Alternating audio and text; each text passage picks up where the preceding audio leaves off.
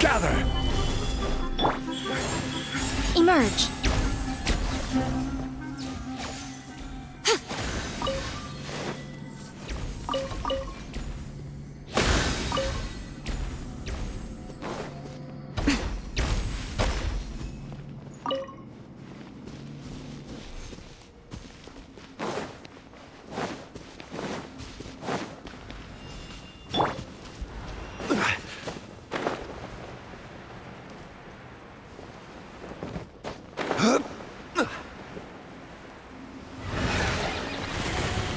Solidify! Right here, right now, right here.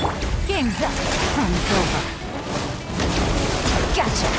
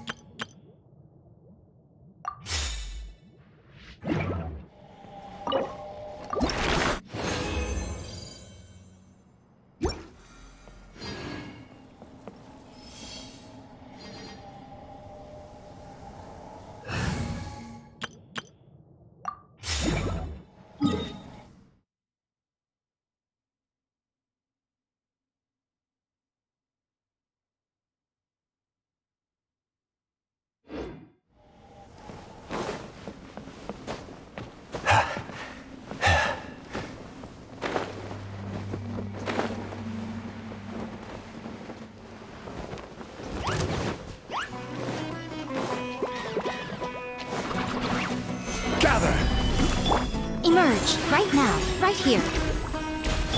Here comes the cash. Quietly now. Take it easy.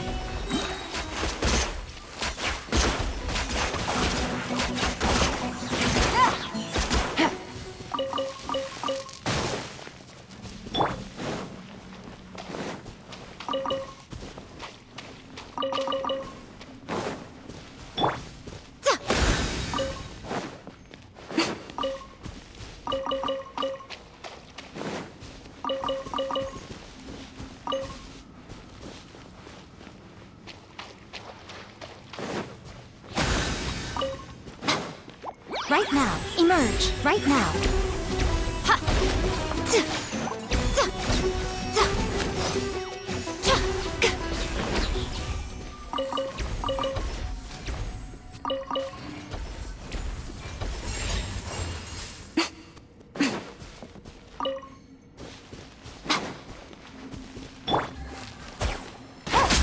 Take it easy. Right here, right now, emerge.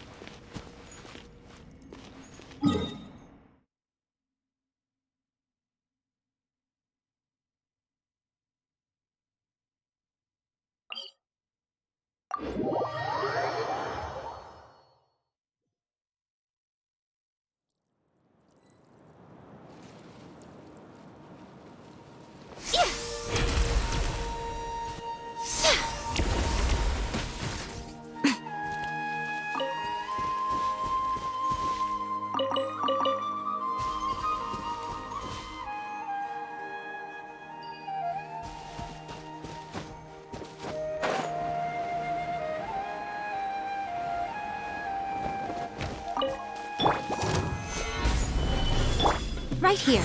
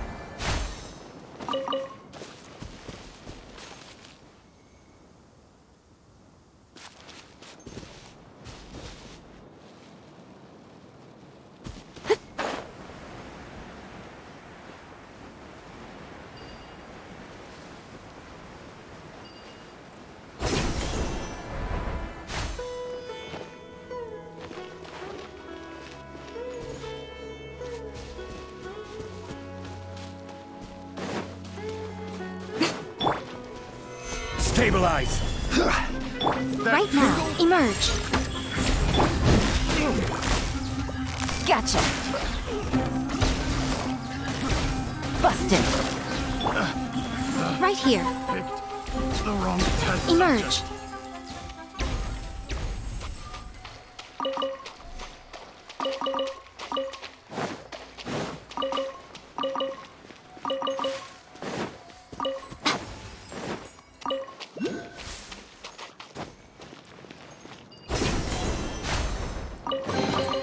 Go on, open it up. Show me what's inside.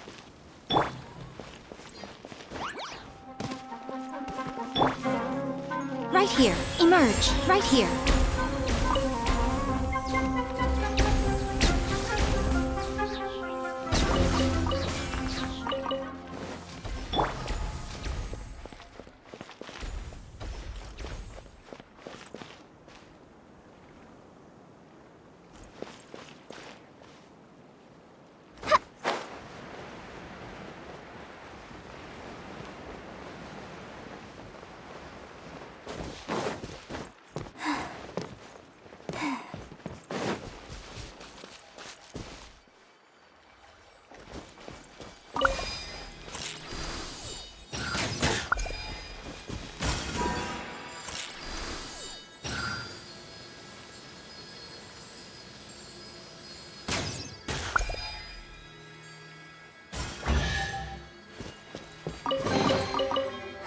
Glad there weren't any poisonous mushrooms inside.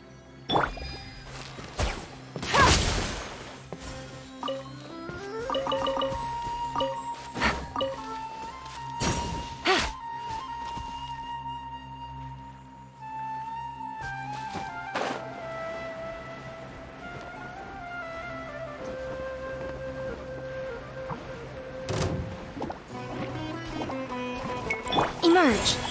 Right here. Ha!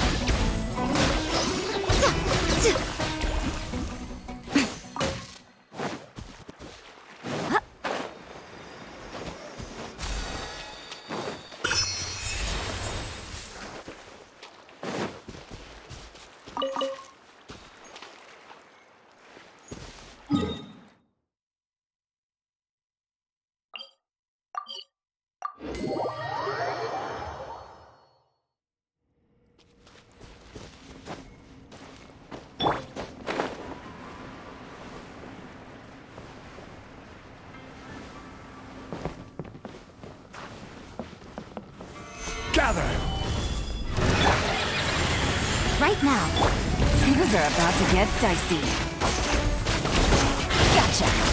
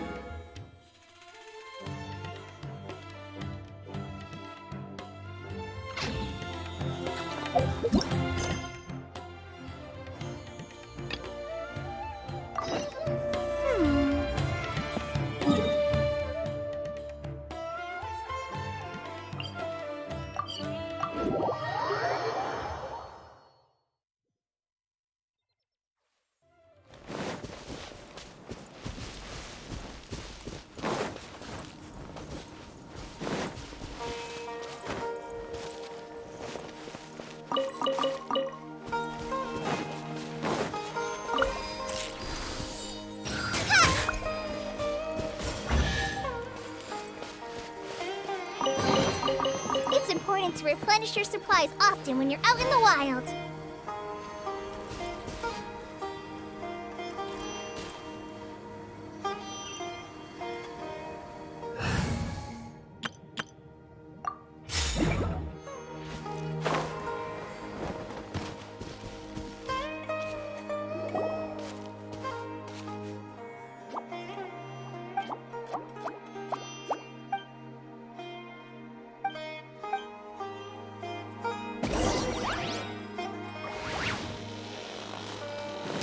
Enshroud!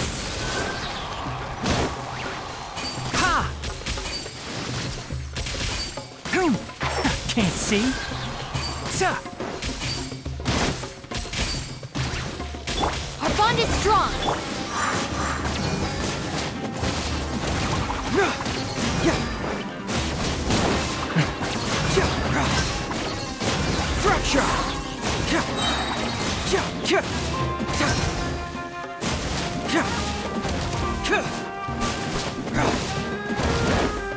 Bring it on!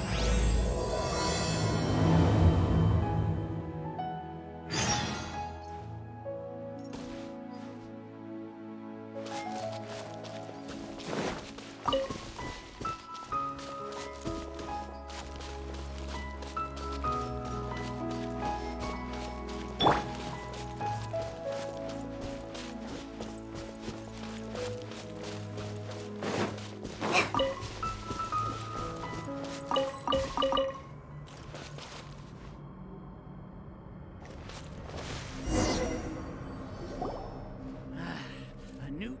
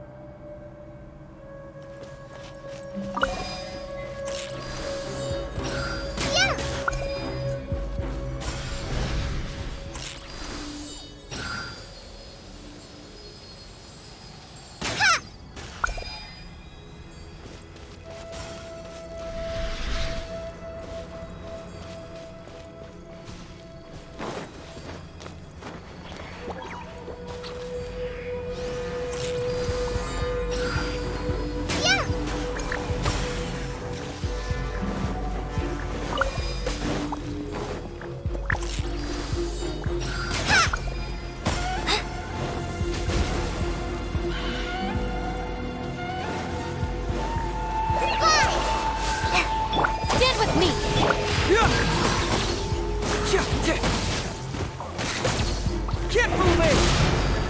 Yeah, yeah.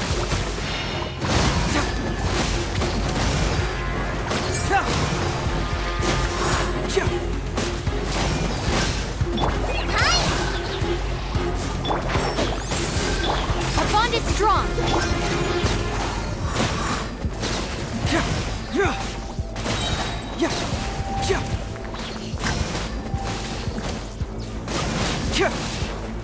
Fracture! Stand with me.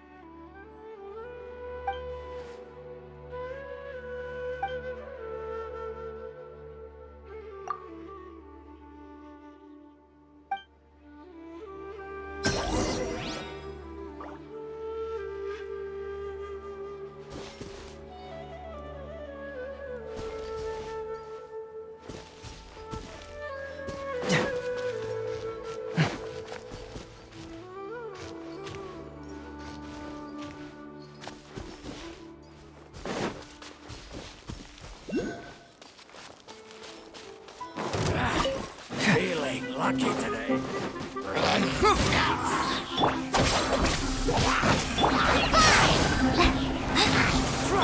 Enshroud! Confess!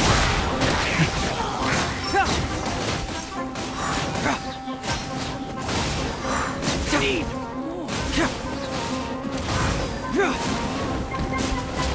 Bring it on!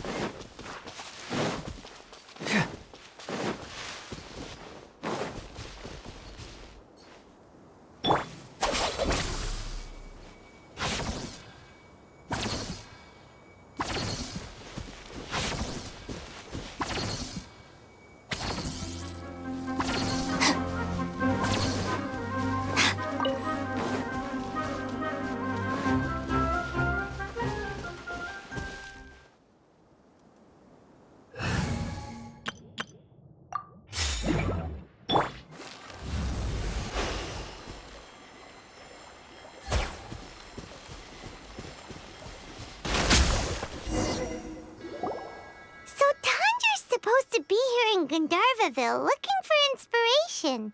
But how do we find him? Should we yell his name at the top of our lungs?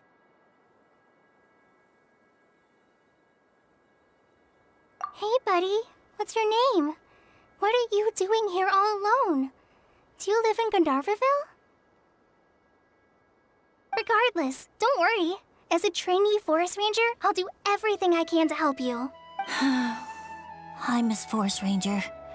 I'm Rozzy. Don't mind me. When people say, don't mind me, what they really mean is don't worry about me. That's all the more reason not to leave you alone.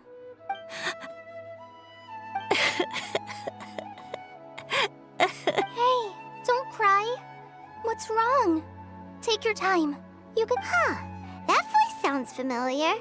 Paimon's heard it somewhere before. Oh, it's Kale! And a child who seems to be upset. Oh, let's go say hi.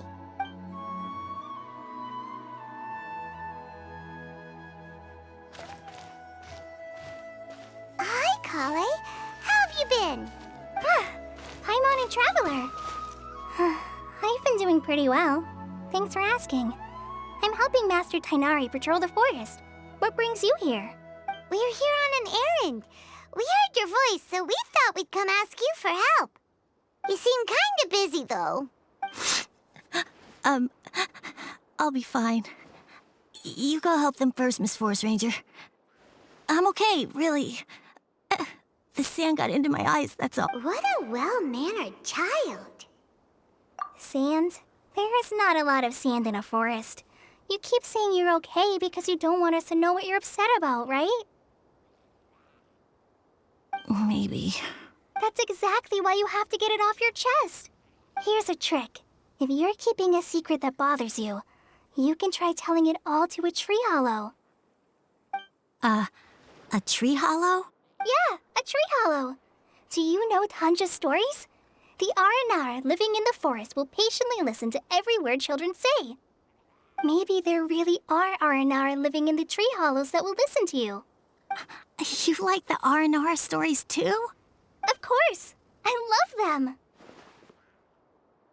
Oh, people who like Aranara are the best. Okay, I'll try telling my secrets to a tree hollow. Thanks, Miss Forest Ranger. You know everything. Aw, you're just exaggerating. Anyway, I'm trying to be like my friend, who always does her best to cheer people up when they seem sad. So, how are you doing? Feeling any better now? The forest is very dangerous, so how about we stick together? Sure. Wow, Kale's so good with kids. Well, helping children who are lost in the rainforest is all part of our forest ranger's duty. So, what was it you wanted help with?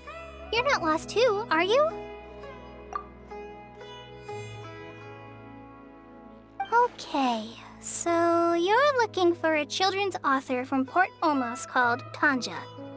And he's here in Gandharvaville, looking for inspiration.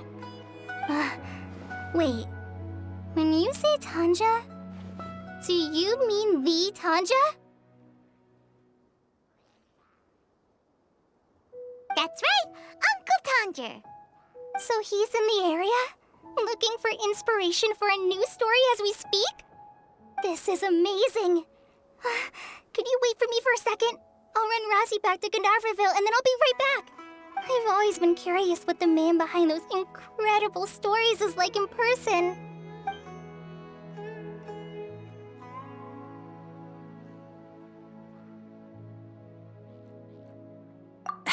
Tanja's just a normal guy. Even so, he must be more creative than most people. Wait, hold on. Razi, do you mean you've met Tanja before? Mm-hmm. He's my dad. Your dad? Tanger's your dad? As in you're Tanger's son? Uh-huh. Ah, Paimon sees. That guy at Akara Crafts told us that Tanger brought his son along with him. So he meant Razi. Why are you here on your own, though? Did you and Tanger get separated? We had an argument. I was upset, so I ran off here by myself. Oh, in that case, we should take you back to Gandharvaville first. Then we'll look for your dad and tell him where you are. No, I'm good. Thanks for your advice, Kale. I'm not so upset anymore. Come with me. I'll take you to him. Yay! Thanks, Razi! Paimon thought we'd be spending the whole day looking for him. Oh my gosh! I can't believe I'm actually gonna meet the Tanja! Oh.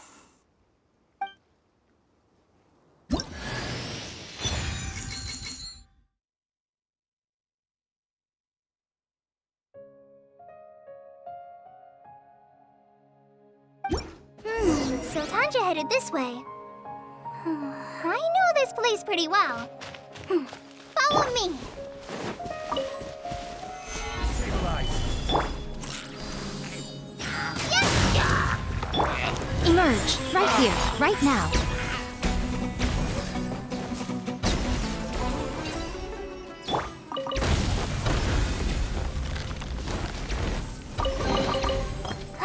Glad there weren't any poisonous mushrooms inside.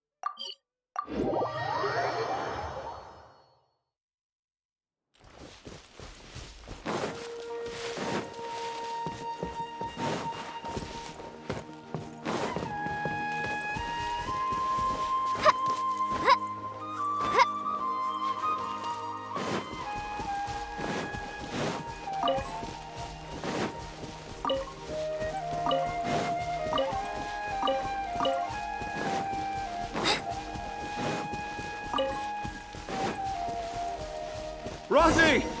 Where are you, Rosie?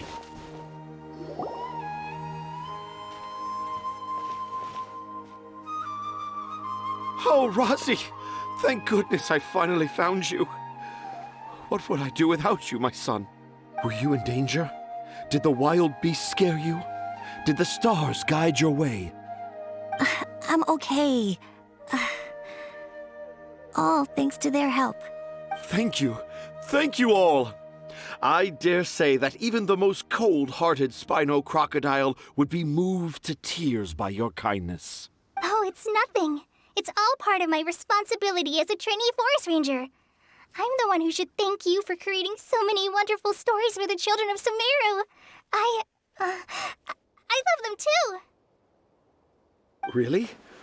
I didn't know anyone read my stories apart from young children. That must mean you're still in touch with your inner child. Okay, then. I have the inspiration for my next story. It shall be about an Aranara granny who's a child at heart. Huh? It's an honor to become the source of your inspiration.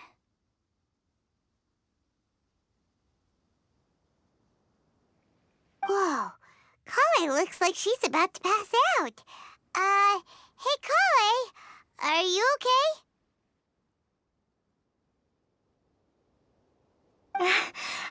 I'm okay. Sorry. I just got a little too excited. Are you two story lovers as well? Yes. The moment I saw you, the image of an Aura giant and an Aura finch traveling together popped into my mind. Ah, excellent! Improvisation! Yes, mount your trusty steed of imagination and canter through the lush meadows of lyrical expression. You have the potential to become a celebrated storyteller too, you know. Seems like Tanja has a slightly exaggerated view of what it means to be a children's author.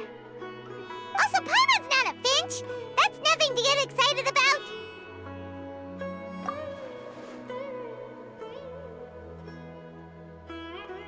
Akara Crafts. Oh, right. I remember now. That small boat once sailed into the sea of my memory, but before long it floated away over the horizon, never to be seen again. Perhaps for the best. After all, a wild tempest was raging in Tangier Harbor. What? What should we do? Do you think we should get Tainari to take a look at him? Dad's saying he forgot about helping the people at Akara Crafts learn more about Aranara because right now he has something more important to do. Oh, that's what he meant! Well, there it is! All the proof you needed that this kid is definitely Tanger's son. Wait, no, this isn't the time for all that. Tanger, your help is pretty vital to the toy makers. You gotta do something! But the garden that blooms before my eyes is of greater importance, for therein lies the beautiful Patisara that all the children of Sumeru dream of. I, Tanger, have found evidence of Aranara activity right here in the Avidia forest, conclusively proving that Aranara not only exist in stories, but in real life too. If I manage to document the first real-life Aranara sighting, the petty problems that perplex Akara Crafts will be untangled in no time. Meanwhile, I may well be able to leverage this to assume leadership of the academia. Then all across Sumeru will know of the great Tanger living in humble Port Ormos.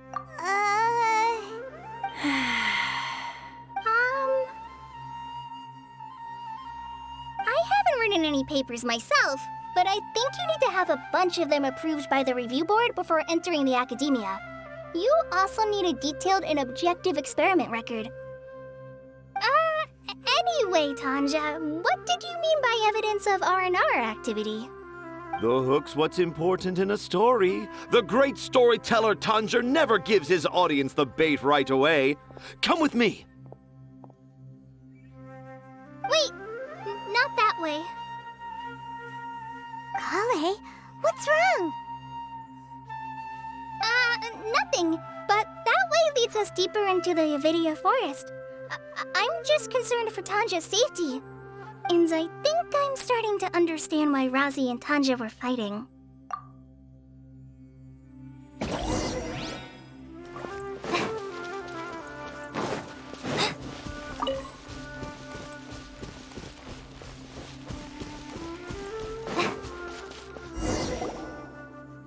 Just as I expected, the promise of one of my stories has kept you hot on my heels. But this is just an ordinary tree hollow. Paimon's not seeing any evidence of Aranara. You can deceive the eyes, but you can't deceive the heart. Look with your heart and you too will understand. Paimon's not sure what look with your heart means. But anyway, let's start by investigating the area around this tree hollow.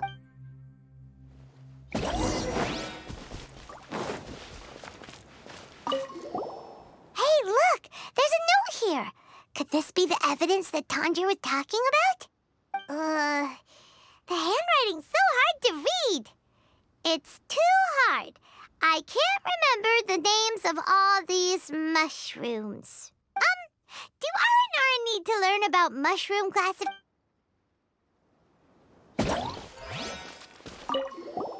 Here's another note that says, "This tree hollow is my castle." That sounds more like something in Aranara from the stories would... There's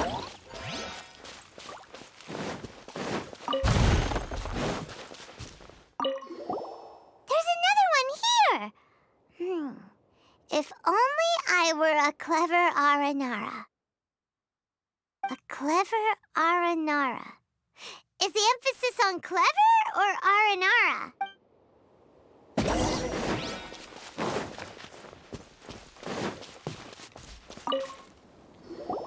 How does it feel to bear witness to a groundbreaking discovery? Exciting, isn't it? The crude handwriting may look like a child's, but don't forget, we're in the middle of a rainforest. I doubt that a child would be able to reach this deep into the forest, and I doubt even more that they would think of this lowly tree hollow as some sort of impenetrable castle.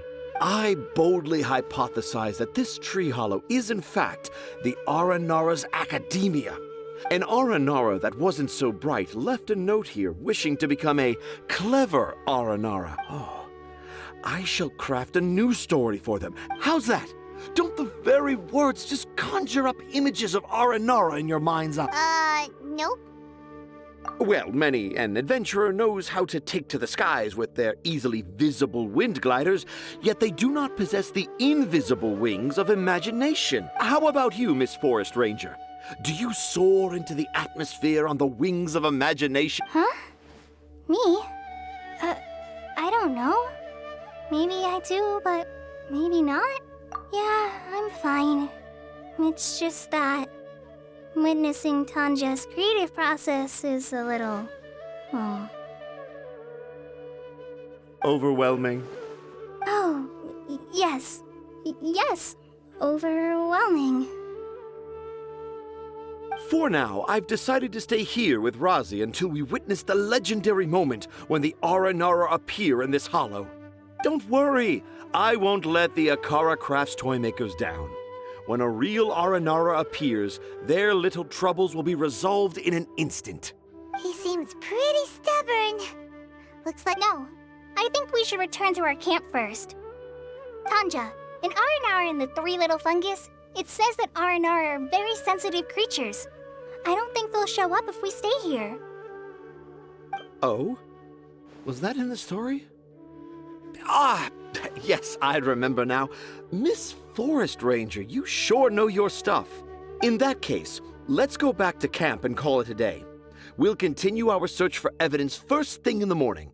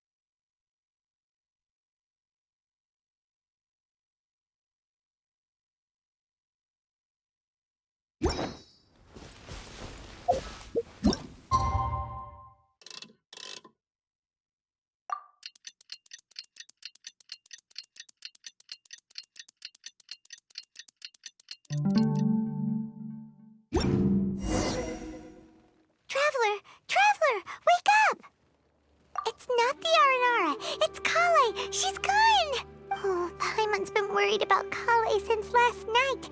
Even though she kept telling us she was okay after we saw the evidence of Aranora activity, she's been acting kinda strange.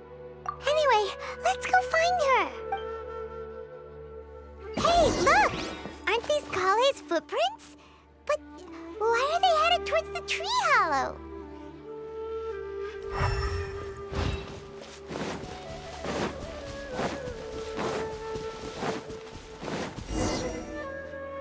So Kale came back here alone.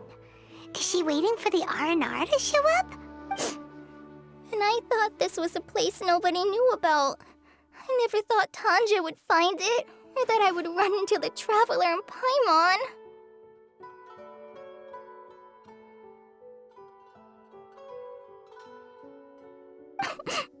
If I'd known, I would have just told the tree hollow instead of writing it down. There must be another way to practice my handwriting. Now I've created a whole new problem for myself. What do I do now? Dress up as an Aranara? Oh, no, that won't work.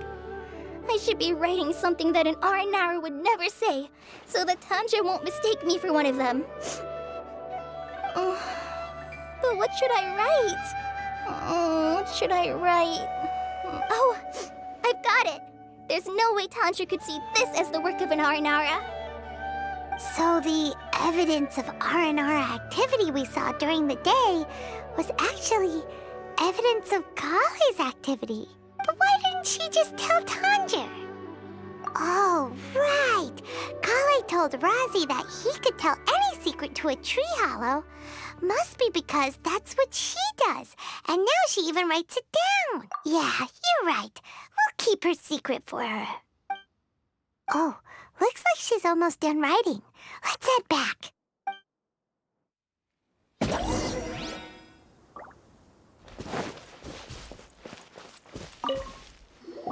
Aha! There's a new note just as I expected. Yes! It's the same handwriting, which means it must have been written by the same Aranara. Let's see what it says. Ooh, what could it be? I want to visit Mondstadt during the Ludi Harpastum again? No, that's impossible. This must be some kind of mistake. How could an Aranara go to Mondstadt for the Ludi Harpastum? Even I would never write that into a fairy tale. So, in other words, the notes can't have been left by an Aranara. Yeah. If you ask me, they were probably left by a passing merchant from Mondstadt or something. Definitely not an Aranara. No, I refuse to believe it.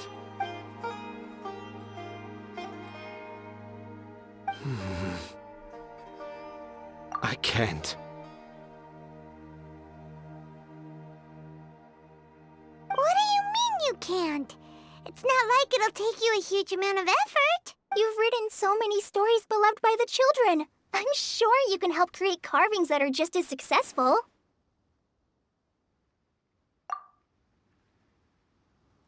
No! I can't do it. I thought that if I could find an Aranara, I'd be able to help Akara Crafts. But it was someone from Mondstadt all along. But you've managed to write all those stories without ever having seen a real Aranara, right? What makes this so different?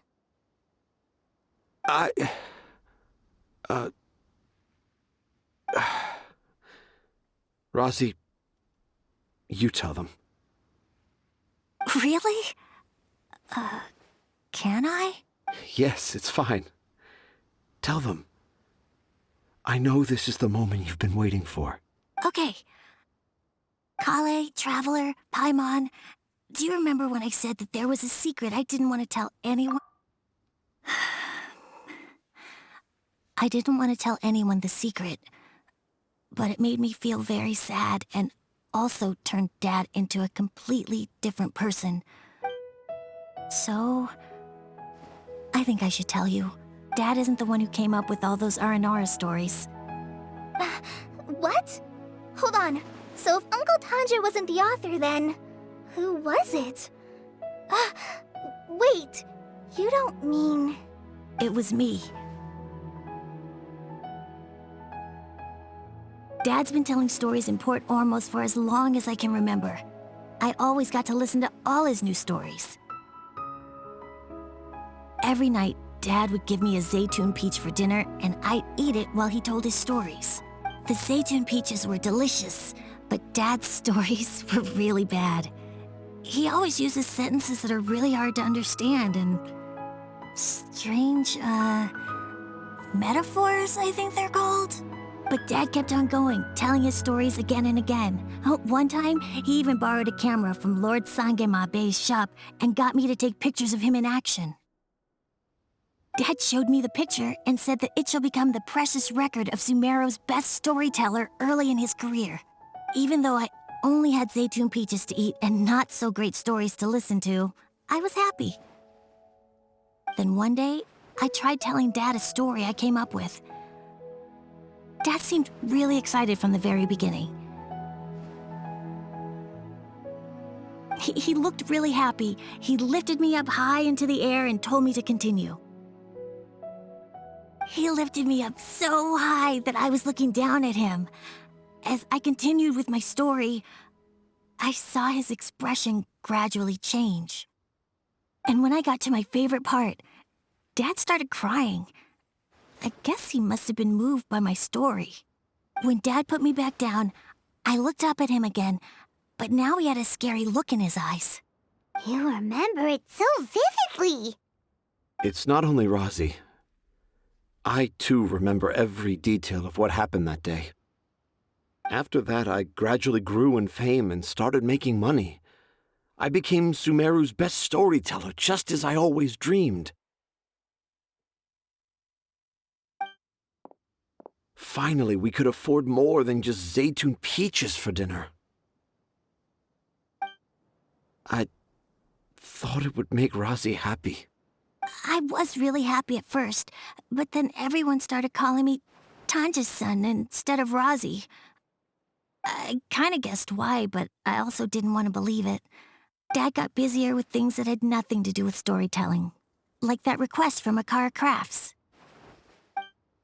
So I made up my mind that this time, I just want to be good old Rosie so that Dad will become good old Dad again.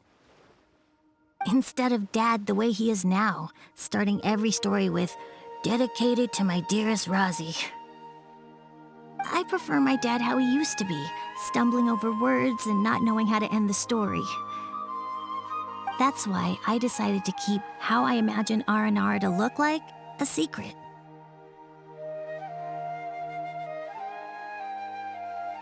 Wait, Paimon gets it now.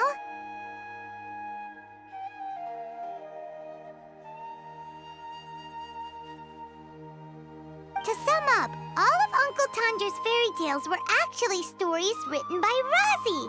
And because Rosie didn't want Tanger to keep living a lie, he refused to help him with the Kara Crafts commission. Yes.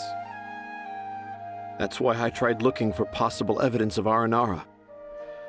But it turned out that I was just being a clown, as always. I'm a terrible father. I'm sorry, Rosie. I'm so sorry. And I owe you all an apology, too, for wasting your time. Rosie's the only one who can help Akara Crafts.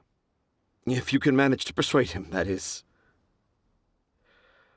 Right now, I think I just want to find a tree hollow and be quiet for a while. Are we gonna let this happen? You want me to help Akara Crafts with their carving? Well, I did mention what the Aranara look like in my stories, but to make a carving, we might need more details. Kale, Traveler, and Paimon, I might need your help on this one. I've never really left Port Ormos before. This is my first time in Gandharvaville. Well, it's my first time being so far from home. Sumeru is so much bigger than I thought. Seeing new places has given me loads of new ideas for my Aranara stories. So I want to visit more places in Sumeru. That way, I can help Akara Crafts create an Aranara carving that everyone will love. And I also want to take pictures of Dad everywhere that we travel to. You... You still want me to come with you? Even after all I've done? Yeah, of course. Come on, you're the best dad ever. This is the happiest Razi has sounded since we met him. I want to thank you, Kale. Huh? Me? I didn't do anything to help. You told me about telling my secrets to a tree hollow. Even though I didn't have the time to find a tree hollow, telling everyone my secret made me feel so much better. Yeah, it's hard to keep too many secrets. And there's no need to hide our mistakes from others all the time. I made a lot of mistakes back in Mondstadt, but when I look back on them, it all feels more like a new beginning. I'm sure this experience will be the same for Tanja. Yes. I'll do my best to become a good father again. Wait. Did you just say you've been to Mondstadt? I just passed by once. Never mind that. Come on now. Akara Crafts is waiting for us. Let's go, Razi. Grab that camera and see what hidden inspiration you can discover along the way. Okay, let's go. Come on, Dad. Razi, slow down and watch your step. Yeah!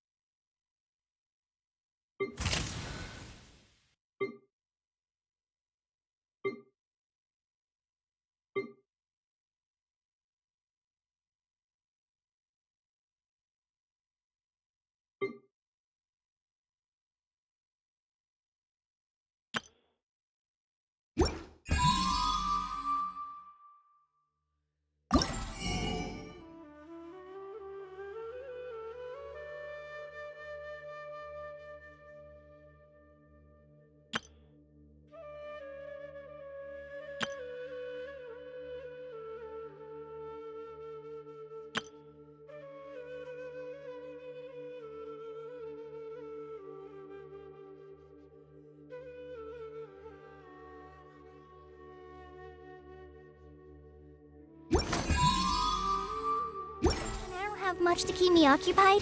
Old thought patterns start to creep back in, and as soon as I start talking about it,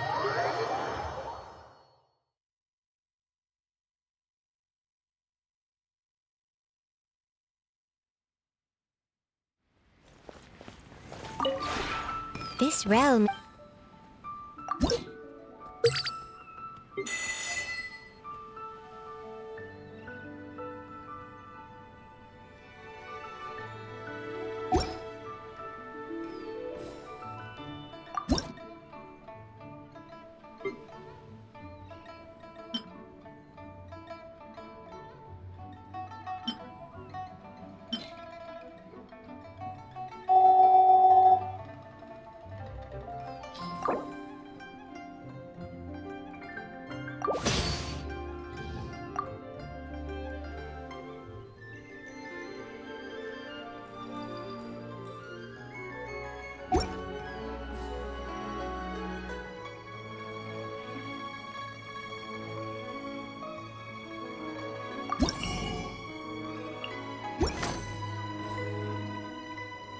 if you ever have any...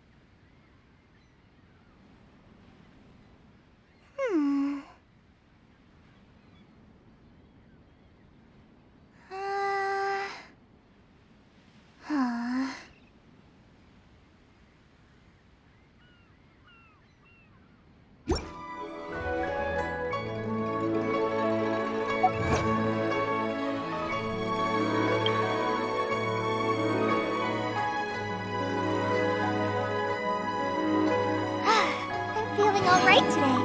I'll take the chance to try to get some more done than usual.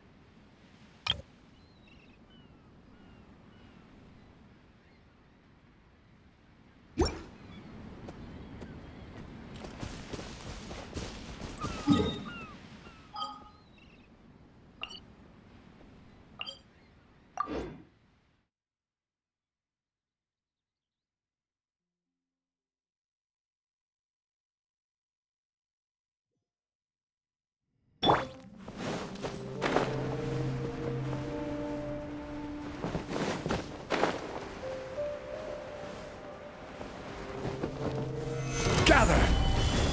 Right here. Right now. Take it easy. Here comes the catch. Tap busted.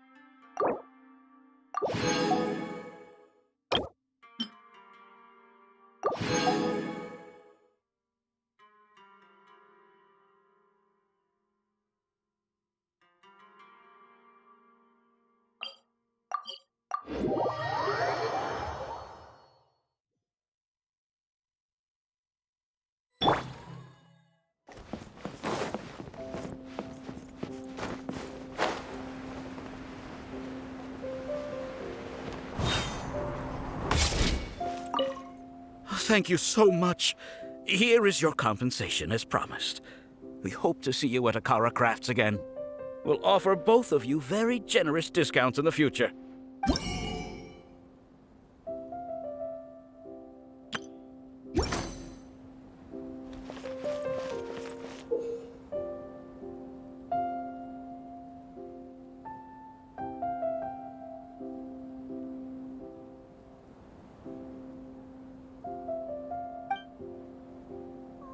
I think a creepy crawly got into the cooking pot.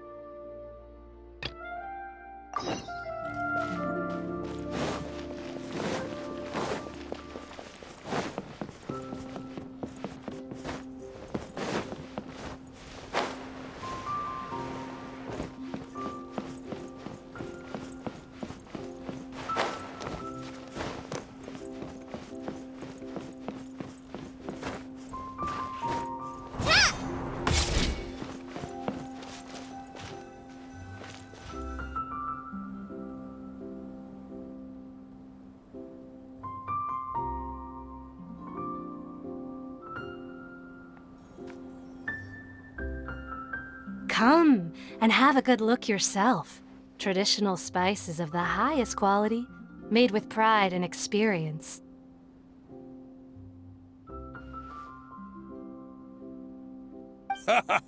You've got a deal. I can't thank you enough for always looking after my business.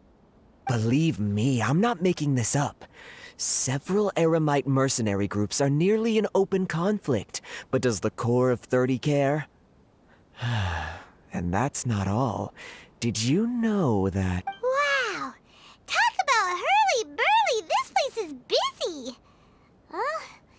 Guess that's only to be expected for the largest port in Sumeru. Maybe it's because of what Dia told us earlier, but Paimon can't seem to shake the feeling that there's also danger lurking in these crowds. Ooh. Let's get our bearings so we can start looking for leads. We know that whatever the Academia lost is related to the gods. But other than that, we don't have much else to go on. Osfun told us to try posing as Academia students while asking around. Paimon checked the Akasha on the way here, and the Academia doesn't seem to have any research facilities in Port Ormos. Paimon doesn't get it. Won't we look even more suspicious going around saying we're Academia students and asking about the stolen item? Well, given all the people that come through here every day, if there's any information to be found, Paimon bets we could find it in the market.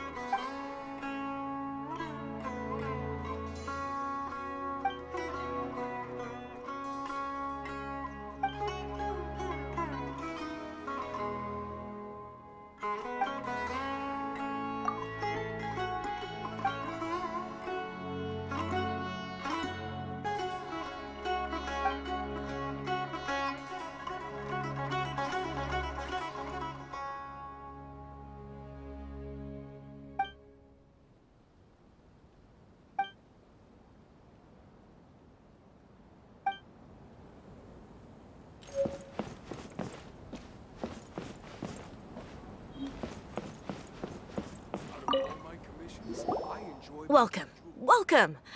How can I help you two? Hi there. We would like to ask you a question. Do students from the academia ever come to Port Ormos? Of course. Especially around this time of year. Students from Sumeru City that are about to graduate often come to Port Ormos to cut loose a little. Many people often talk about how hard it is to get accepted into the academia, let alone graduate. But those who finish their studies and go on to become full-time researchers at the academia have it even harder. Sure, we may not be Sumeru City, but Port Ormos offers beautiful scenery and a stress-free environment. Some even say it's good luck to come to Port Ormos, so students and researchers come flocking here when things get to be too much at the academia. Ah, you see over there? Those are students from the academia. They've been looking worried and miserable ever since they got here a few days ago. If you ask me, the life of a merchant is better. So long as the Akasha teaches us what we need, then life is good. Those students seem to be discussing something. Let's see if we can listen in.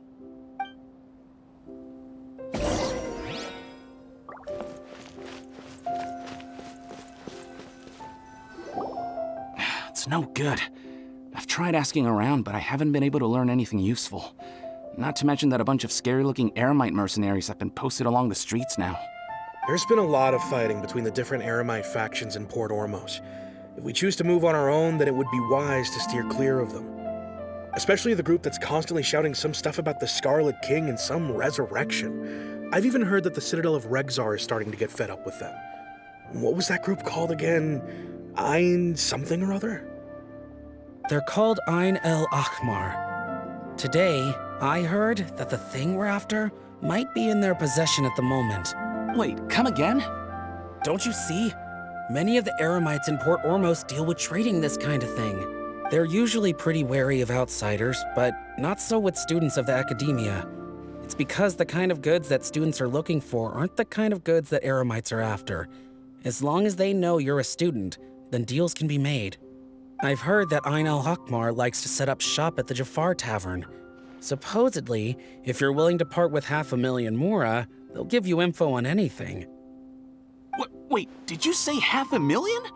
If information alone costs that much, then how could we ever afford to buy what we're looking for?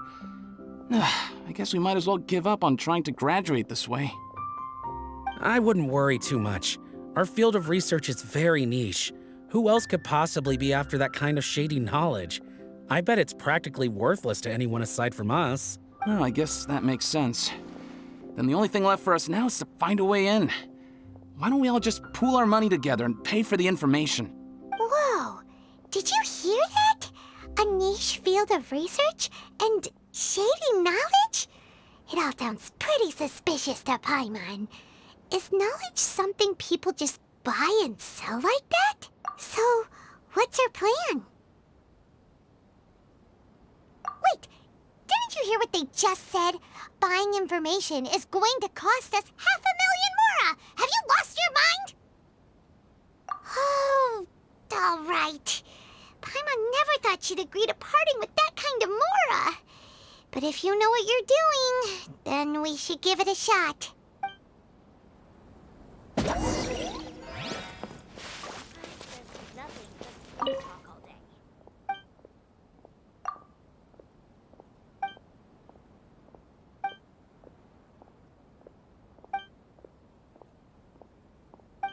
Fate must have brought us together.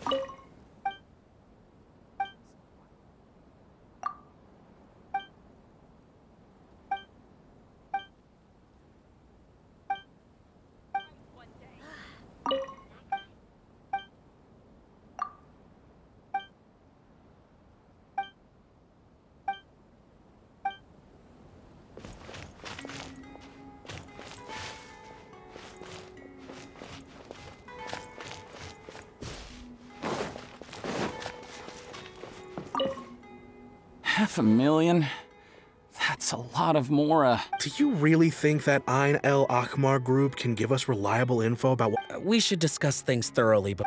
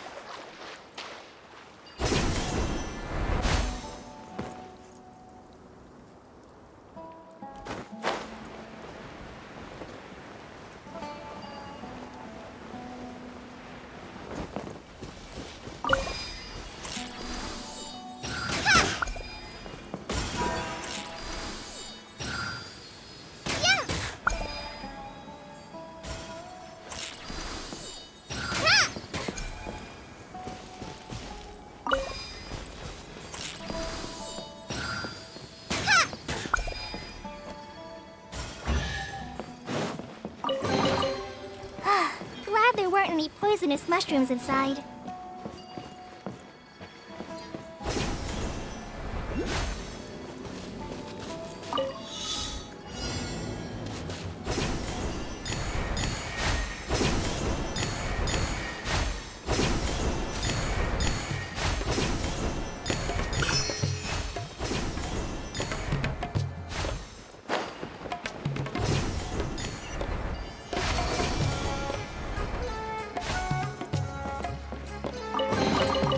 It's important to replenish your supplies often when you're out in the wild.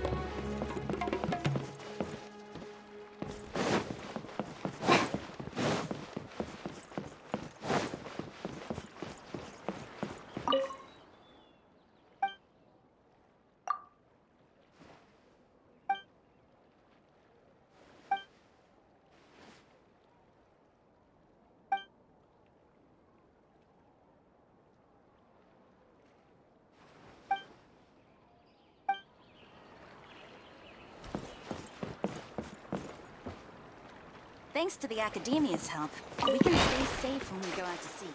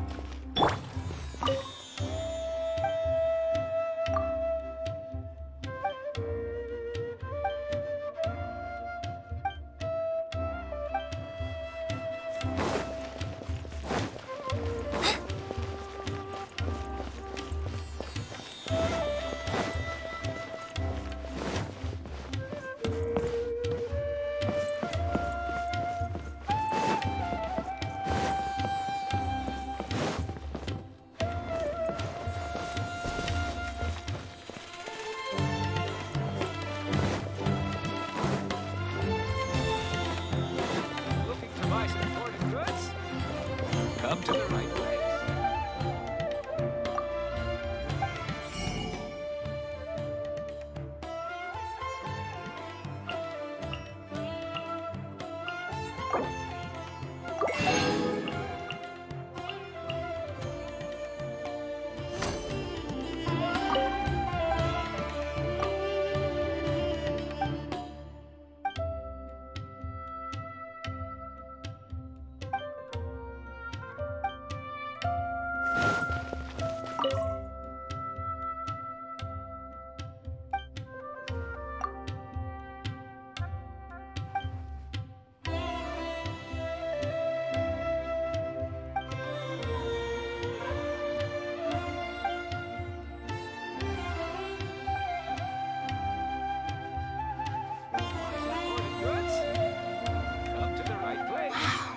Jess was right.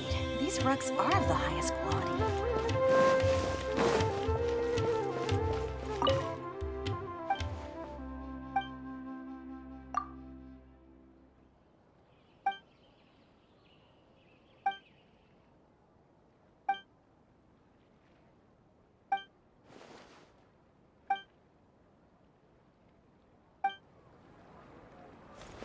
Cursed scholars have ruined all of my precious ancient books.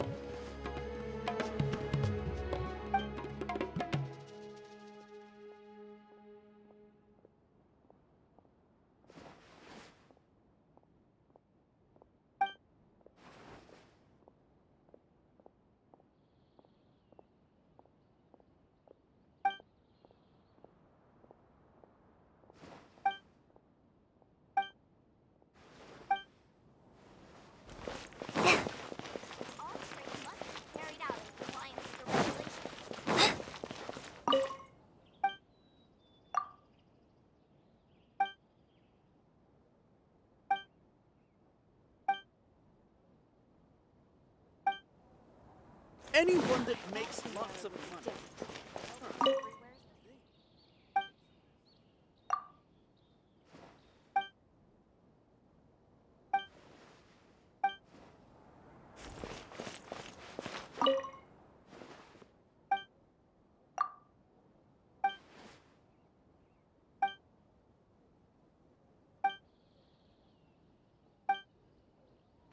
Carried out in compliance with the regulations.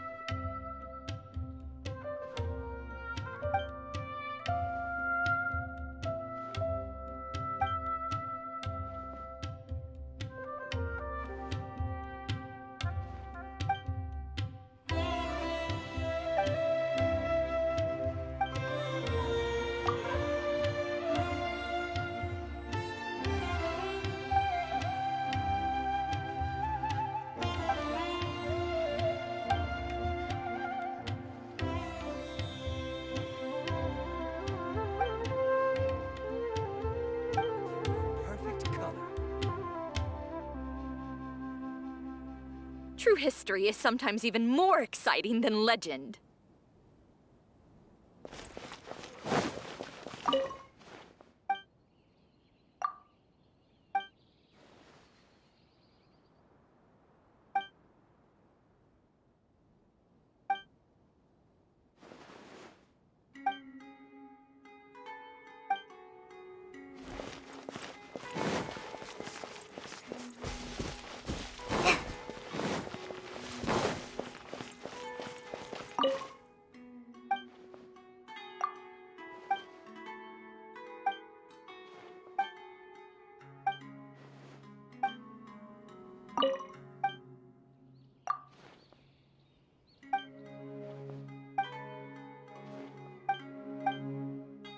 More exciting than legend.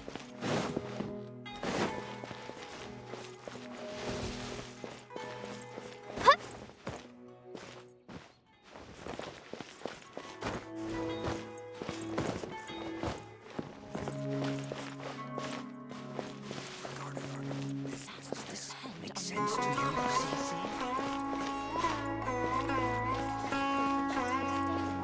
If you require any assistance, please let me know.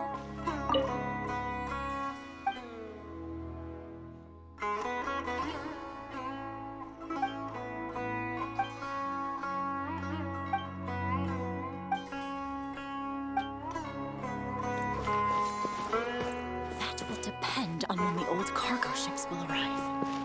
Thank you for choosing to stay with us. If you require any assistance, please let me know.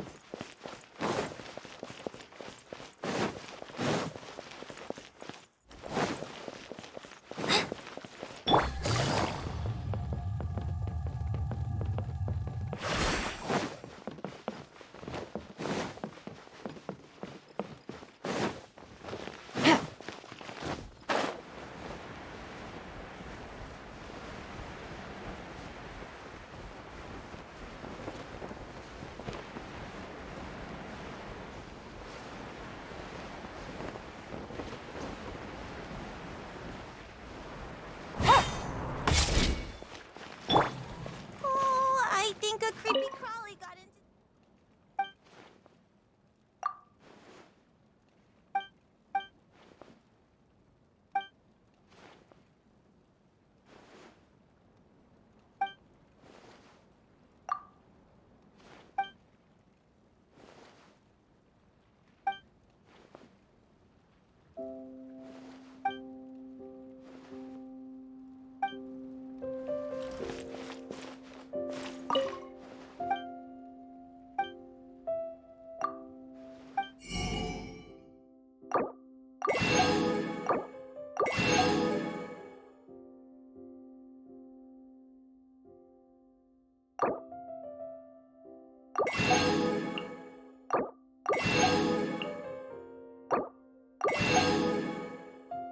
Crawly got into the cooking pot.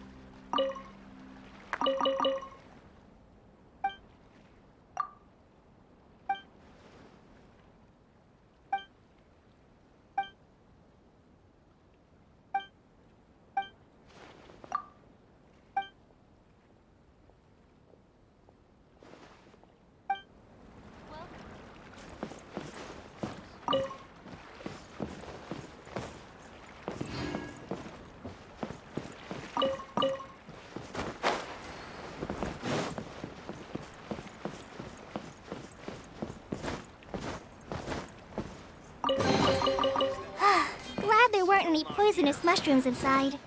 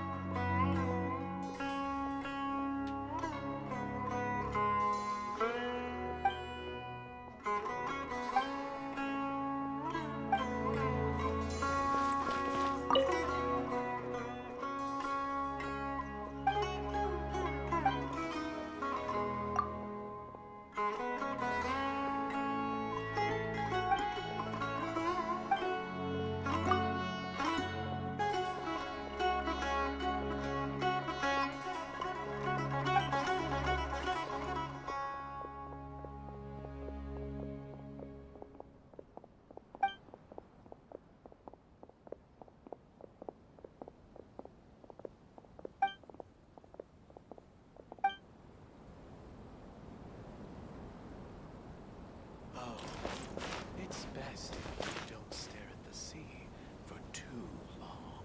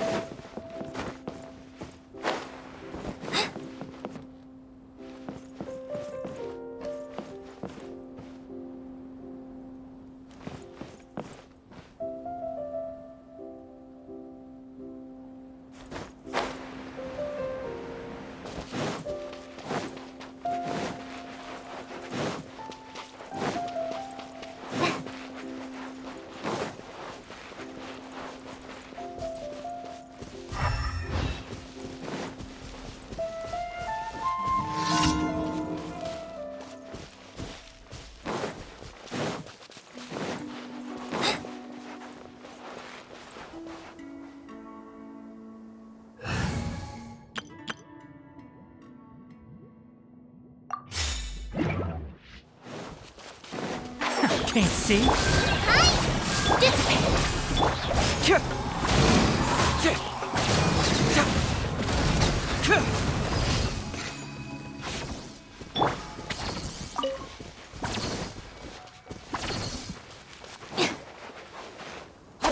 strong.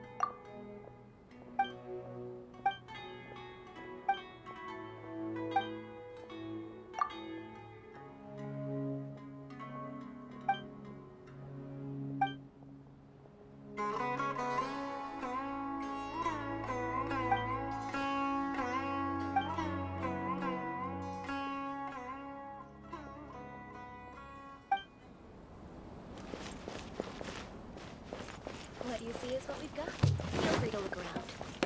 What's going on? How can there be Kairagi here?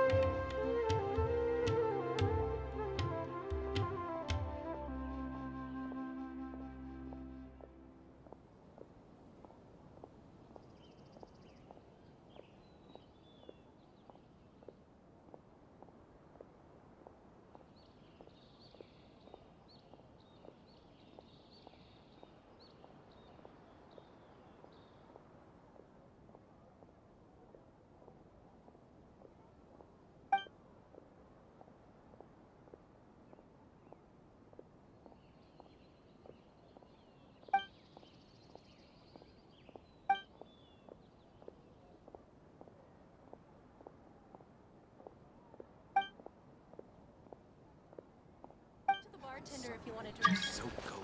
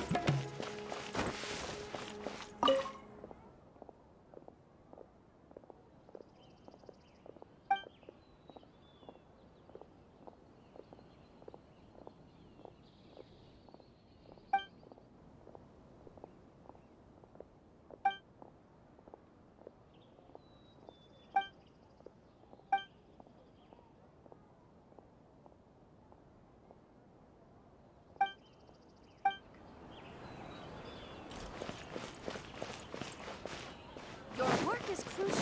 Don't slack off. Welcome. So cold.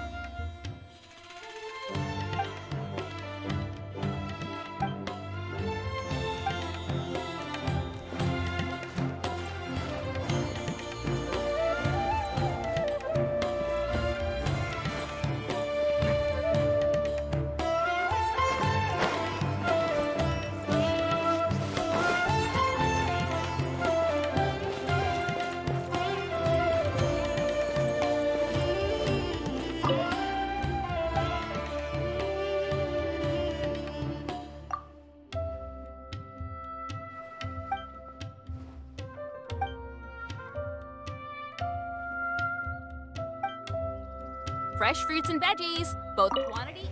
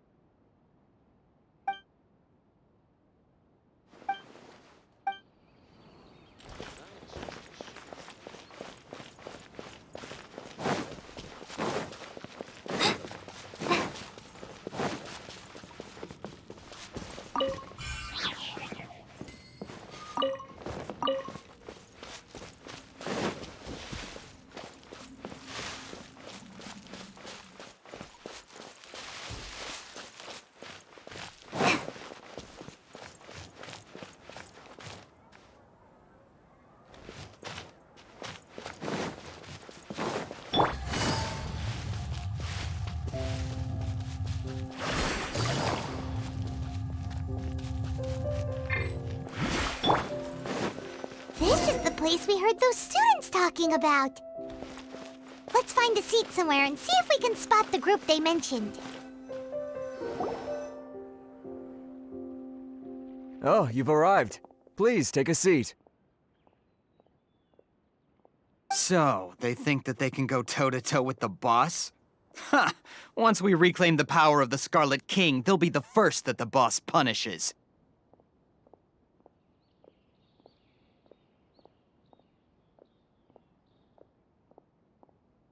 They're nothing to be afraid of.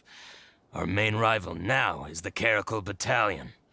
They've also amassed a significant amount of more this time, so we mustn't underestimate them.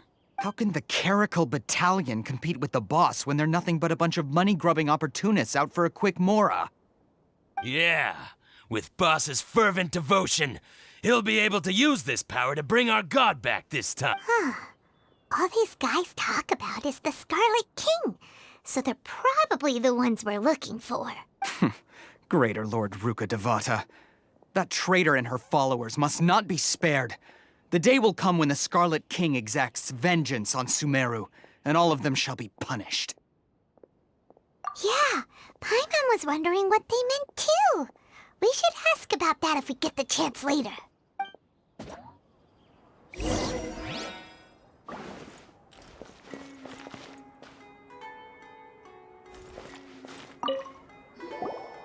Huh? Who are you? What do you want?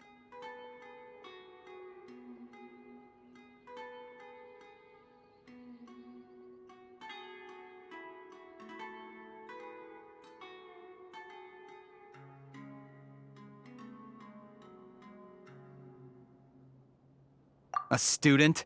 Huh. What's a student from Sumeru City doing in Port Ormos? Ah, well, if it's info you want, you've come to the right place. The question is, can you afford it?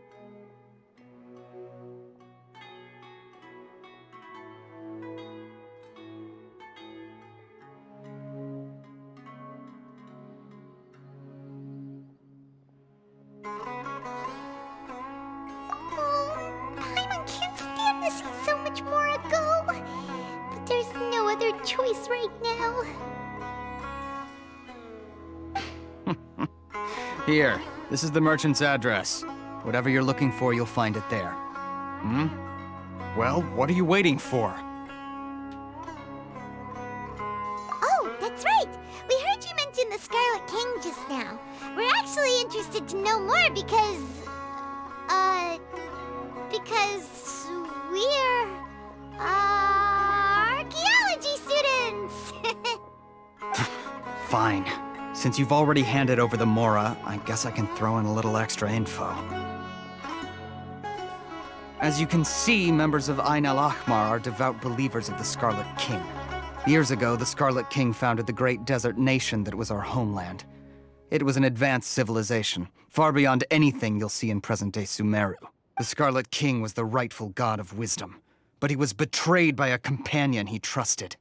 She even stripped him of his title, God of Wisdom.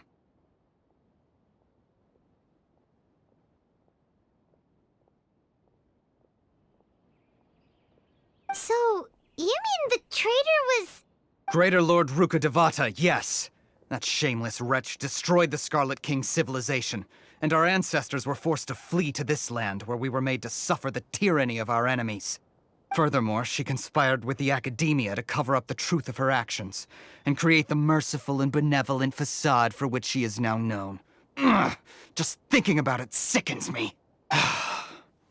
But the story doesn't end there, oh no. The Scarlet King isn't truly dead. The voice of the Oracle has been heard in the desert, prophesying his resurrection. Mark my words, our god shall return. And when that day comes, all followers of the traitor and all the desert dwellers who have forgotten their true god will suffer retribution together. If what I'm saying makes you shiver with fear, it might not be too late for you to become a believer of the Scarlet King. I don't have anything to say to you Academia people about that. I think this conversation has reached its end. Not just yet. This man is a fraud. Huh? You again? Deranged academia lunatic. Yes, it's me again. I already warned you that if you weren't willing to sit and discuss things with me, I'd take measures to make things uncomfortable for you. Listen to me. That address he gave you is fake. Or at least, you won't find a merchant waiting for you there. This group has been boasting all around that they can provide information on a certain item as a means of luring people into their territory. Once you show up, they keep up the act until they have hard evidence that you want to purchase said item. Then they use that to squeeze you for all the more you're worth. Hey! Shut it, Al-Haytham! What are you playing at, trying to ruin our business like this, I told you the other day. I wish to discuss my terms with your boss. Ha! The boss made it perfectly clear that he won't negotiate with you. Yes, and in no uncertain terms. But that was then. It does not preclude him from changing his mind in the future. I'm warning you, don't push us, or this could get ugly. We don't usually get rough with people from the academia because it just complicates things. For a lunatic like you, though, we might just have to make an exception. If you're suggesting that we escalate this from a verbal exchange to a physical one, I accept. After all, even the Archons used war to negotiate the ownership of Tevat. If, on the other hand, we can't agree on any means of negotiation at all, then I'm afraid my next course of action will sting a little more than the mere falling through of a few business deals. I will jeopardize the Eremite's reputation, which I know you value above all else. I am quite confident that if I began to take such action, your boss would willingly approach me himself. However, I fear that by then, some things will have happened that cannot be undone. Also, a word of advice. I suggest you tell your boss exactly what happened here today. Otherwise, he might blame you for not telling him in the future.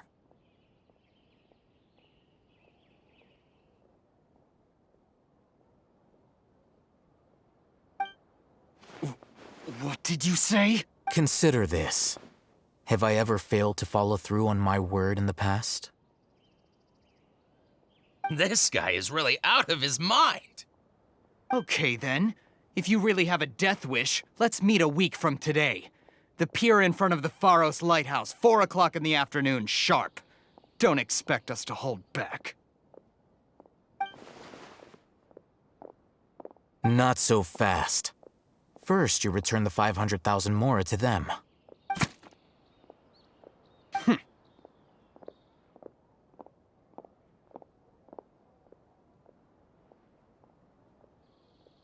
Please, I beg you, don't provoke them. We can't afford any trouble with this crowd. They haven't even paid for their food yet. Ah, Mr. Iman. There appears to be fewer staff in the restaurant recently. This wouldn't happen to be because they're all busy spreading the word to the students, would it?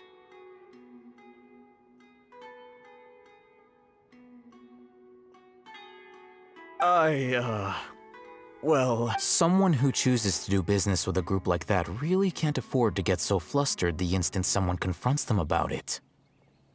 Consider the meal compensation for our silence. I'd say you're getting an excellent deal. Whoa, did you see that? He not only got us our Mora back, but sent the Amorites running too! Plus, he seems to know a lot about what's going on around here. Let's catch up with him and ask some questions. He went that way! After him! Please, just leave. Forget the cost of the meal. Just, pretend nothing happened today. Should I adjust the shipping schedule?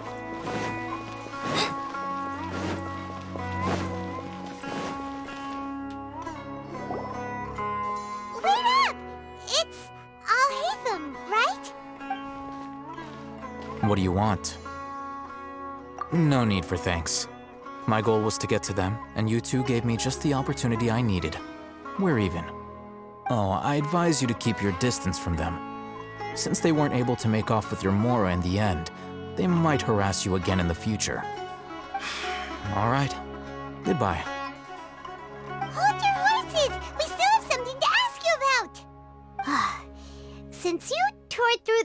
exam right in front of them, you must know the real story about certain something, no? Who exactly are you two?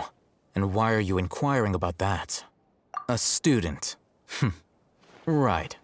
Look, you should know that those thugs conducting business with you had nothing to do with your lie.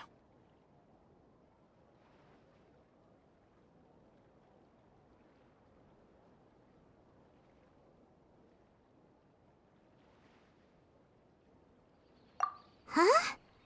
Oh, yeah! He's really strong!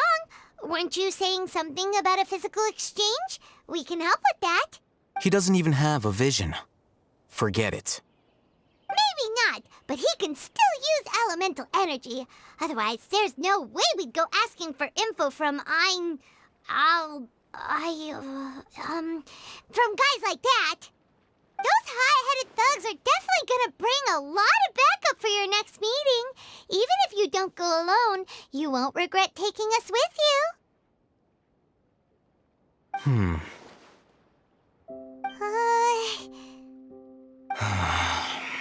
All right, I accept. Got a pen and paper? If you're searching for someone who sells that kind of merchandise, I'll give you one of their addresses, and you can try your luck. We'll reconvene at the appointed time by the pier. It doesn't matter if you show up or not. So, since you were happy to give us this merchant's information, does that mean you can tell us exactly what we're after? You were willing to part with 500,000 mora for something and you didn't even know what it was? Okay. Well, if you truly are as skilled as you claim, then you can beat the answer out of them when they become hostile. Look, if you've been making inquiries, then you have to know something by now. Tell me what you know so far, so I don't waste time repeating information. We know it's connected to the academia somehow, and that not only do the Eremites deal in it, but some students want to get a hold of it too. You know almost everything there is to know, but you're unable to compile this information because you've never seen the object before. This is what you've been looking for. Huh? Paimon can't tell what it is. It looks like some kind of ornament. This is a knowledge capsule. To put it simply, it's a vessel that can store a fixed quantity of canned knowledge. It's like a miniature Akasha. Anyone who links it to their personal Akasha terminal instantly becomes privy to its contents. Correct. Anyone. Unlike the Akasha, which heavily regulates who can access what information, knowledge capsules confer their contents without any requisites. That's amazing! It's essentially a convenient and harmless vestibule for knowledge. Unfortunately, it's illegal in Sumeru to privately possess or trade them. They were created as a means for scholars to transfer knowledge gained from Irminsul into the Akasha, and are intended to be destroyed immediately after use. But despite strict regulations, some of these knowledge capsules will always escape destruction. After all, there will always be those in this world who are dissatisfied with life as designed for them by the Akasha and wish to change their fate. Over the past century, a wide variety of canned knowledge has been leaked from the academia. Now, in Port Ormos, the valuable ones are a means to mora for the Eremites.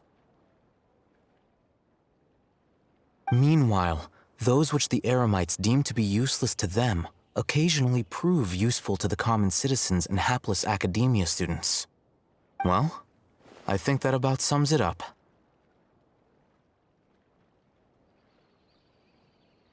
Oh, so that's your true objective. With our current arrangement, I don't believe I can offer an answer.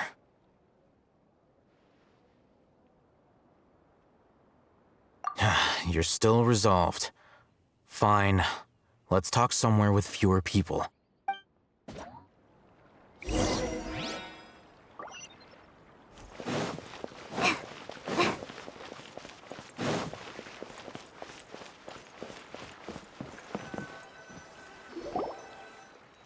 Let's continue our conversation here. If you wish to learn more about the knowledge capsule that the Academia lost, then you must help me with something. I need you to find someone named Dory, a traveling merchant. Unlike the peddlers who hawk inferior knowledge capsules, she often has quality goods in stock. Some say that as long as there is profit to be made, there is nothing she won't dare to sell. She's guarded against people from the academia because most of her wares don't comply with academia regulations. I think she blacklisted me. I met with her informant, but it soon became clear that they had no intention of letting me get any further. Become one of Dory's customers and earn her trust. This is my condition for further collaboration. Why do you want us to meet with her? Until you complete this task, you don't have question privileges. Fine. So how do we go about doing this? You two are outlanders who haven't been here for long, so Dory should view you as safe clients. I'll give you the informant's address and their contact password. Beyond the password, though, I have no way of knowing what other tricks she might have up her sleeve. You'll have to improvise. This is kind of nerve-wracking. The true challenge begins after you meet her. She has a keen nose for Mora and a shrewd eye for wares, and she only likes customers who she deems to have good taste. I'll prepare some funds for you. Buy her highest quality wares and earn her approval. But we only just saw a knowledge capsule for the first time. We don't know how to tell which ones are good and which ones are bad. That's true. Have you two heard of elemental sight?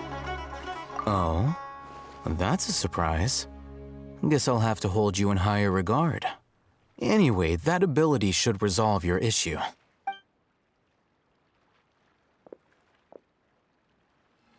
Here are 2 knowledge capsules. Tell me, can you detect any difference in their quality?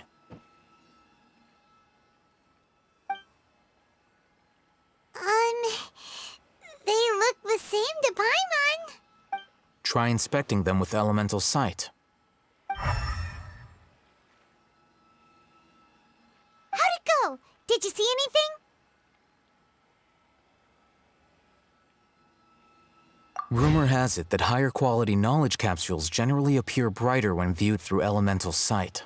That's because knowledge originates from Irminsul, the root of Dendro power itself.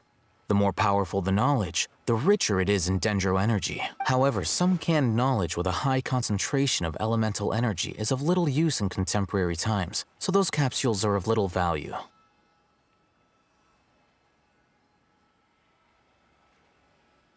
Using elemental sight is merely a stopgap measure, but it should suffice for earning Dory's trust. That sounds pretty impressive. Here's a sheet with the informant's location and contact password, and here is the mora for purchasing canned knowledge. Don't be cheap. You'll need to spend to catch Dory's eye. If there's any mora left over, just keep it. Oh, and be sure to exercise some caution. There have been Matra present in Port Ormos lately. Your efforts will be for naught if they catch you. Matra? They belong to the Academia's regulatory body. They also handle cases of illegal canned knowledge transactions. Like I said, the Academia has banned both their trade and possession.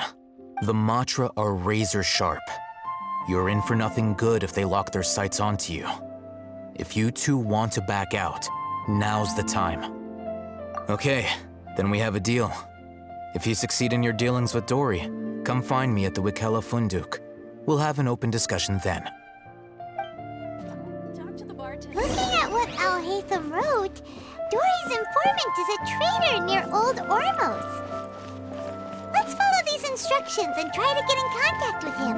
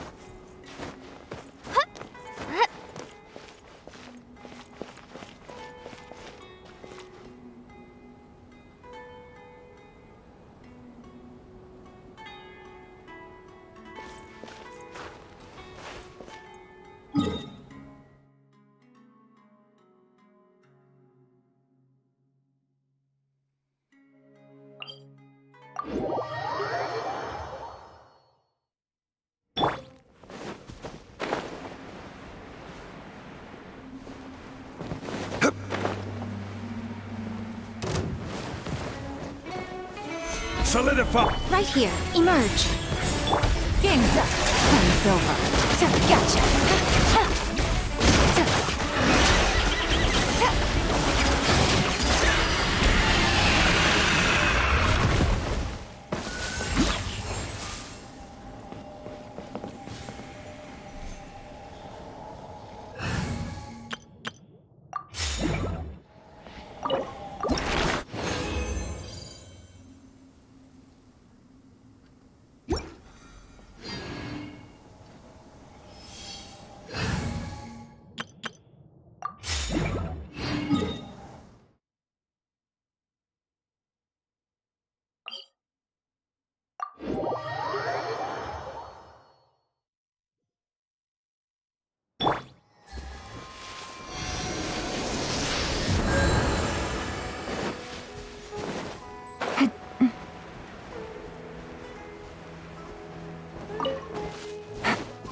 it easy.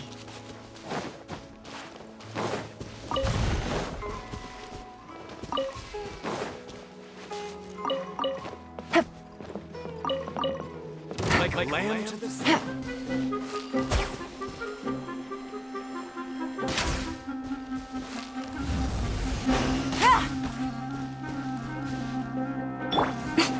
Right now. Emerge.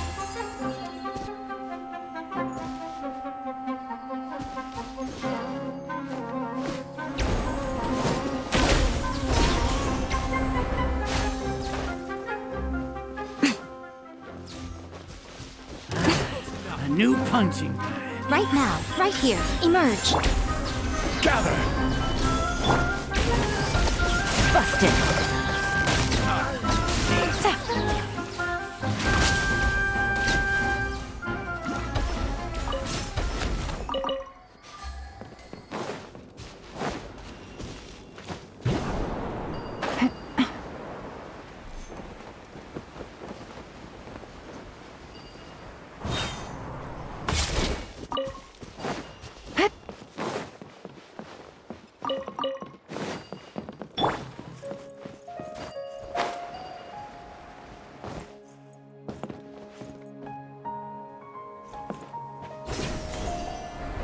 That's close enough. Gotcha. Busted.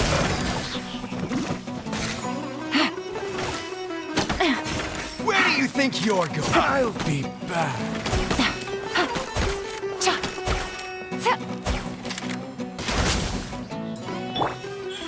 Right here. Emerge. I'll be back.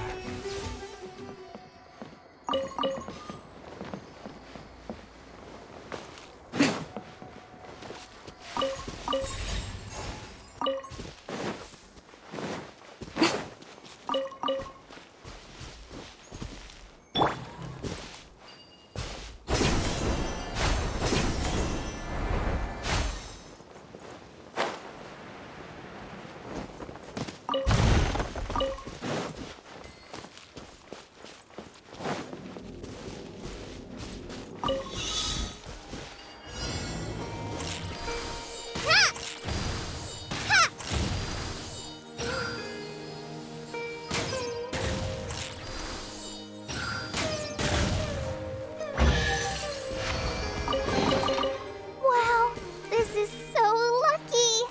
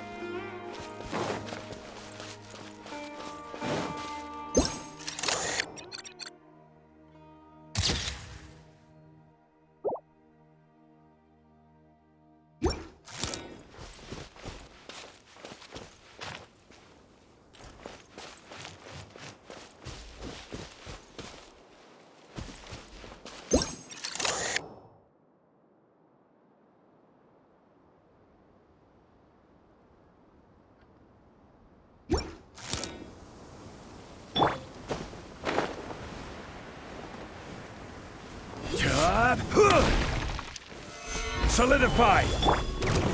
Right here. Emerge. Right now. Gotcha. Quietly now.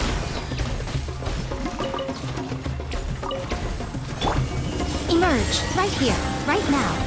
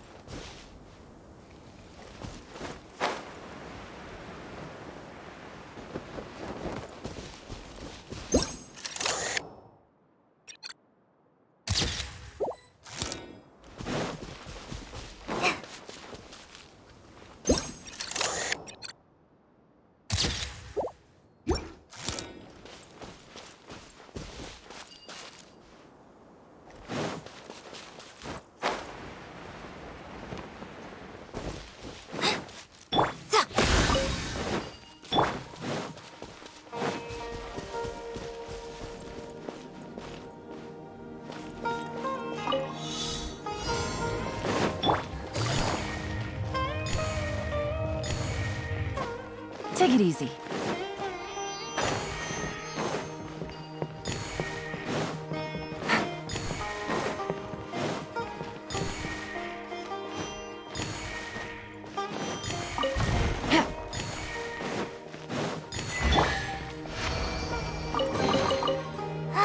Glad there weren't any poisonous mushrooms inside.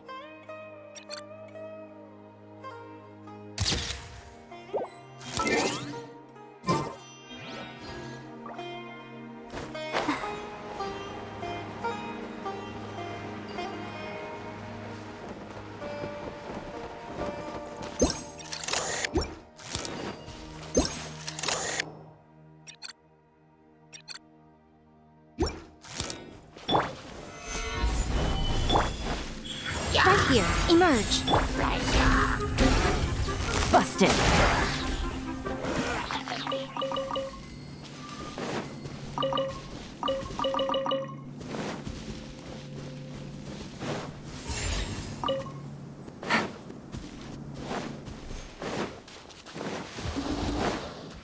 Take it easy.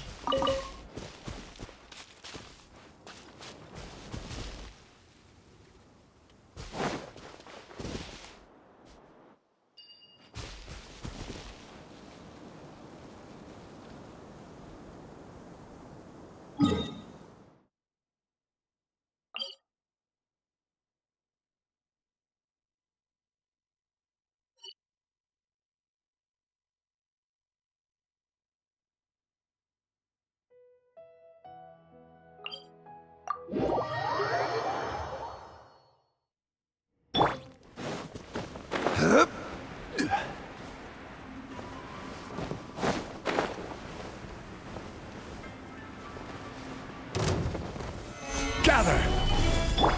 Here comes the catch.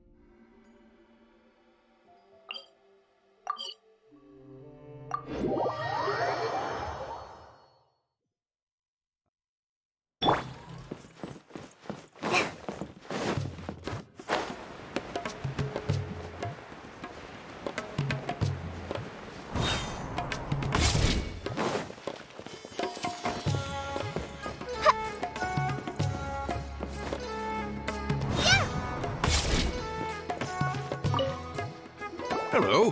What are you two looking to buy?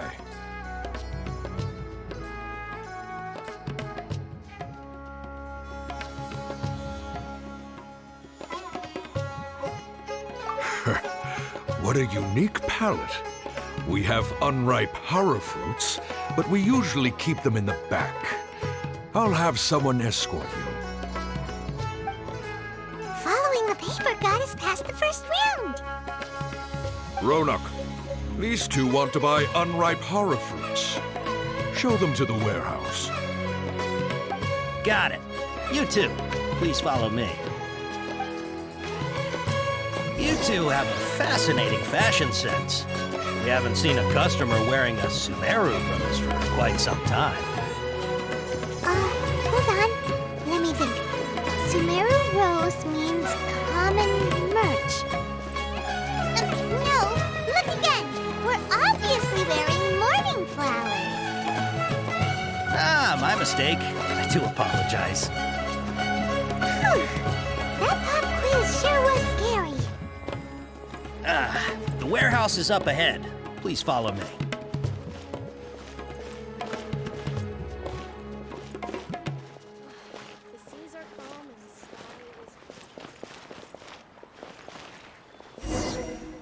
Before I retrieve your products, I need to confirm a few things.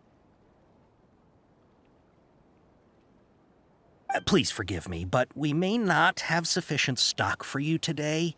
Earlier, many of our hara fruits were taken by mice.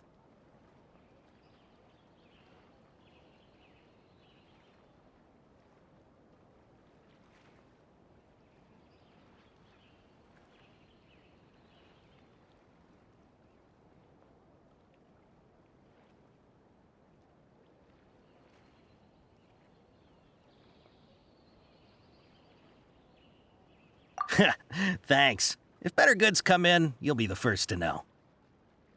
You look like you have some skill. Why don't I pick out some fruits that'll make you dizzy?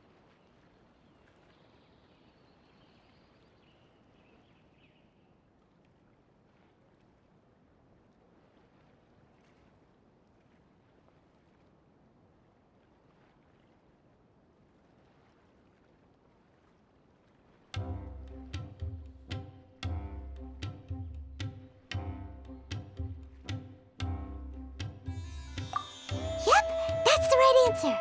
But eating hara fruit that makes your head and ears ring sounds like a bad life decision. Would you like your hara fruits to be packaged in the Sumeru City or Port Ormos style?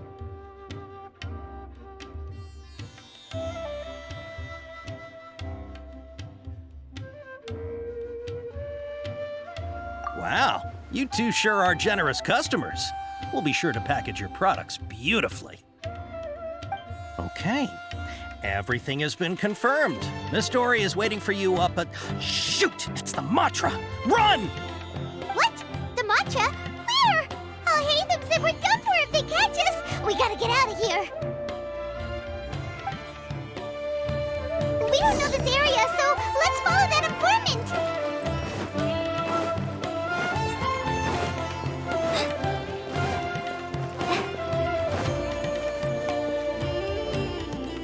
He ran that way.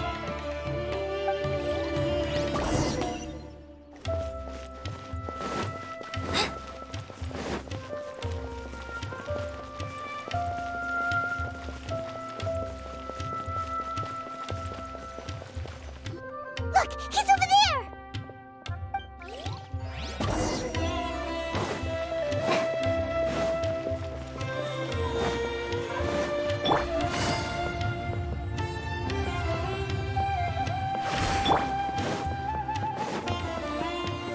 Hey! If you're hiding from the Rishbaland tiger, come this way! Another password. Huh? Oh, that voice came from behind the building on the right.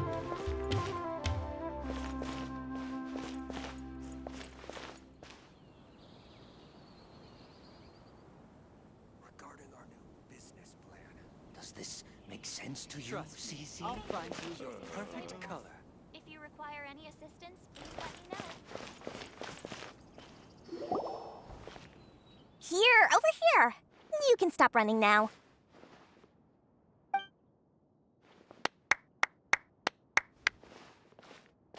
So you were the one who was calling out to us just now. But, are we definitely gonna be safe here? These two good customers wish to buy some hara fruit, Miss Dory. And if there's nothing else, I'll just excuse myself. Oh, very good. Thank you. Huh? Wait, you're Dory? I'm unsure thought you'd look a whole lot scarier.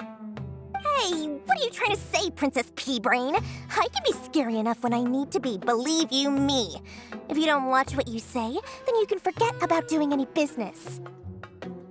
But it seems you two have actually done pretty well so far. Not only did you manage to find the informant, your reactions were also pretty sharp. You don't really look like criminals or anything, but I bet my Mora that you've been involved in some shady dealings, haven't you? Paimon's not sure if that's supposed to be a compliment, but we'll take it. I can't risk doing business with people who start huffing and puffing after just a few paces, no matter how much Mora they might have. Not only will they get caught by the Matra, but they'll also get us into trouble. As decent folks trying to run an honest business, we don't need any of that, wouldn't you? So that's why I prefer to have customers like you. It's your first time here, but don't worry, I won't ask too many questions. Even if you wish to buy enough knowledge capsules to decorate your house with, please, knock yourself out. As long as you have lots of round, shiny Mora, then we're all good. Ah, yes, of course, of course. Go ahead, help yourselves. Voila! Wow, she has a trove of canned knowledge. Whew. She'd probably be in serious trouble if the Matra caught her with all this. What kind of products do you seek, my dear customers? Don't worry, I'm not interested in your reasons for buying. I can, however, offer some suggestions. Take this one, for example. An analysis of the sociological ideology and dialectics of the Hilichurls. Only 3 people in all of Teyvat have ever studied it, making it extremely rare. It's on sale now for 350,000 Mora. Yeesh, who would want to be an expert in that topic? Or how about the architectural styles and construction methods of Teyvat in the early Archon War period? With this one, you can become an expert in historic architecture preservation and find an excellent, well-paying job in nearly any nation. Ooh, now this sounds like it could be useful. 2 million Mora, and it's yours. No discounts. Whoa! That's a lot of Mora! Of course, you are free to pick whatever your heart's desire. The contents and price of each knowledge capsule are indicated in small text on the body of each one, down at the bottom. All right, let's try the method that Al-Haytham mentioned.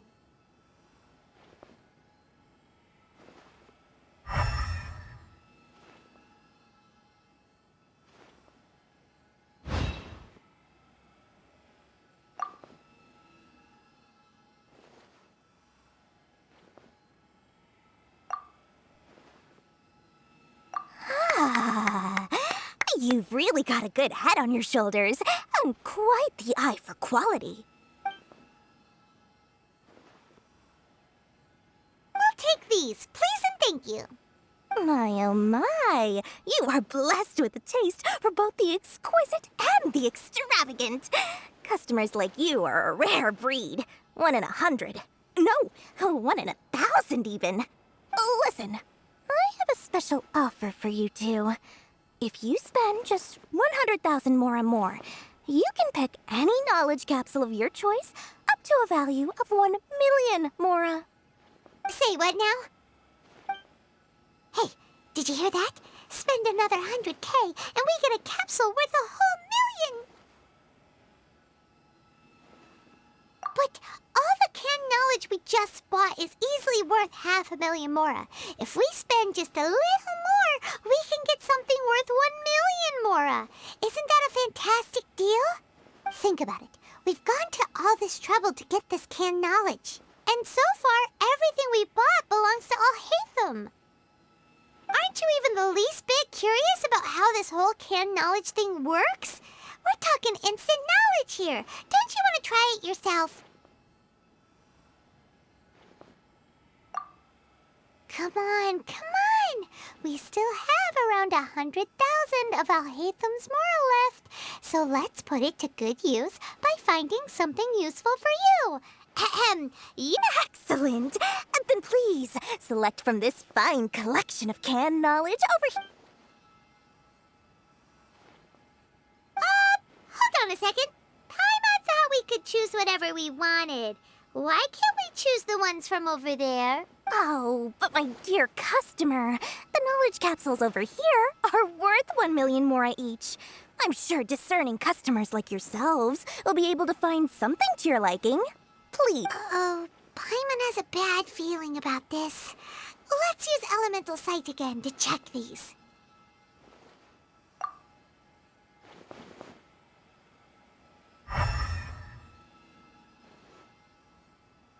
So, what did you see? So, they're all worth about the same amount? Well, anyway, the more has already been spent, so let's at least try to find something useful. Let Paimon take a look here. An introduction to traditional Sumeru brewing techniques, the art of growing spices, an overview of ancient runes. Oh, how about this one? Sword Fighting Techniques 8. Not sure we'd ever find volumes 1 through 7, but at least this knowledge should be useful, right? Let's go with this one. Dory, we'll take this one. All right, very good. I'm expecting some new goods in the next couple days, so be sure to check back again soon, whether it's canned knowledge or anything else you need. Our dealings with Dory went smoothly enough. Let's head to Wakala Funduk and meet up with Alhaitham. Hopefully now he'll finally tell us about what the Academia lost. Trust me, I'll find Mora, Mora, shiny Mora. Oh, please come back anytime you need something.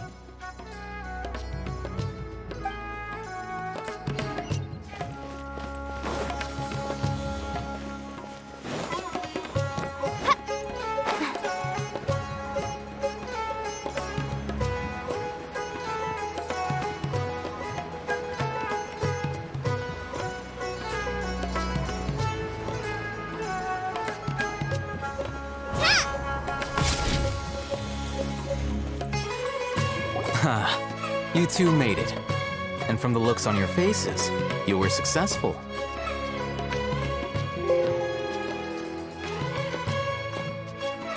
Whoa, there's so many people from the Academia here. Why would you pick this place as our meetup spot? Well, Wakala Funduk is under the Academia's control, so naturally the Academia has people working here. I came to Port Ormos under the pretense of conducting official business. You're a pretty daring guy. Relax. No one here is interested in anything we say, and the Macher won't come here. Okay now, tell me how your encounter with Dory went. Okay, we did what you asked. So, can you tell us about the knowledge capsule that the Academia lost now? Before that, I have to ask. Why are you two so intent on tracking it down? You don't have to answer, of course. Yeah, he just wants to meet the God of Wisdom and ask her about something important. We've been in Sumeru for a while now, but we still haven't found a way. When we heard that the Academia had lost something that might be related to the gods, we came here in case it turned out to be our lucky break. In that case, you're on the right track.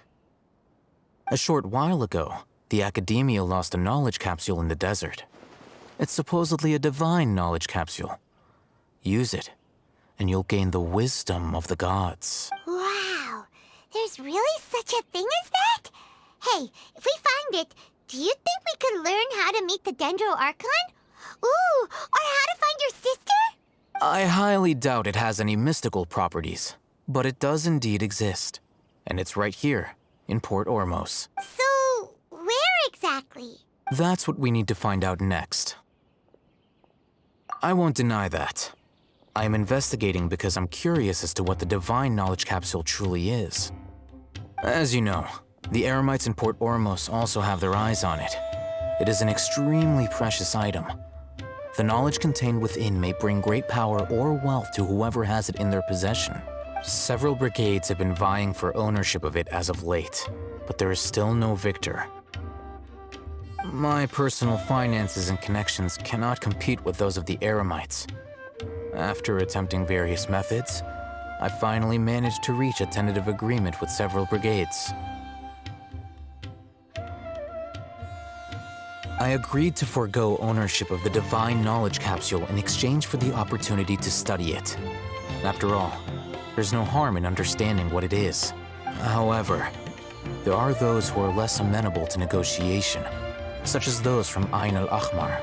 They adamantly believe that the Divine Knowledge Capsule contains the Scarlet King's power, and that he will return to this world when they obtain it. They refuse to let anyone from the Academia tarnish their deity's soul. So you kept hounding them because they refused to cooperate with you? Yes. Ain al-Ahmar isn't exactly wealthy, but its members are determined to get that capsule by any means necessary. To that end, they've resorted to many methods more foul than fair in order to amass sufficient funds. So, I've been sabotaging their business to force them into negotiating with me. The Divine Knowledge Capsule should be up for a secret auction within the next few days. Each brigade will place their own bid, and the prize will be covertly given to the winner.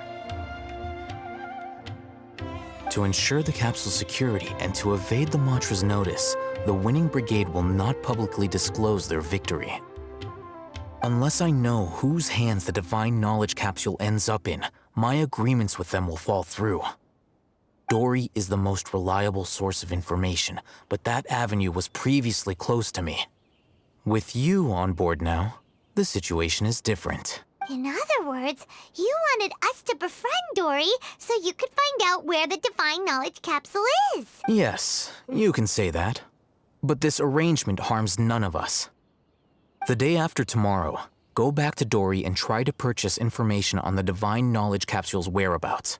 If she has no information, wait 2 days and approach her again. If I get the opportunity to study the Divine Knowledge Capsule, I will relay my findings to you. Will that suffice as compensation? Okay, then we'll meet up in 2 days.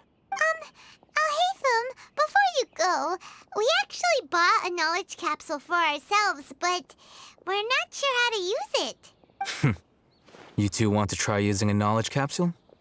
Sure, I can teach you. Doing so right under the Academia's nose is a bit problematic, though. What do you say we head to the outskirts of town? Different, but everywhere's the same.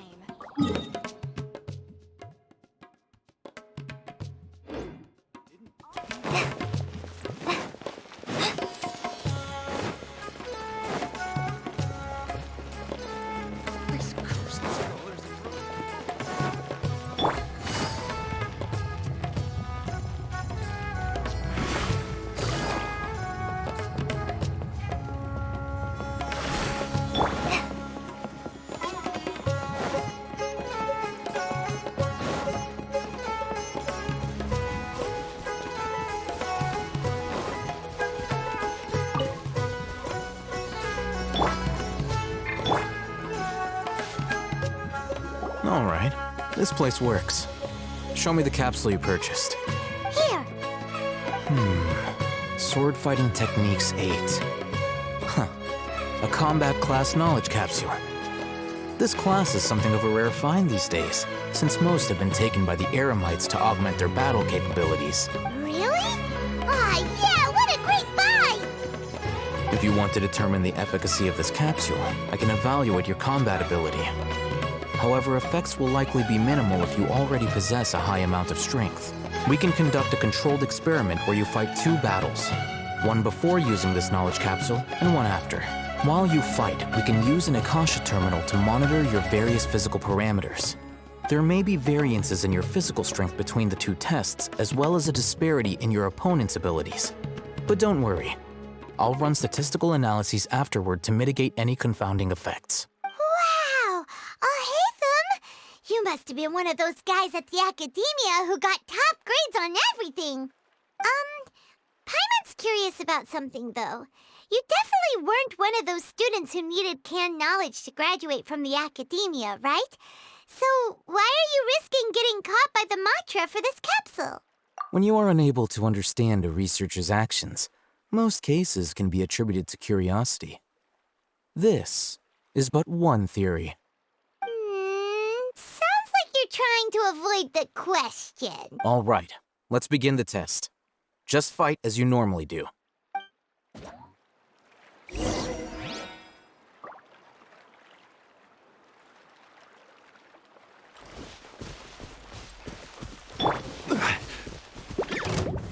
Stabilize! Right now, emerge.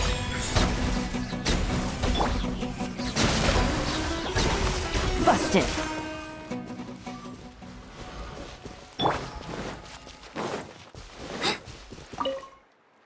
All right. I'll link your Akasha terminal to record data. The next step is to use this knowledge capsule. Hold it in your hand. I'll help you establish a connection with it so you can activate its power.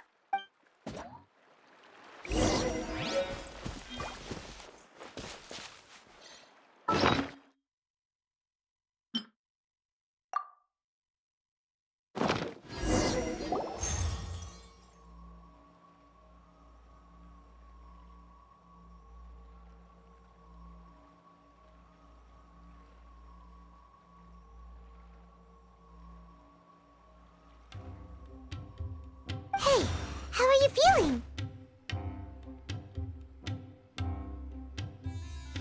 You mean that it worked? All right. Time for round 2.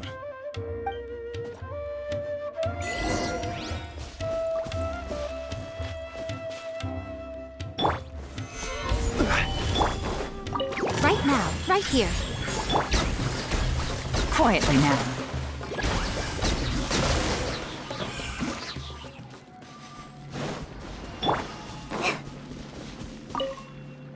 Now, I'll start recording data again. Oh, hey, Thumb. How's it going? Well, the knowledge capsule you purchased did improve his combat capability. During the second fight, his overall fighting performance increased by 0.073%.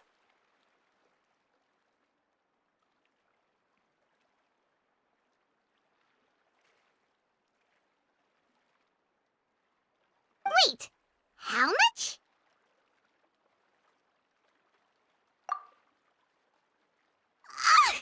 Dory's such a jerk! She totally scammed us! 1 million mora?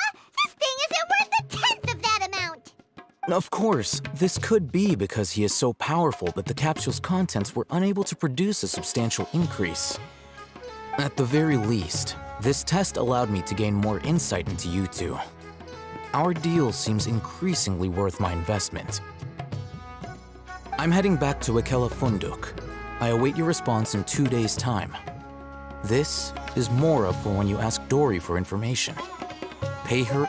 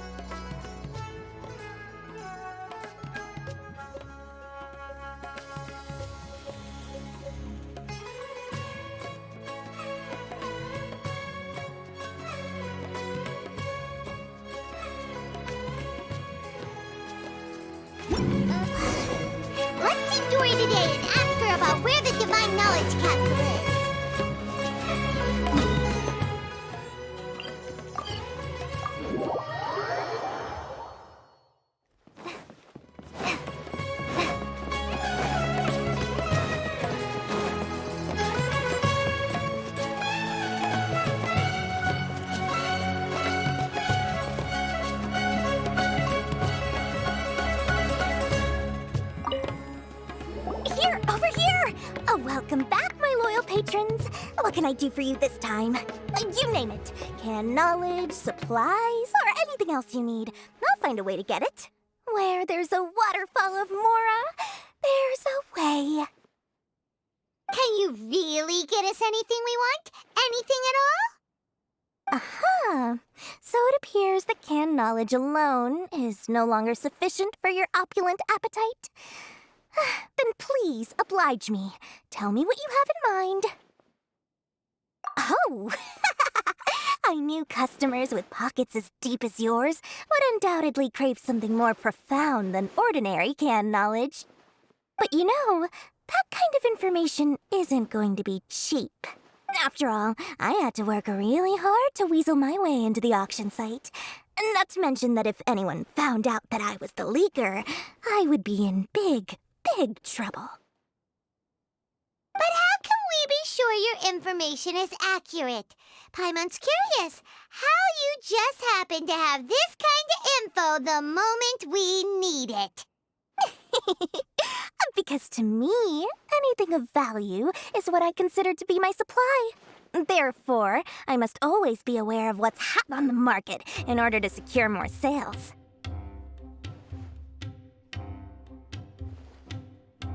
As for the information's authenticity, well, you've no need to worry about that. I used a camera to take a picture of the transaction. That way, no one can dispute it. It's always a pleasure doing business with such sterling patrons. Now that you've paid in full, here's the scoop.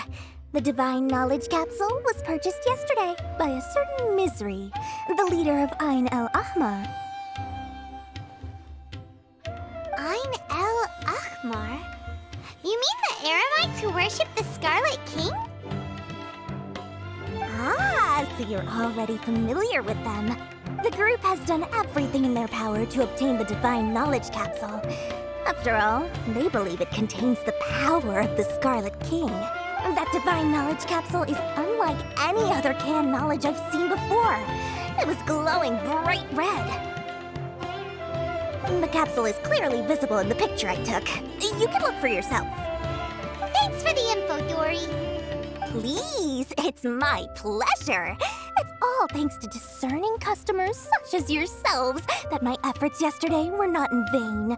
Please, don't hesitate to contact me if you ever need anything else in the future. Well, we figured out where the Divine Knowledge Capsule is. It turns out it ended up in the hands of Ain el-Ahmar. Let's head back and talk to Al-Haytham. And remember to bring a token of our friendship the next time we meet, okay? I like to think it's built on a firm foundation of solid, shining Mora.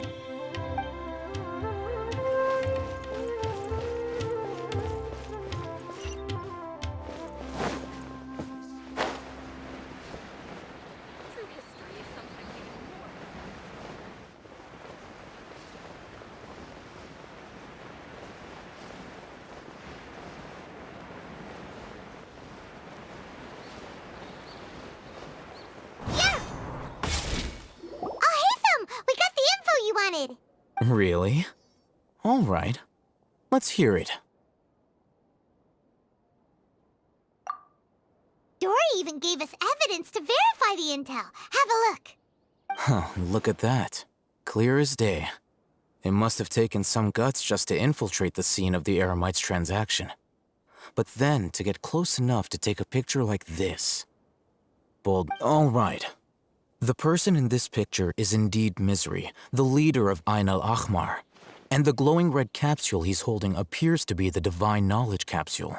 In which case, if we play our cards right, when we confront them next week, we should be able to force them to show their hand. At first, Paimon didn't get why you were provoking these Ain el-Ahmar guys. But now, it sort of makes sense. Everything's playing right into your hand. After we defeat them, we can finally have a serious talk with their boss and get them to lend us the Divine Knowledge Capsule. Thank you for your time and efforts. Take a few days off while I make some preparations. Let's meet up again on the afternoon of the arranged date, 3 o'clock sharp. See you then.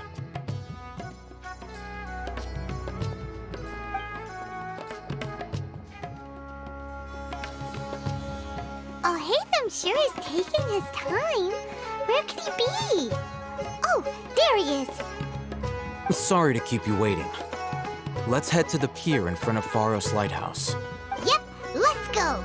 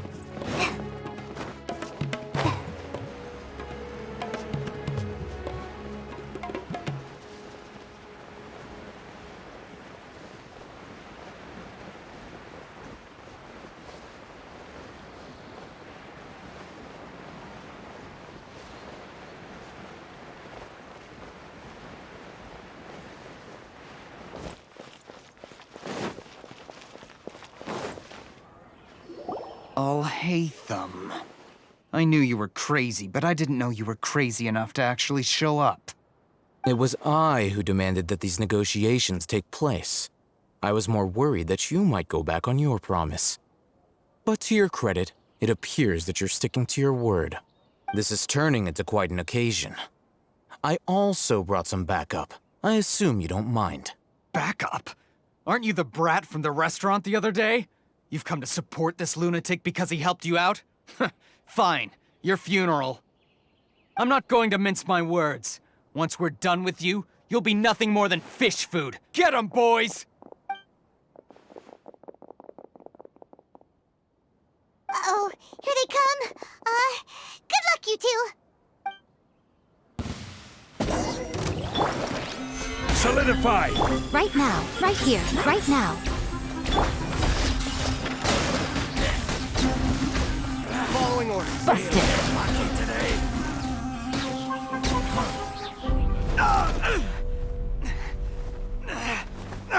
Academia scum!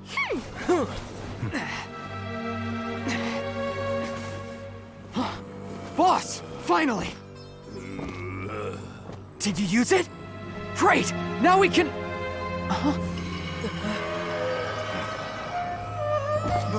Boss? Boss!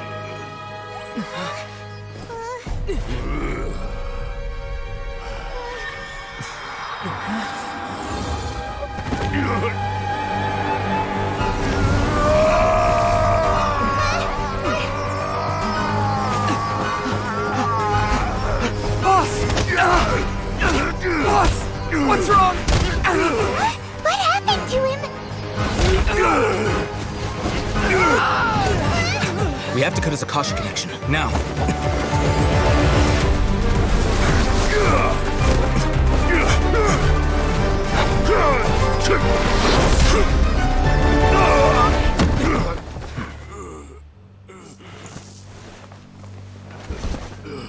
Target acquired! Arrest him!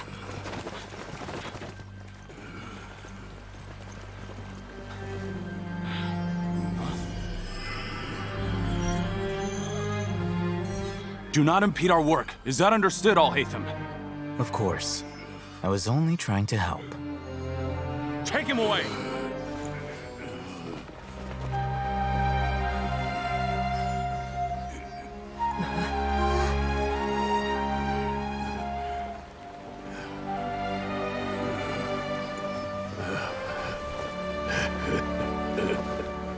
World, forget me.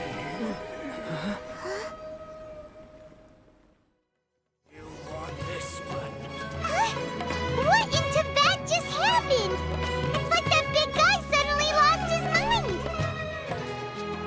It looks like he used the Divine Knowledge Capsule. You mean the Divine Knowledge Capsule did that to him?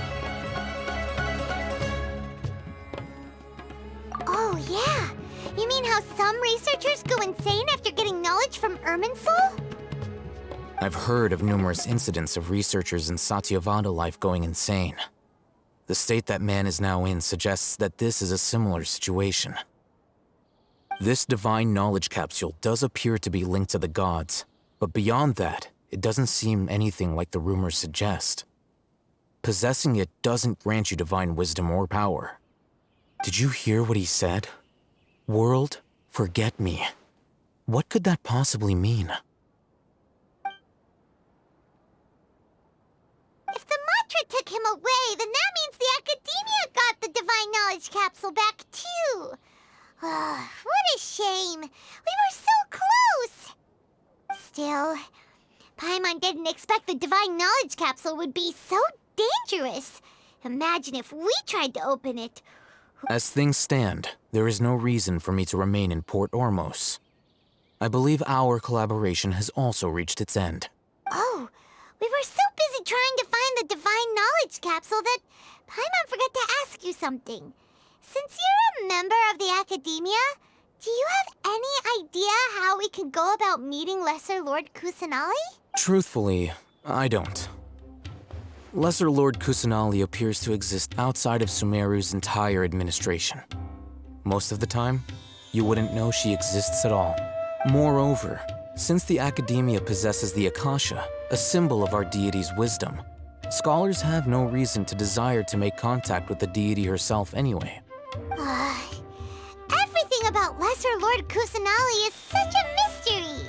I'm heading back to the Academia. How about you two? It's almost the day of the Sub-Zero's festival. Maybe we should head back too. We've been rushed off our feet over the past few days, so maybe a little rest and relaxation will do us good. Then we'll part ways here, Alhaitham, until we meet again.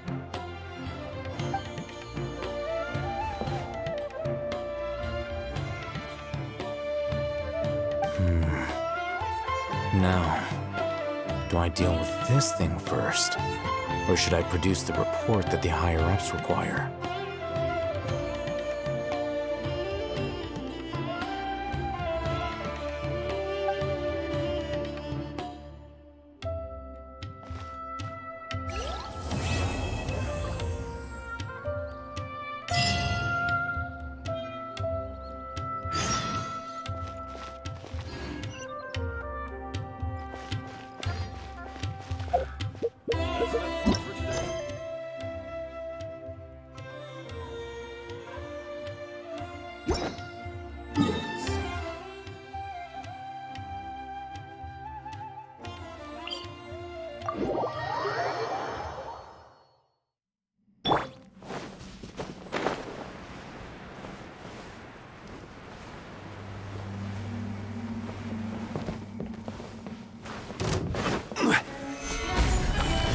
Things are about to get dicey.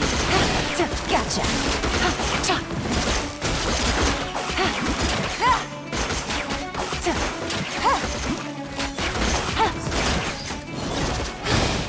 Quietly now.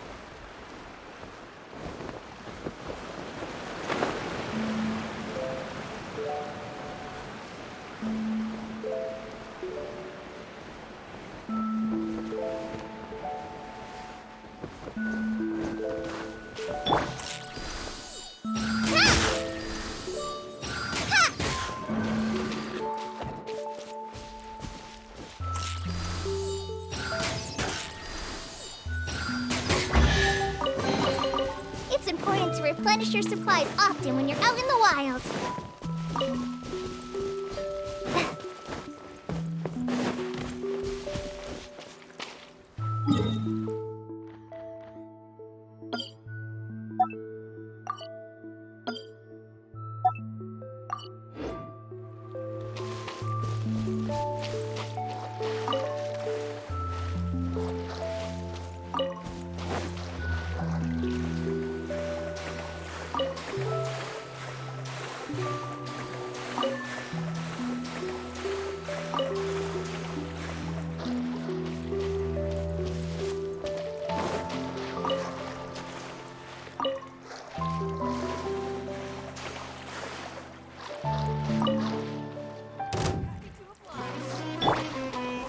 Gather! Right here, right now, right here. How heartless.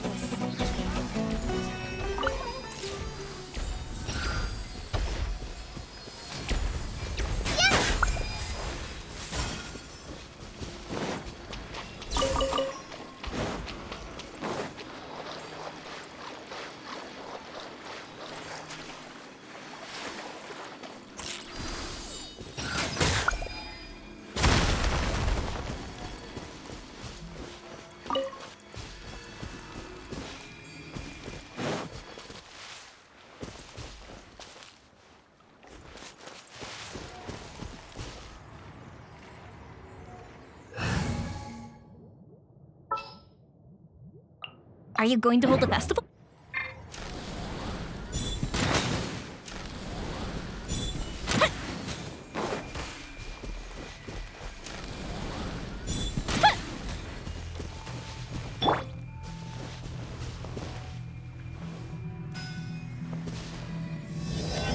Solidify! Right now, emerge. Gotcha. Busted.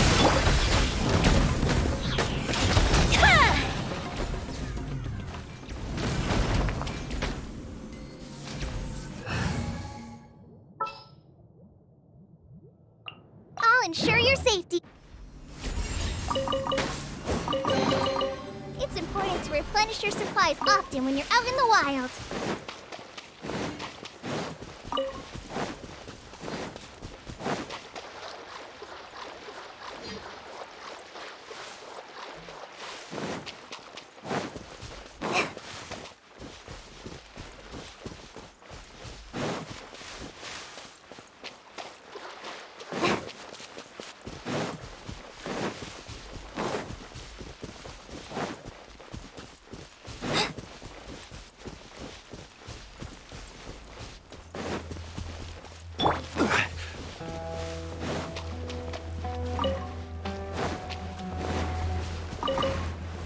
Gather!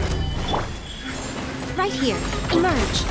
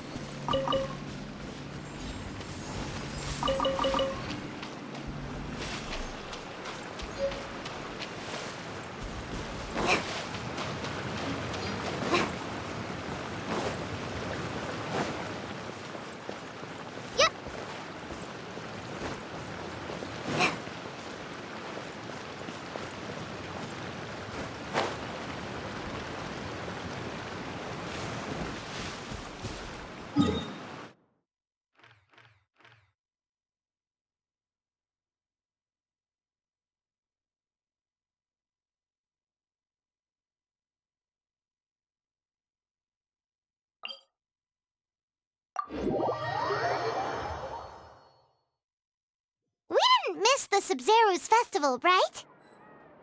Let's hurry and find Dunyarzad. Paimon thinks she must be around the Grand Bazaar, since she showed us around there last time.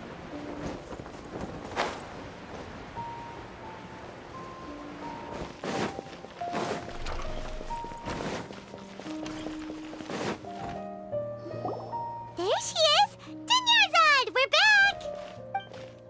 Just as promised, Traveler and Paimon. I'm so glad that you two came back to celebrate Lesser Lord Kusanali's birthday. Indeed. The festival's tomorrow. We've been preparing for so long that I can't help but feel a little nervous. There's no need to be nervous.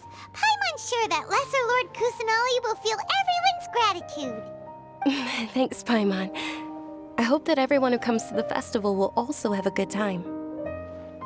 Speaking of which, did you manage to make your way to Port Ormos? Discover anything over there?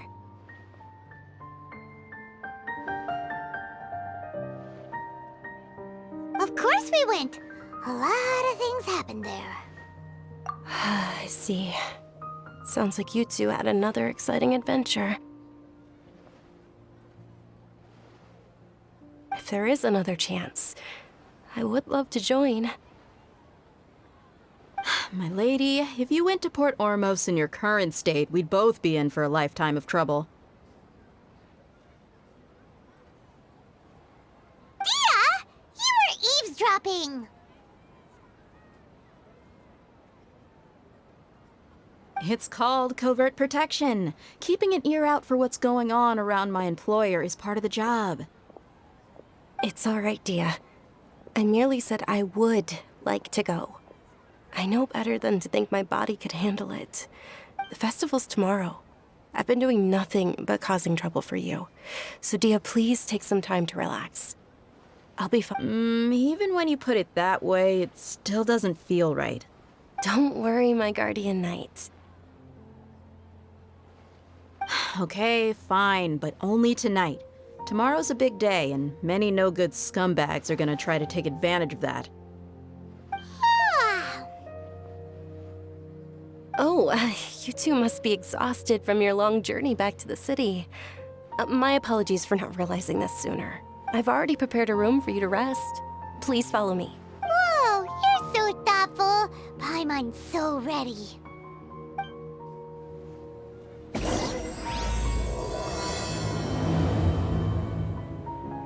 I've got great food and great drinks that everyone.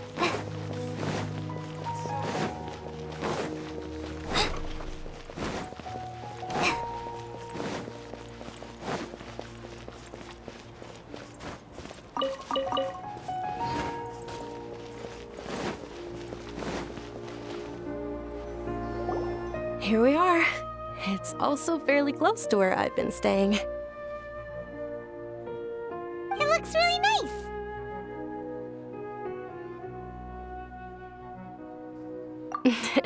Not at all. Just tell me more about your adventures when you next get the chance. That's Paimon's specialty. Paimon can tell you stories next time.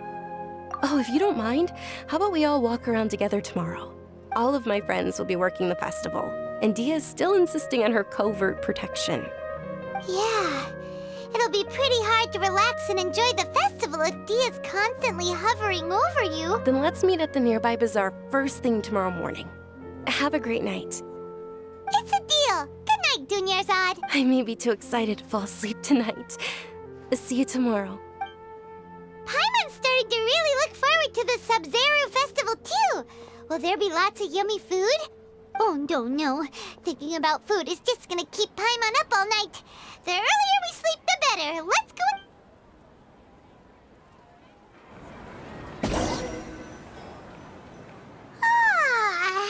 Did we oversleep? We should go meet Dunyarzad right away.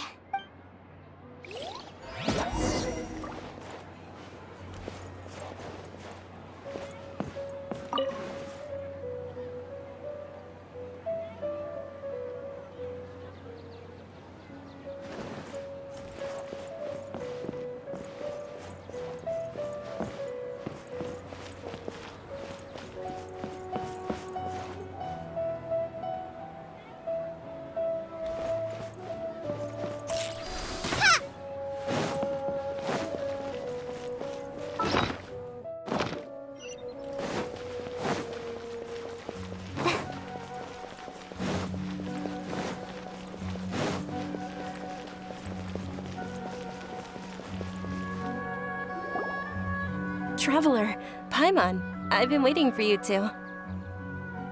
Good morning, Dunyarzad. We must have overslept a little bit. Not at all. I arrived early. Today is finally here. I must cherish every moment as if it were gold. You've worked so hard for this day. You gotta enjoy it to the fullest. You know it. Oh, it's just that, as expected, I had some trouble falling asleep last night. Well, shall we? Let's start with the stalls over there. Many vendors came out of the blue to support the event, and they insisted on covering costs themselves. Let's go give them some business. They paid for everything out of pocket? Oh, sounds like they're not in this just for the Mora. They all said that contributing to a lively festival atmosphere is more important than money. Especially since we don't often get to celebrate Lesser Lord Kusanali's birthday. Ooh, they're selling food over that way! This is a stall offering foods from the Haftmewa feast. Oh, you could tell straight away. I thought most people nowadays wouldn't know. Mushrooms, flowers, and all kind of fruit? It's all vegetarian stuff. Oh, Paimon's a little disappointed. So, what's the Haftmewa feast you mentioned just now? It's another Sub-Zero's festival tradition. People used to set their tables with 7 different foods. Generally speaking, the most common selections were foods like Rukushifa mushrooms, lunar lotuses, Sumeru roses, sunsetias, capulatas, hara fruits, and zaytun peaches.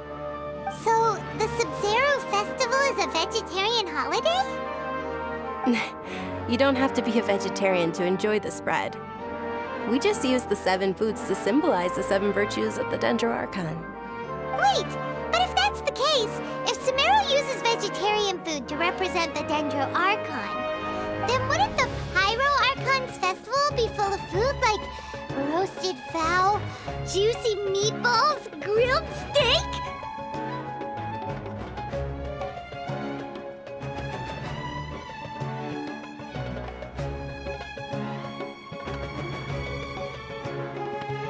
Oh, Traveler, we have to go to Natlan as soon as possible! I hope your wish comes true one day, Paimon. Thanks! Alright, how about we also check out some of these other stalls?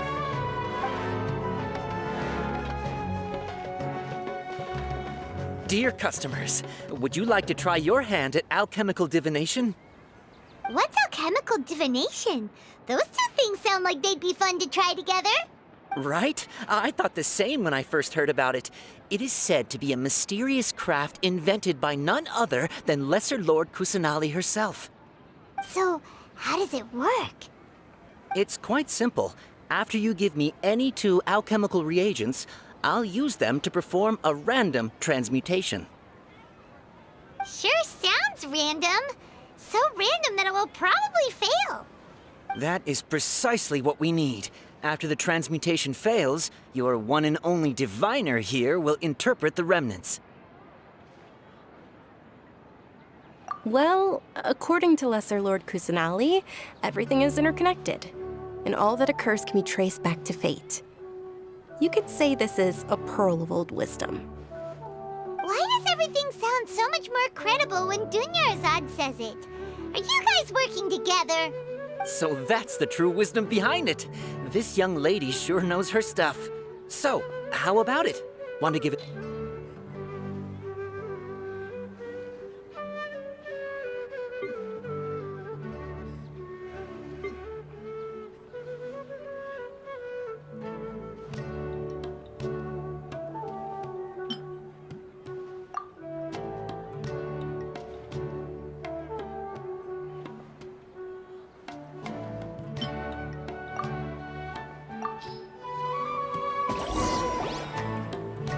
Okay, one moment. It's the moon. Paimon wants to take a look too! Is it? It looks more like a pie that Paimon bit into.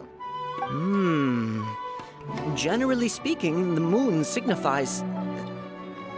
It means... Wait a moment. Is he really looking it up in a book? Oh, I remember now. It means illusions and lies. Illusions and lies? That sounds rather ominous. Yes, but this book says that if you trust your intuition and overcome your fears, the sun will surely rise. He's not even trying to hide his book anymore. Naturally, fate will only ever show you the beginning of a journey. It is up to you to forge your own ending. Oh, thank you so much. I'll keep that in mind.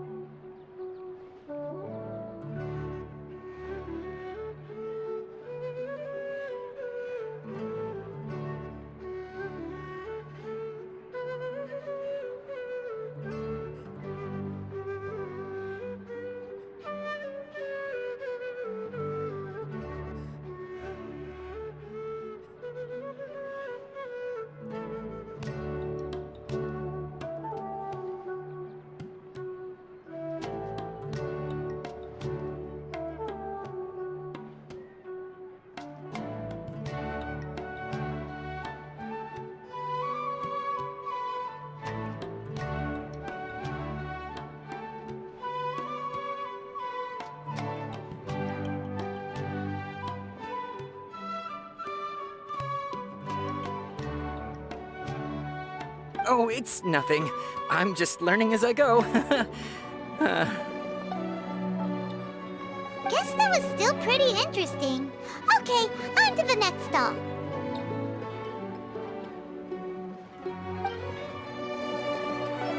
They say the Sub-Zero's festival was very lively a long, long time ago. Large flower carriages used to parade through the city. As they headed towards Port Ormos, people would throw flowers, candy, and liquor all along the way. Dunyarzad's eyes are sparkling right now. I wish I could have seen that spectacle. But if you ask me, I'm sure Nilu's dance of Sub-Zeros would be just as impressive.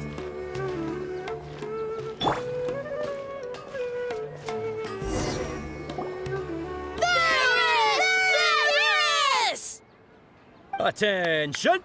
Soldiers, fall into formation if you want any Yalda candies.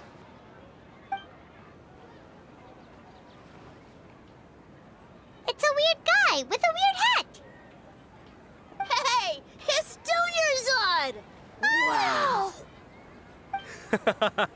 Miss Dunyarzad, the children love you even more than the Yalda candies. In the few short days it took to prepare for the Sub-Zero's festival, the children have all grown very fond of you. The Hallowed Night of Flowers. It's an honor that you know my name.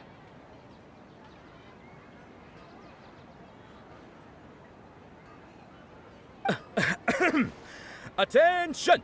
In the name of Ferris, the Knight of Flowers, I commend you on your contributions to the glorious Sub-Zero's festival. All right, little soldiers, take your Yalda candies and don't forget your loyalty to Lesser Lord Kusanali. Dismissed! Yes, Knight Ferris! Just what is going on here? Ferris, the Night of Flowers, is another Sub-Zero's festival icon, and one immensely popular with children. In the past, the actor portraying Ferris would also sit on a flower carriage. It's all thanks to Miss Dunyarzad's sponsorship that the children can make such wonderful memories today. As are we to you, Vihar. Oh, not at all. Oh, speaking of tradition, do you want some Yalda candies? They're a festival staple, and I happen to have some boxes readied here. Take a... Whichever one. Don't these boxes all look the same? That is the fun part. Each box contains a random flavor. It's up to the luck of the draw. Flavors include lavender melon, hara fruit, sunsetia. Ooh, those all sound pretty good. And there's also lizard tail and oni kabuto. Huh? What's up with those two flavors? Oni kabuto is a little spicier than lizard tail. Dunyarzad, you tried them before? Traveler, help Paimon pick one. Paimon wants the Sunsetia flavor. It's all right. Paimon believes in you. I also believe in your intuition. Great! These boxes of candy are numbered 1 to 5 from left to right. Which one do you want?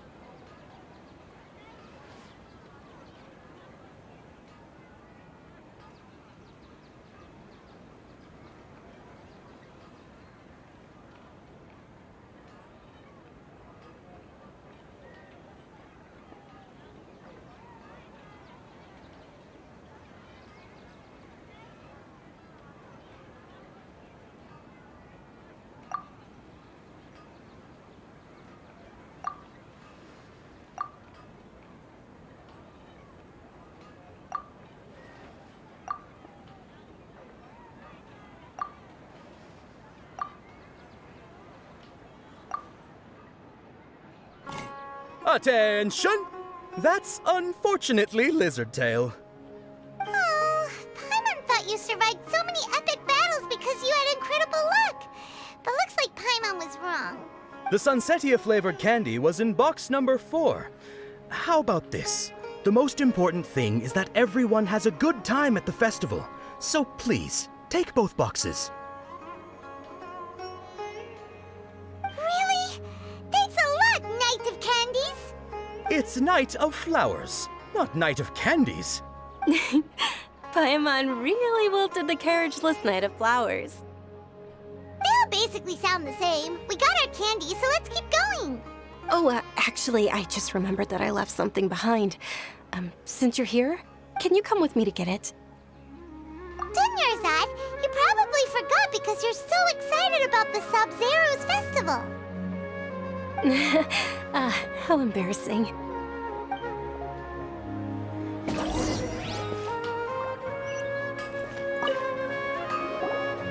Attention, young soldiers!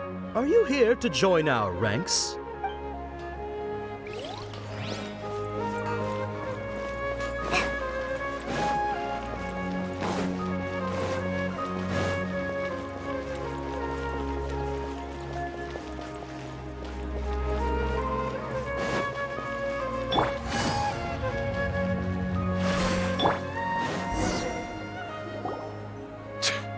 We're too late.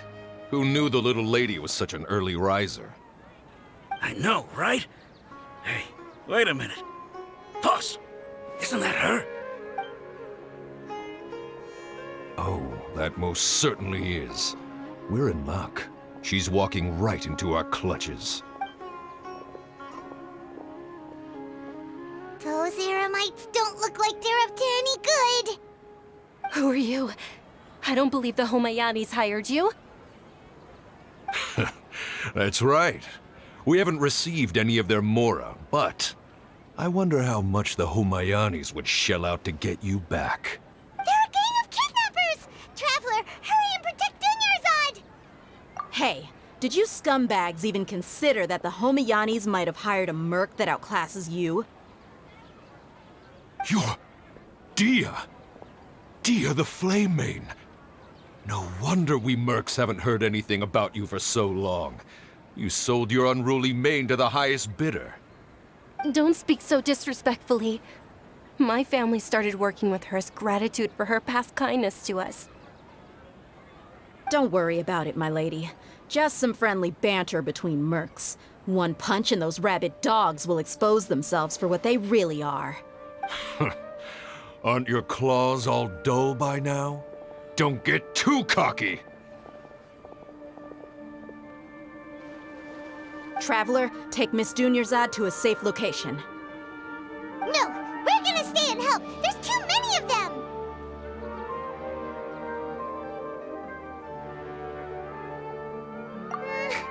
You're right. All right, fine. Please be careful, Dia. Don't waste your time worrying about me. This is my job. Look out for yourself. After I've wiped the floor with them, I'll go find you all.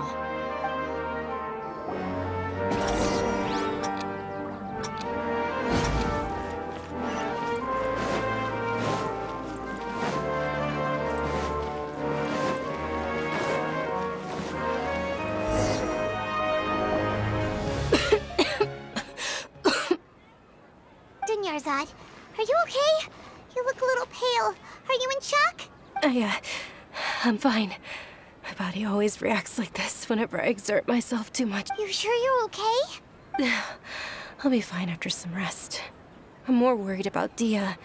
After all, none of this would have happened if I hadn't insisted on coming out today. Yeah, don't worry.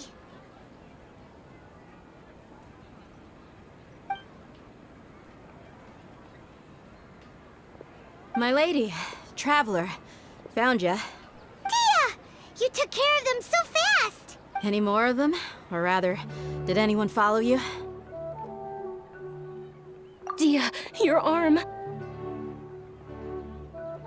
Oh, this? I'm fine. It's just a scratch. Normally, they wouldn't have been able to land a hit on me at all, but I'm still getting used to this new greatsword. Please, let me take a closer look. Come on, it's nothing. Us mercs aren't as fragile as you think. Hold on, you said something about a new greatsword. What happened to the one you were using before? About that. Well, I sold it, because I was low on mora. Stuff like this happens every now and then. It can't be. The anonymous donation that was used for the venue's final round of preparations?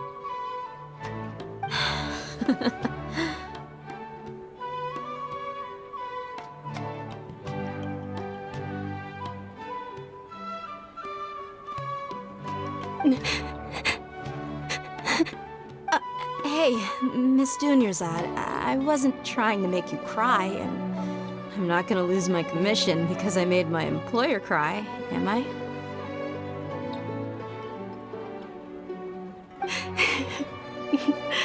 Okay, making your employer cry won't affect your commission, but selling your weapon without permission and getting hurt? I'll have to reevaluate your performance. You're so unreasonable, my lady.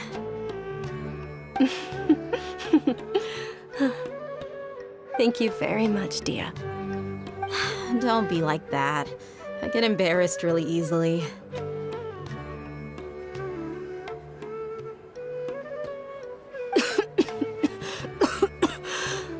Are you feeling unwell again, Dunyarzad? My lady, your condition. Traveler, can you take her somewhere to rest? I'll look around the area to make sure we're safe from an ambush. Truly, I'm sorry for the trouble, everyone.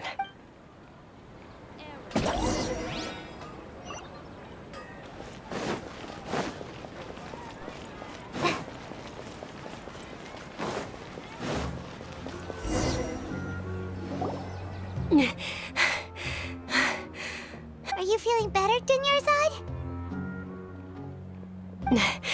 Yes, much better.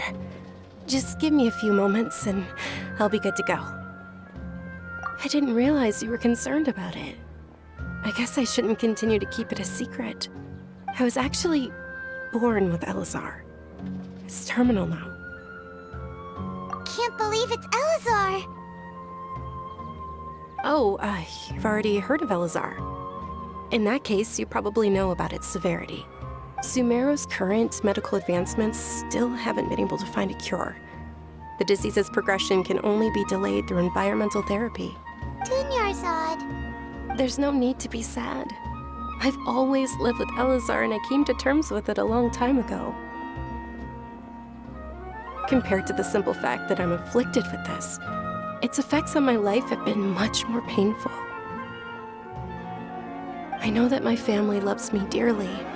They've done all they can to provide the best environment for me so that I can live for that much longer.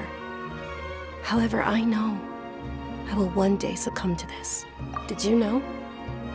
Before I ran away from home this time, the world outside of my home didn't even know that I existed. Since I was a child, all I could do was sit on my bed and stare at everything outside of my window. I'm sure my family's worried and disappointed in me for running away, but I just didn't want to have any regrets. I wanted to meet other people. To me, there's nothing more beautiful than being able to meet and speak with others. Not to mention the incredible time spent preparing for the festival. The joy on everyone's faces here, and all the support I've received from friends like Dia. This way, when my final day does arrive, it will be less sorrowful. At the very least, many people will remember that I once existed in this world, right?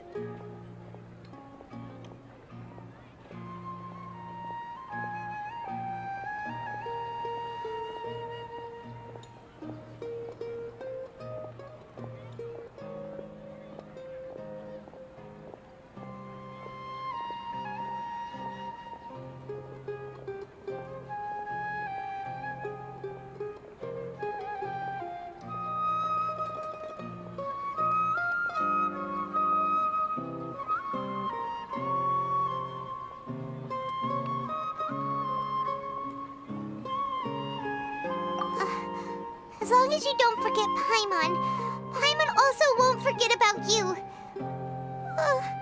No, even if you forget Paimon, Paimon will still remember you. Thank you two so much. I apologize for the depressing conversation. This is out of character for me. To be honest, Lesser Lord Kusanali gave me the courage to do all of this. If it weren't for her encouragement, I wouldn't have taken that first step. Thanks. There will always be frustrations in life, but I know that the point of living is not to leave behind any regrets.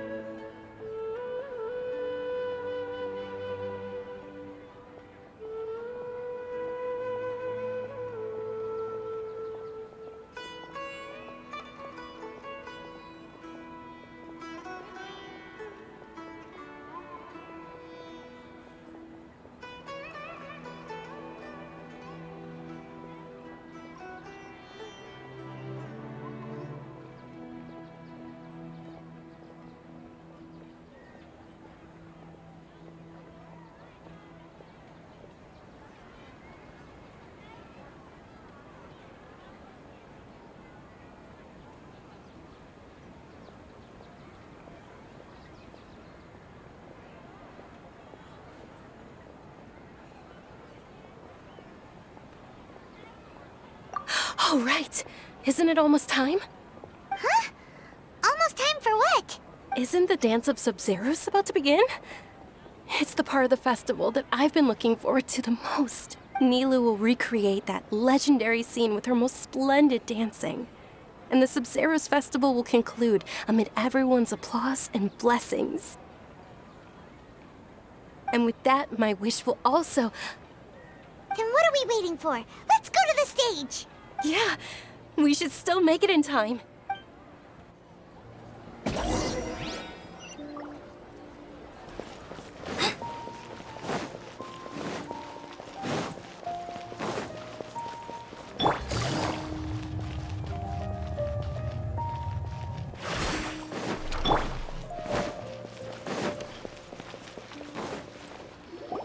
Were you not aware that the law prohibits this type of performance from taking place without prior permission?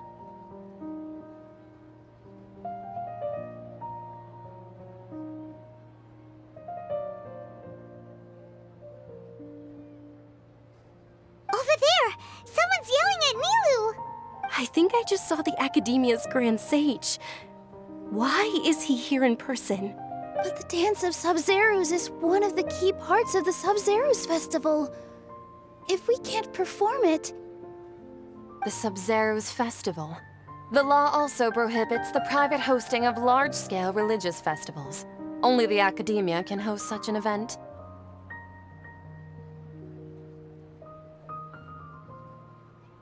If you continue to resist, we will have to order an investigation into every single event organizer. The Grand Sage has already granted you much leniency. I advise that you exercise tact.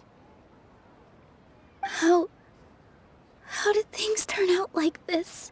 The Academia was originally responsible for the Sub-Zeros festival, but they failed this responsibility for many years. I need to speak with them. This is a hard pill to swallow, but you're right. Things would only get worse. Art, dance. Aren't you ashamed of pursuing such frivolous and meaningless activities in this land of knowledge and reason?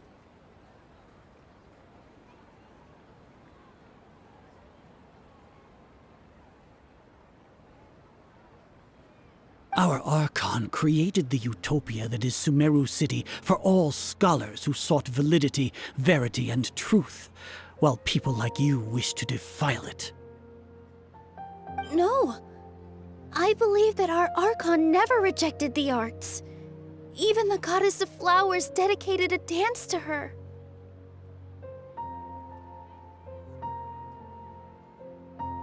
With your lack of intellectual credentials, I do not believe you are qualified to debate with me.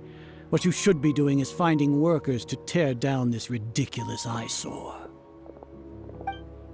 When we return, have the scribe draft an ordinance before the next Nyargarbaha Day that prohibits public art performances. We will announce it to the public later via the Akasha. Understood. I will inform him when I return. The Sub-Zeros Festival. Go celebrate the birth of that god to your heart's content. Nilu, are you okay?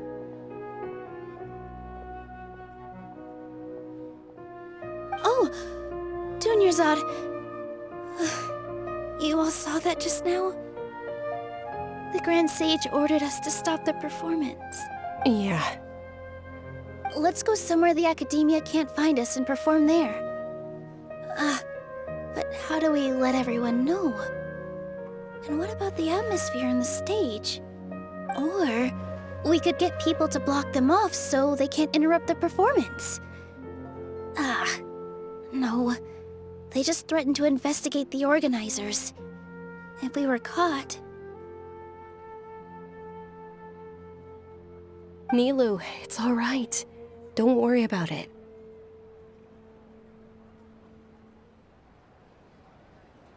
But you've been looking forward to the Dance of Sub-Zeros so much, and I know how important this festival is to you. I don't want you to have any regrets. It's okay. Seeing you care this much about my feelings is more than enough. It would be too risky to continue the Sub-Zerus festival at this point. I don't want to get everyone in trouble. If you say so. But you can sneak out for the next Sub-Zerus festival, right? We'll make sure the next one is a smashing success. The next one. Yes. Okay, it's a promise. It will be a smashing success.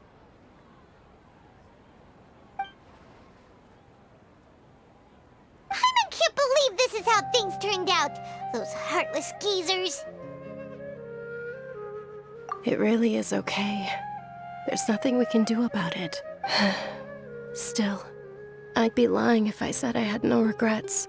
I would have loved to see Milu's dance.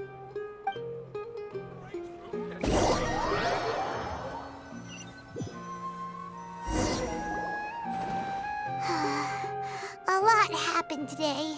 It's a shame the festival ended the way it did. Nilo and Dunyarzad promised to make the next Sub-Zerus festival a success, but Dunyarzad is running out of time. Yeah.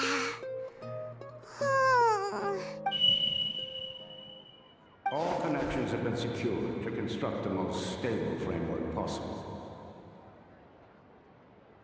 The project is entered its most critical phase. Power has begun to flow from...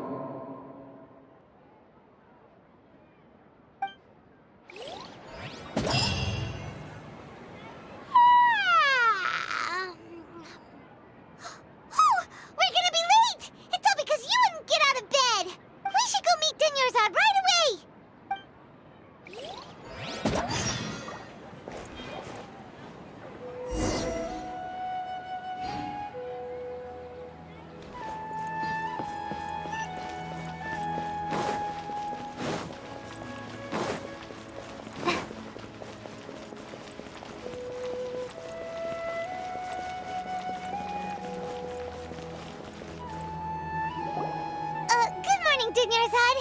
Sorry we're late. Not at all. I arrived early. You seem kinda tired. Did you not get enough sleep? I'm doing well. There's no need to worry. Shall we go? Let's start with the stalls over there. Sure! Traveler? Why are you just standing there? Let's get going!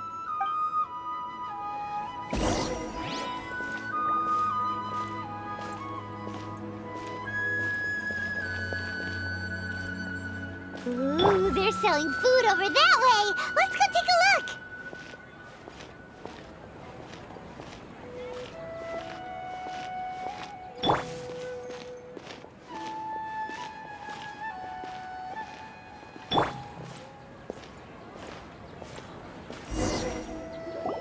This is a stall offering foods from the Haftmewa feast. You are quite well informed, miss. I thought most people nowadays wouldn't know. They're all plants! Oh, Paimon's a little disappointed. Actually, what is the Haftmewa feast you mentioned just now? It's one of the Sub-Zerus festival's traditions. People used to set their tables with 7 different foods to symbolize the 7 virtues of the Dendroarchon. Remnants appear to be in the form of the moon. Really? Paimon thought it looked like some kind of food. The moon signifies... It's escaping me for now. Wait a moment. Is he really looking it up in a book? Oh! Right. It means, but if you trust your intuition and overcome your fears, the sun will surely rise. Understood. I'll keep that in mind. Oh, it's nothing. I'm just learning as I go. Guess that was still pretty interesting. Okay, on to the next stop. So, where to next?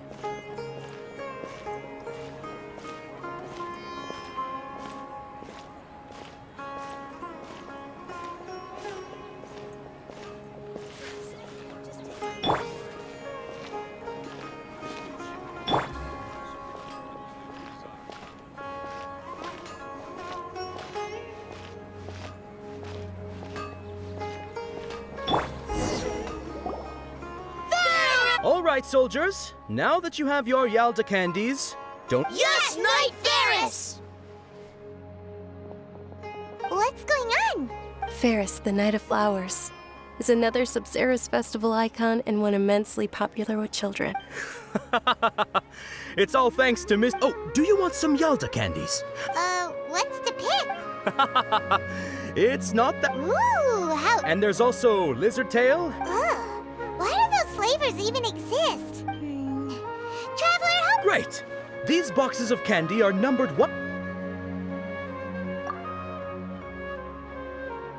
Ah, excellently chosen. Number 4 is indeed Sunsetia.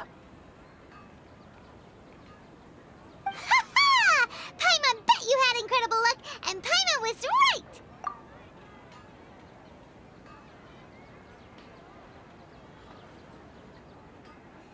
Huh? How's that possible? It's obviously random. Maybe we didn't sleep very well last night. Or maybe we slept too much. Oh, sure. Huh? Where are you going? You're just gonna walk off like that?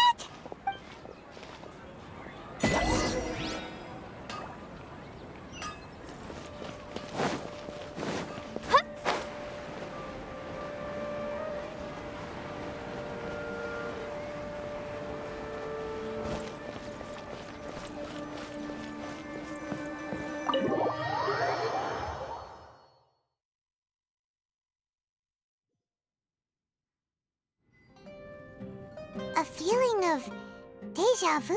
Oh, Paimon knows what that is. It's when you feel like you've already experienced whatever is going on. In that case, Paimon also felt something like that today. But that's just our brains playing tricks on us. So why'd you run here in such a hurry?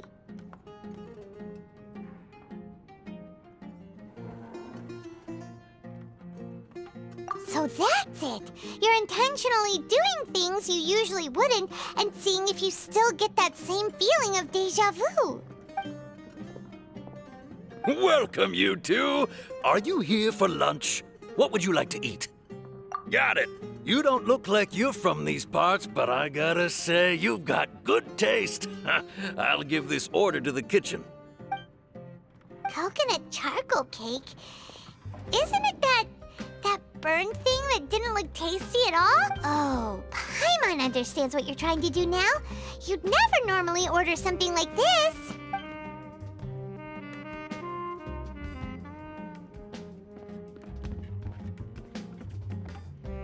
That thing? Are you really gonna eat it? Isn't this going a bit too far?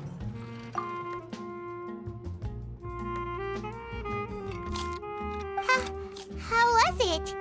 The look on your face is telling Paimon that it tasted awful. Then, you mean... That's impossible! We were just talking about how gross it looked! So, would this be a case of taste bud deja vu? Paimon also gets the impression that we've been here many times, even though we aren't regulars. How about we...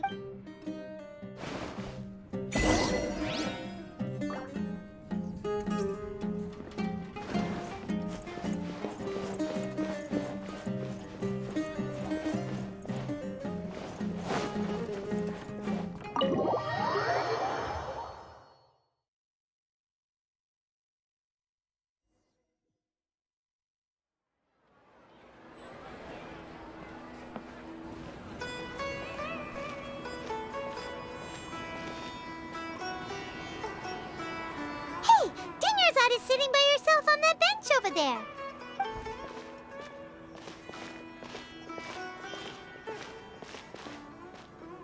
What a coincidence, Dunyarzad. We meet again. Why are you sitting here all by yourself? Oh, I ran into some kidnappers just now, but thankfully Dia came to my rescue. I started to feel unwell after that, so I sat down here. Kidnappers? Oh my goodness, are you hurt? I'm okay.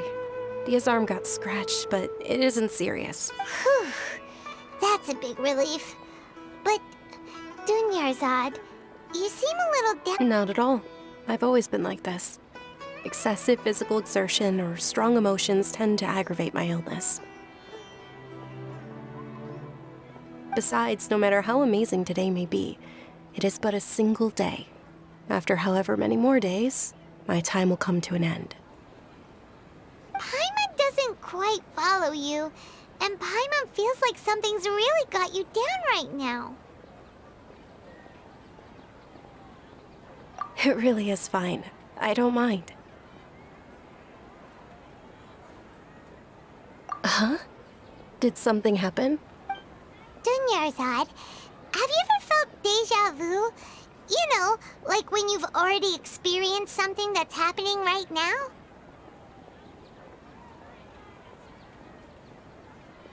Deja vu? No. But my days have been the same for years now. Even if I were feeling deja vu, I suppose I would already be used to it. Oh, Paimon sees.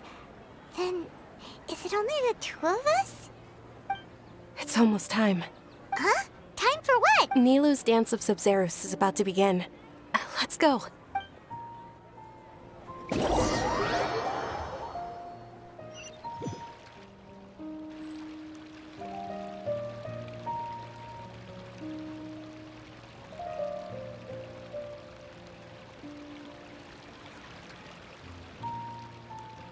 With your lack of intellectual credentials, I do not believe you. When we return, have the... Understood. I will inform him. The Sub-Zeru's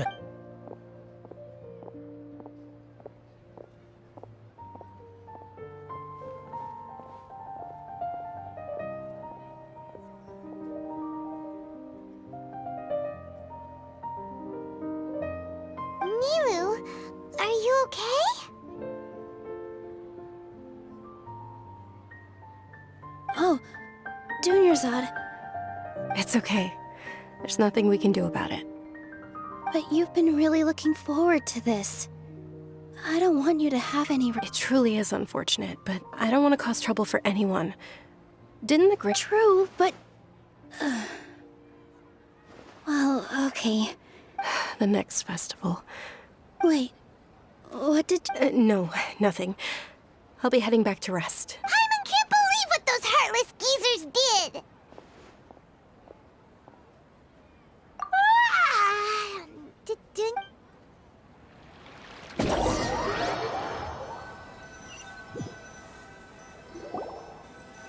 So, in the end, you still couldn't figure out what that deja vu feeling was all about? Maybe it really was because of exhaustion. Same here. That's why Paimon stopped thinking about it halfway through the day. Then, how about we settle in and get a good night's sleep? For now, we can chalk things up to exhaustion. We can do more thinking tomorrow.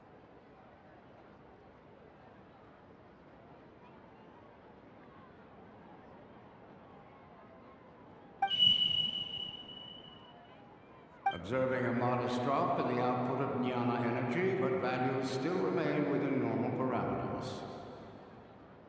Continue to monitor for variances in the data and find the cause as soon as possible.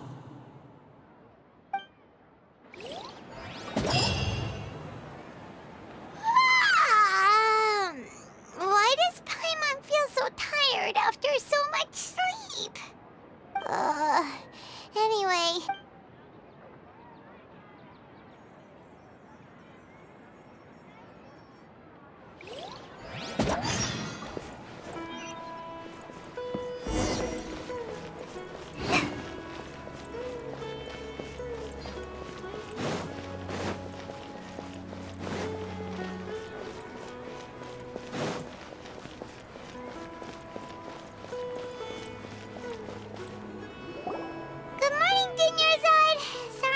you waiting. Not at all.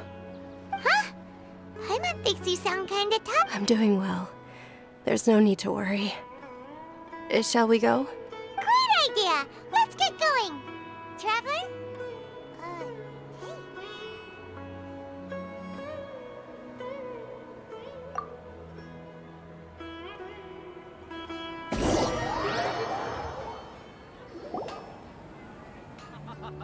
It's all thanks to Miss Dunyarzad's sponsorship that the children can enjoy. Oh, are you interested in Yald? It's not that simple. Each box contains a random flavor. And there's also lizard. Huh? No problem. These boxes of candy are numbered 1 to 5 from left to right. Which one do you want?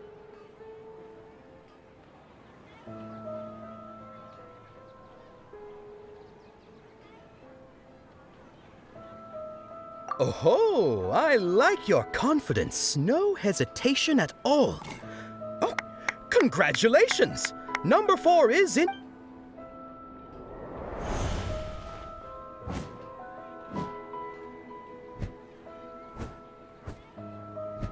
Ha! Paimon knew he always had incredible luck.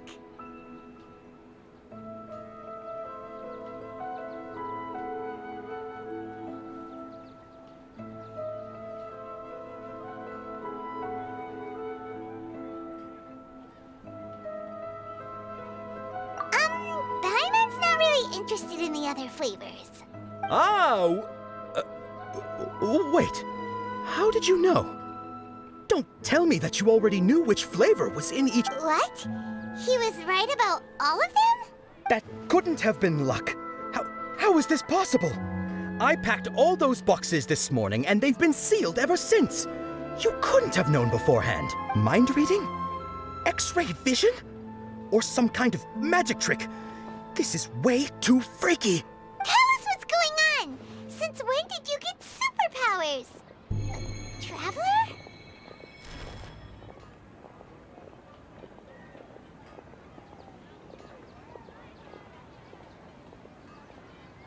Hey, where are you going? What's going on? Did you see something? Us leaving Dunyarzad without letting her know is kinda rude.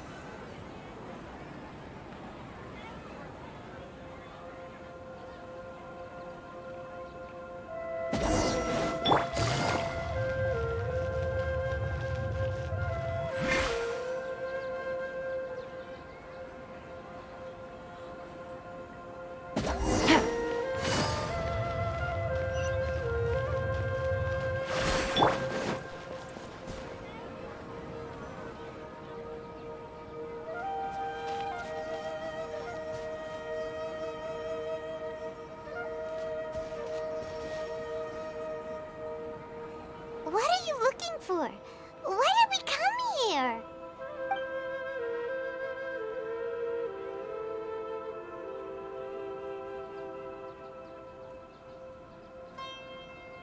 Traveler?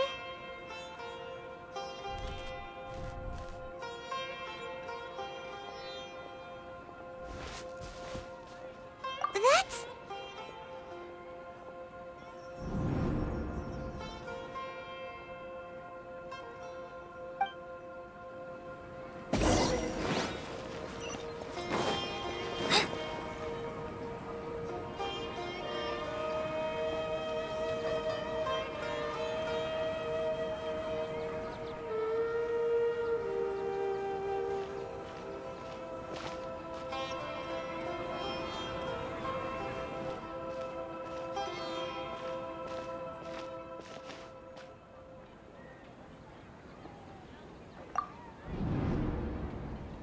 Look! That's... Isn't that Dunyarzad?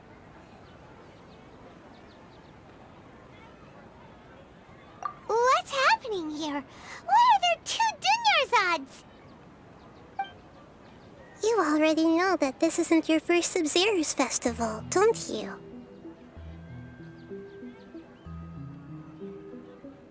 I'm sure you already know how to use this. A knowledge capsule? Where did you get it?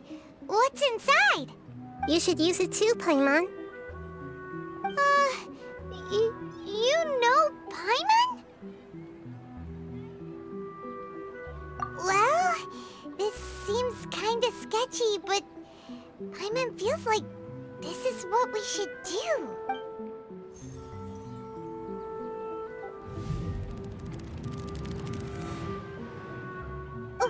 What the?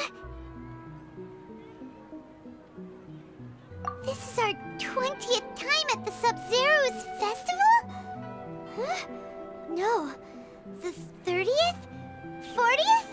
Just how many times have we been to the Sub-Zero's festival? Have we been trapped in a single day? If it weren't for you, we wouldn't have even realized.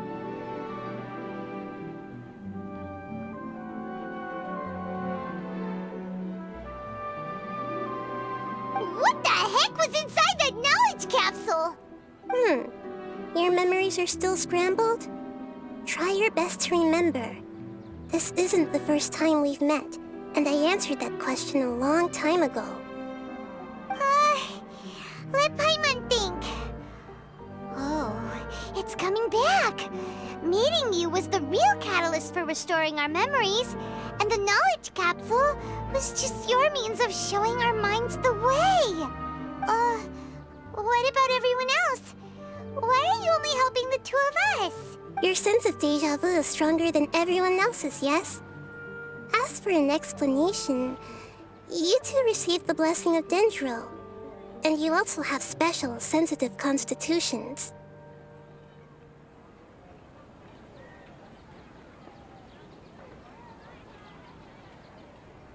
It was as if a single sheet of paper was separating those memories from your consciousness.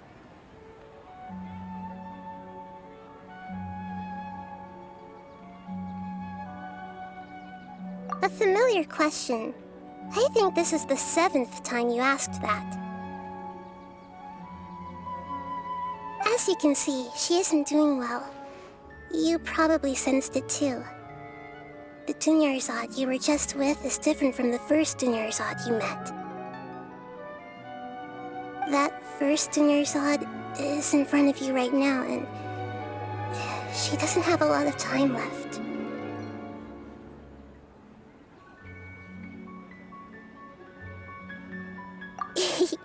Looks like you're almost done sorting out your brain. Oh yeah, I'm Nahida.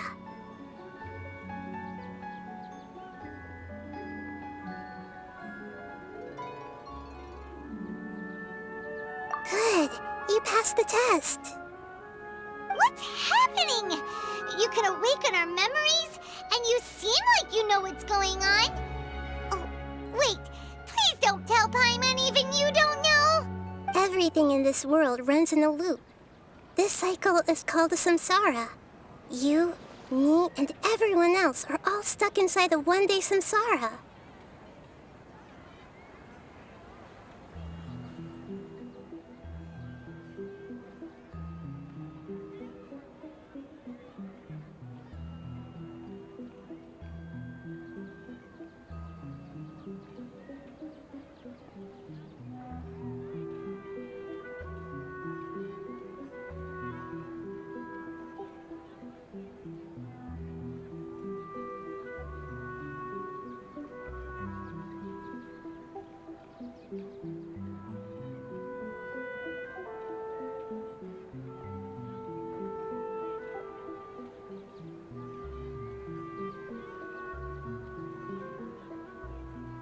As for the truth, that's on you to find out. If you were told the truth instead of discovering it yourselves, it would literally blow your minds. I don't know how you'd be after that.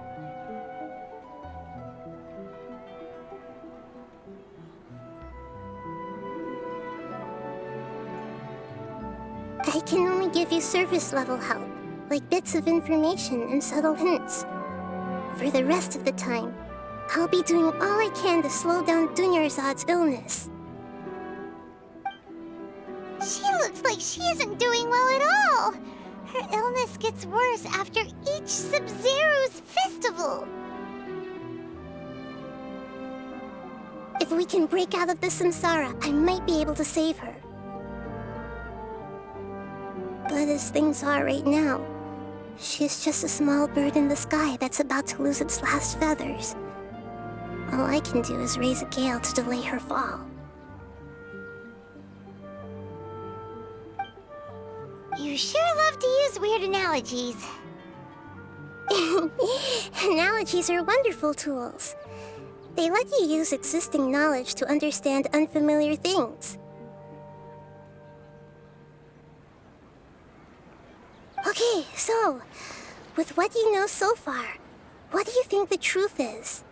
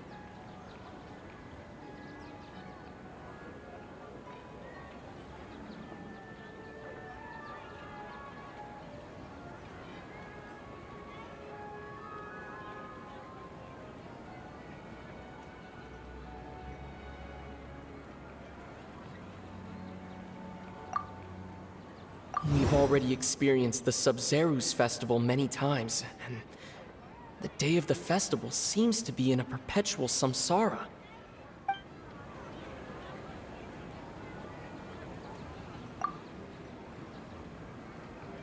The Grand Sage said, "Go celebrate the birth of that god to your heart's content."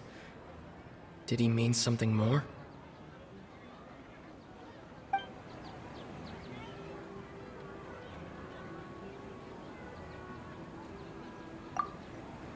The moon, illusions, and lies.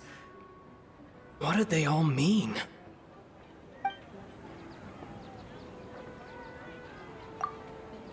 What's happening right now seems to have happened before. This feeling has been getting stronger and stronger. My mind feels exhausted, even though I haven't done too much thinking. What is going on?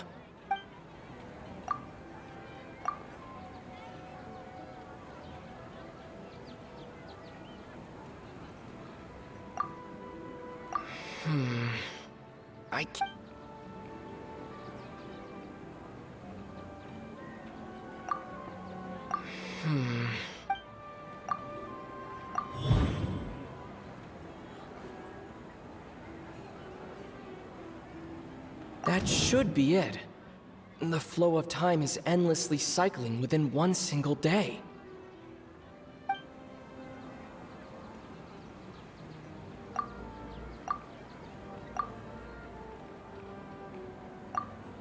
The moon, illusions, and lies. The Grand Sage said, "We've already experienced this." My mind feels... That should be it. A time loop. You've given similarly wrong answers in the past. A pity.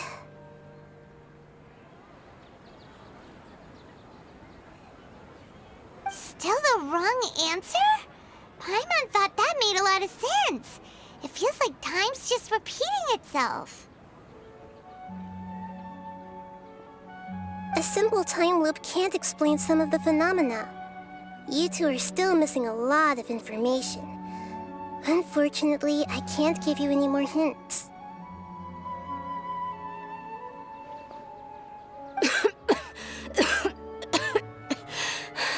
Dunyarzad! The Sub-Zeru's festival is happening every day, but that doesn't mean we can waste an infinite amount of them. Hurry and find the truth before today's festival ends.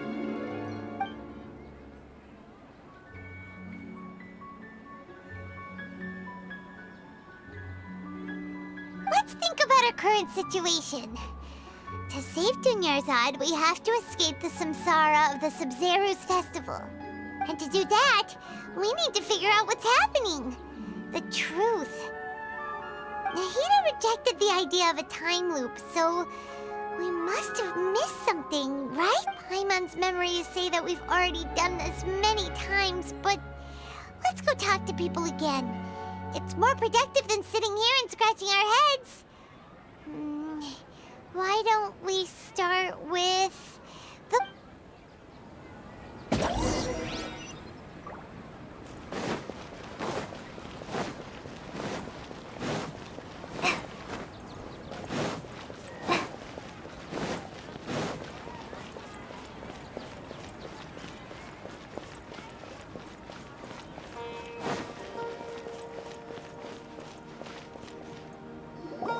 Hey there!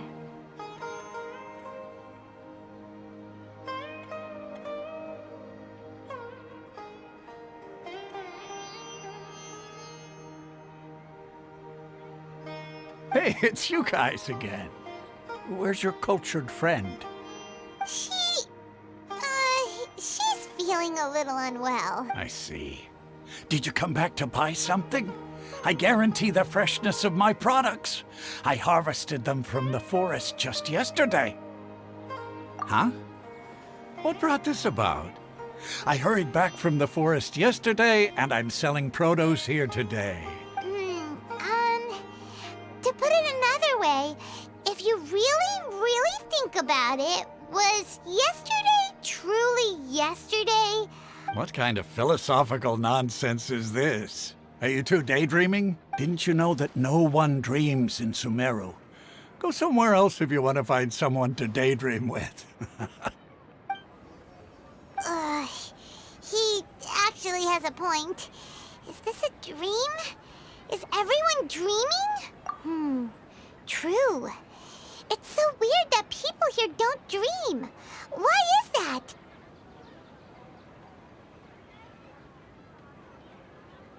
Anyway, if this all really were just a dream, we would have woken up a long time ago.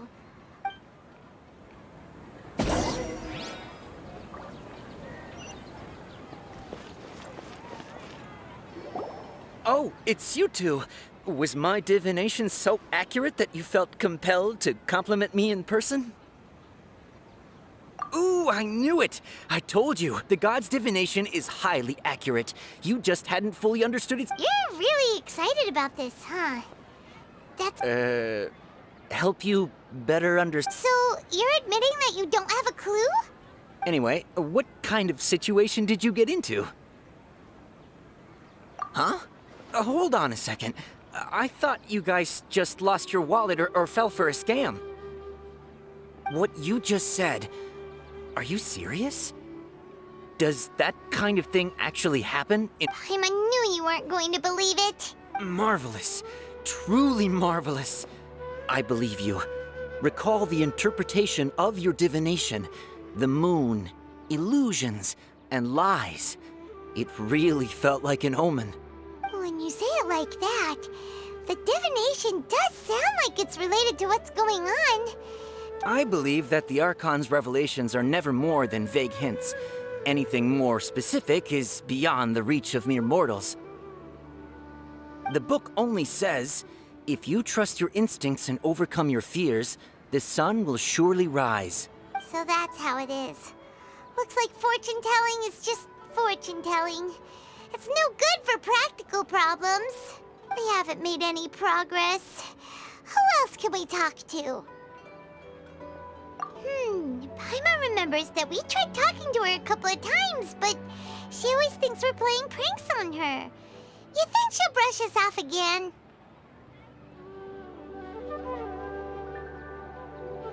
Yeah, if we tap into Dia's strong sense of responsibility as a mercenary, at this time of day, Dia's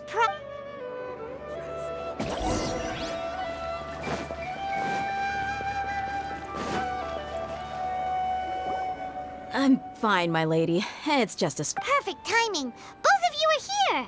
Paimon, Traveler, you came at just the right time. Listen, there was a dangerous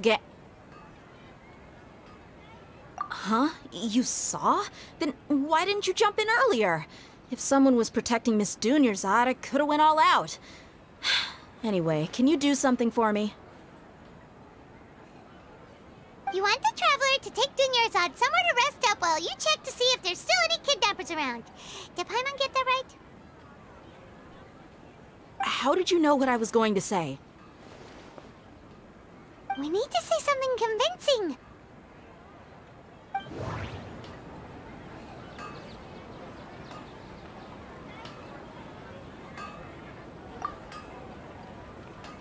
Dia sold her greatsword to raise additional funds, and then she was injured because she wasn't used to her new weapon.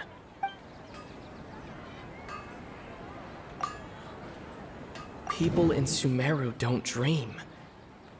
What a strange phenomenon. The moon, illusions, and lies. What do they all mean?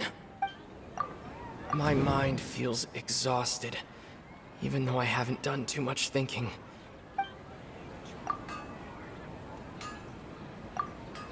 Tell her, Traveler!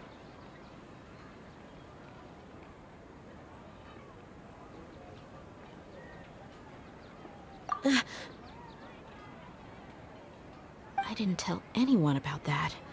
Including Miss Dunyarzad. You couldn't have known. And just now, you literally took the words right— All right, so this is the situation. It's kinda hard to believe what you just told me. First, let me make something clear. Most of us desert dwellers might not be the scholarly type, but we do have basic common sense. She's quieter than usual. Uninterested in anything and really gloomy. Yeah, she isn't the same as before, but her parents said that this is how she was like at first. Huh? At first? I don't quite understand what you're all talking about. I'll go rest on the bench. My lady, are you angry? All right, I'll give you the benefit of the doubt since you knew about my greatsword. Let's make this a quick trip. Miss Dunyarzad isn't completely safe here.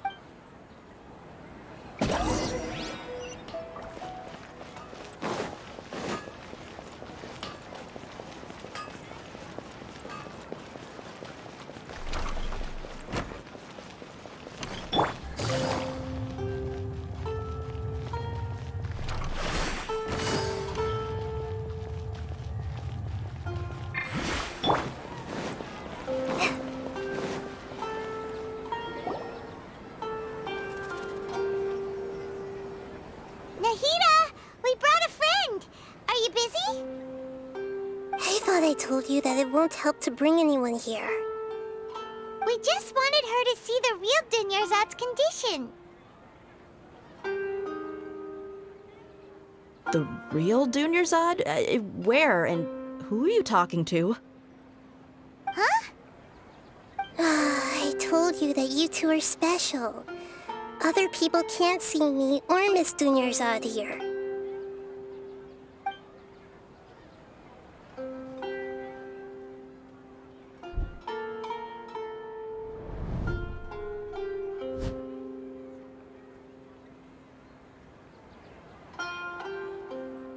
Hold on.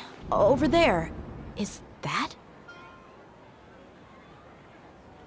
Wow, how perceptive. Does she have invisible antennae?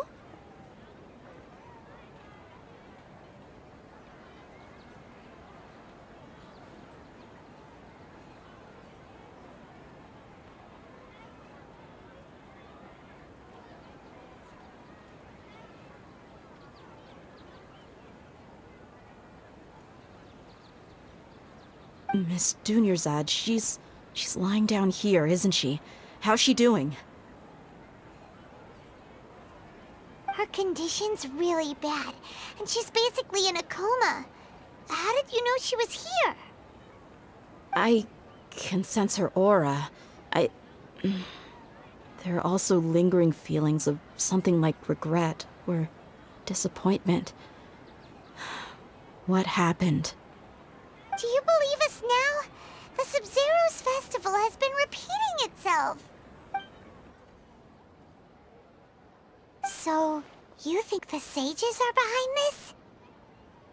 Yeah, they've always been against us. Wouldn't surprise me if they're using the Akasha to intentionally repeat the Sumeru's festival as a sick joke. You have a point. Aside from the Dendro Archon, the Academia's sages are the only ones in Sumeru who could pull off something like this. Maybe there's more to the Akasha than we know. Right! Didn't you awaken our memories using something that looked like a knowledge capsule? That means you must know something about the Akasha! The Akasha relies on the power of a gnosis to operate, as it is the manifestation of the God of Wisdom's power. It compiles the wisdom of the entire populace, and it grants knowledge to the people. A gnosis could do that? No wonder the Akasha is so magical. It's being powered by the gnosis of Sumeru's Archon. So, this Nahida you mentioned, what did she say? She said, and Paimon quotes, "The Akasha relies on the power of a gnosis to operate, as it is the manifestation of the God of Wisdom's power. It compiles the wisdom of the entire populace, and it grants knowledge to the people."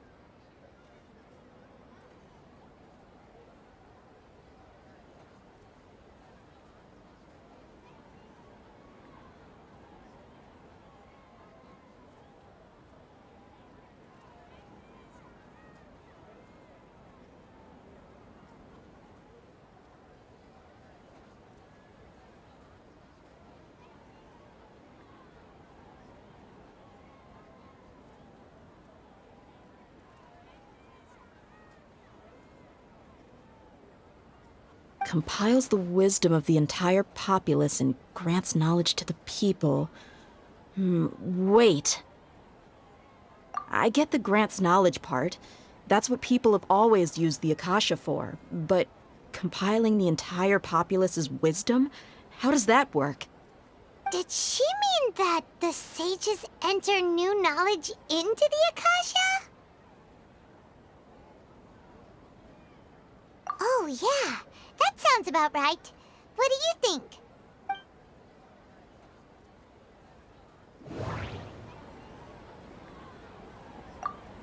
Okay, Nahida said the Akasha relies on the power of a gnosis to operate, as it is the manifestation of the God of Wisdom's power. It compiles the wisdom of the entire populace, and it grants knowledge to the people.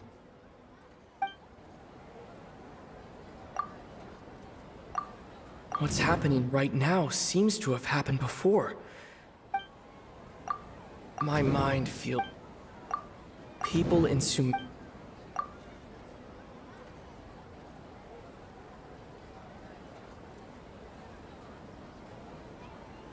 That doesn't sound right. I need to carefully think things through.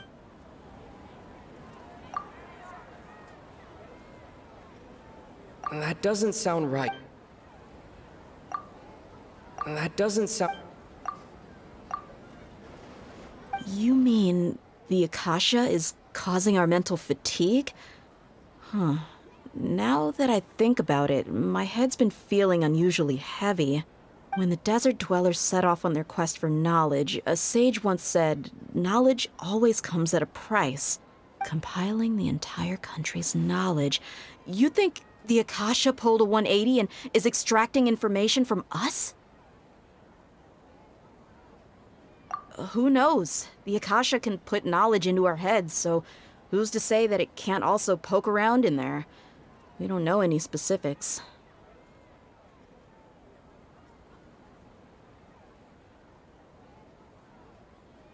What's the point of doing something like that? Just think about it. If you could combine the knowledge of every single person in Sumeru, then you can basically turn Sumeru City into a single massive brain.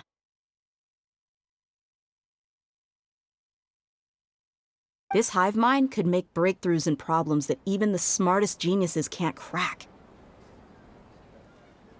An excellent deduction. And the analogy comparing Sumeru City to a massive brain? I love it. In that case, we should take off our Akasha terminals right away. Maybe that'll solve this problem. Yeah, I was only wearing this for show in the first place. Didn't expect the sages to cook up such a conspiracy. Mark my words, when this is over, I'm getting evidence and exposing this whole thing to the public. How does everyone feel? Huh? What is it? Oh, that! Paimon knows what you're talking about. It's a single soft beep that sounds like it's coming from the Akasha terminal. The sound of a beep. Could it be a prompt tone for when the Akasha is operating? That's probably an important clue. We weren't using our terminals, but we heard a beep anyway.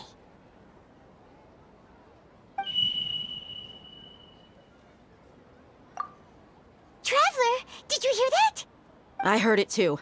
Our ears aren't messing with us. There was definitely a beep, but it sounded like it was coming from inside my head.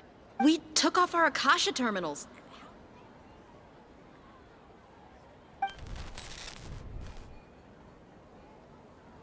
Phase runtime has exceeded its expected length. At this rate, there may be casualties.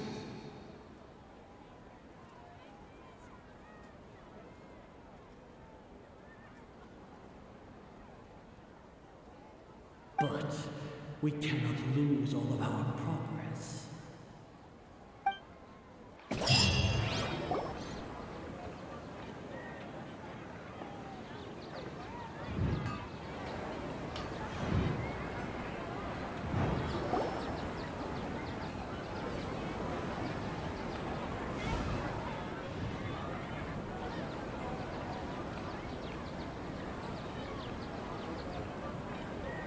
Paimon remembers everything! Good. You adapted quickly this time.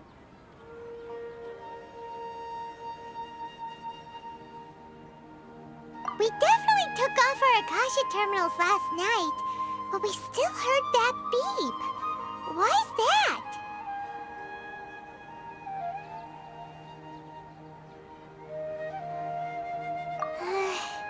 But now we can at least confirm one thing.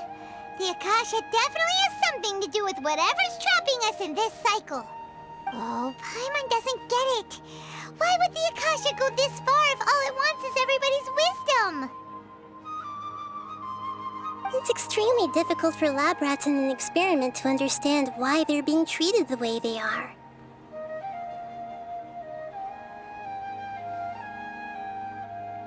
If we're lab rats, then what are you? Nahida, you've never told us anything about yourself. I guess I'm the moon. The moon? Wasn't that the result of our divination? Anyway, knowing who I am won't help you get closer to the truth, so you should focus on other things. Don't get distracted and miss any clues. Okay then. Dia helped us a lot yesterday, so let's go find her.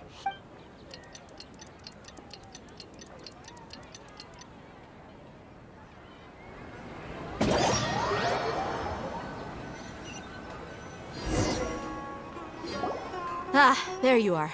I've already taken care of those kidnappers. My lady, did you get hurt? Dia? What's wrong? Why are you both gawking at me like that? You didn't get hurt this time. Huh? What do you mean this time? Why are you so surprised that I managed to get out unscathed? Those kids were amateurs.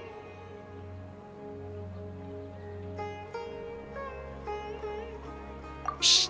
How did you know about my greatsword? I haven't told anyone about it. Please, don't tell Miss Dunyarzad. So Dia's lost her memories after all. Anything strange? You already know that I got a new greatsword. If I had to say something, it's weird how such a new weapon could feel so familiar. It's as if I've already used it to fight a countless number of battles. you're using it, your body feels like it does? That's right. Both mercenaries and warriors heavily rely on muscle memory. Only knowing the theory of battle won't get you anywhere. Traveler, what do you think?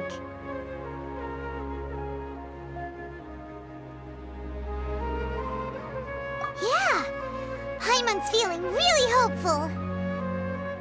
Oh, you're right! Earlier in the Samsara, something like this would have never happened. I have no clue what you two are talking about, but it's still dangerous here, so...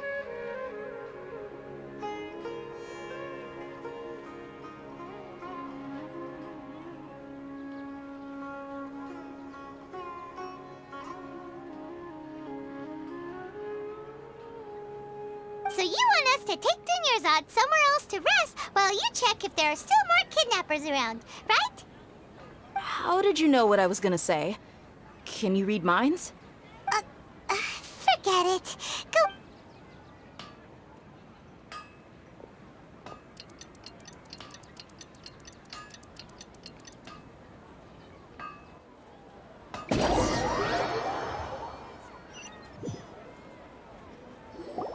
Whew. It's finally nighttime. Aside from Dia not getting injured, everything seems to have stayed the same. Listen, Nahida, we found out that Dia got out just fine today, even though she got injured every other time she fought the kidnappers. Do you think the Samsara has been broken? Have we saved Dunyarzad? Really? Good job on all that progress. Get some good sleep tonight. Hey, what kind of an answer is that? Tomorrow will come. Everyone assumes this is common knowledge, but the only way you can know that for sure is if you experience tomorrow.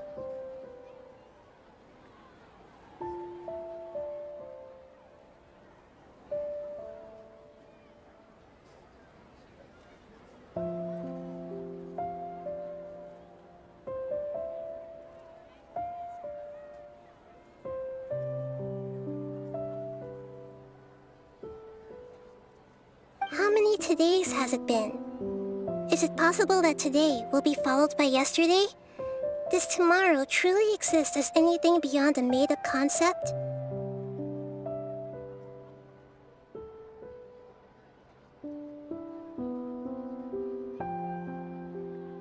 It's even possible that this entire world is a lie, and the history of the whole world has just been one endless Sub-Zero's festival. Okay, no more. Paimon's brain is already shut down. That's why it makes no sense to waste your energy thinking about things you will learn tomorrow.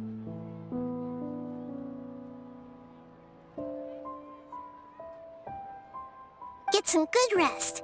You know, use the bathroom and flush your anxiety dookie away. Huh? Hold on, what did you just say? Huh? People always say they feel a sense of relief after they take a duk-duk. That's why I suggested you could try that. It's so strange and so against common sense that Paimon's at a loss for words. You were sounding kind of smart just a minute ago.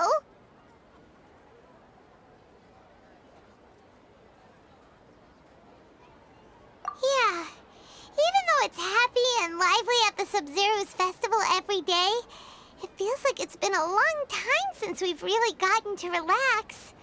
Let's go back to our room.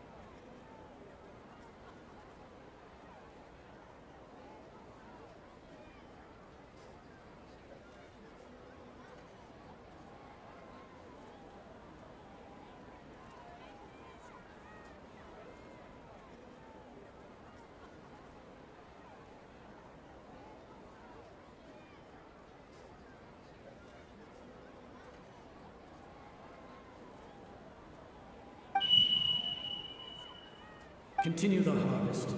Compared to what we stand to achieve, these sacrifices are trivial.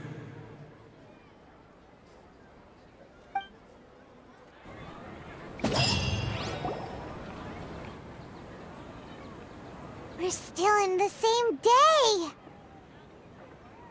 Nahida, you already knew last night that we didn't break out of the samsara? Why did you tell us? Would there have been a point? You would have spent the night with new worries, with tomorrow still out of reach.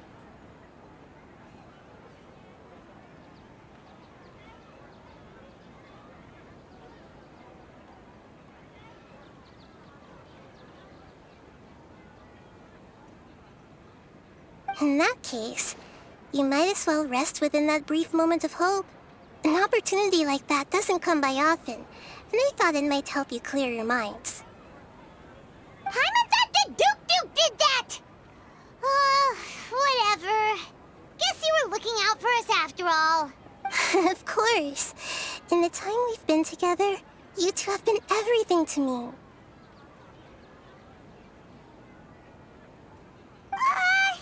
Paimon's flattered and everything, but maybe you're taking things a little fast. What I mean is, even though I had asked you to solve this puzzle, you two are still the only ones who can see me and sense my presence. In other words, if you weren't here, I may as well not exist. That's why you two have been everything to me. Get it?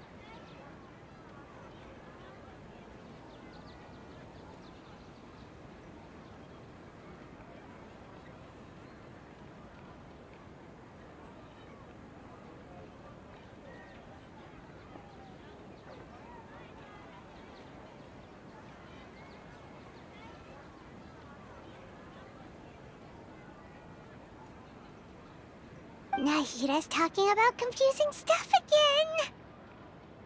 Anyway, that's enough chit-chat. So, Traveler, did the new clues yesterday help you gain a new understanding of the situation? Huh?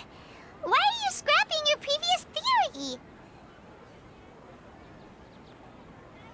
Oh, yeah! You're right! Gosh, how did we not notice that? In a simple time loop, people's physical conditions should also reset. So, what's your new hypothesis?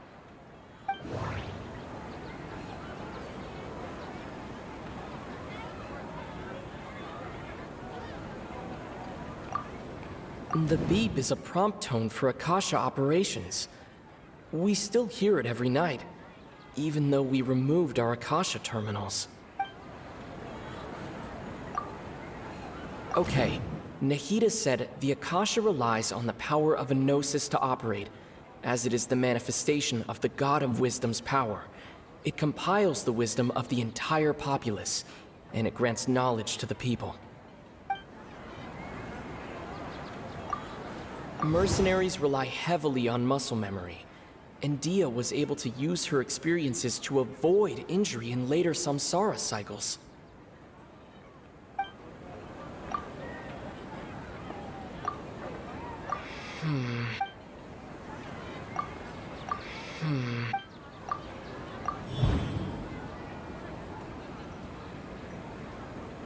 If all our memories of a day are erased at the end of that day, then we would unwittingly relive the same day again and again.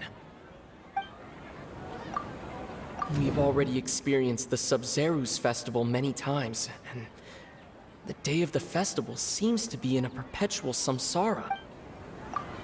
The moon, a loop.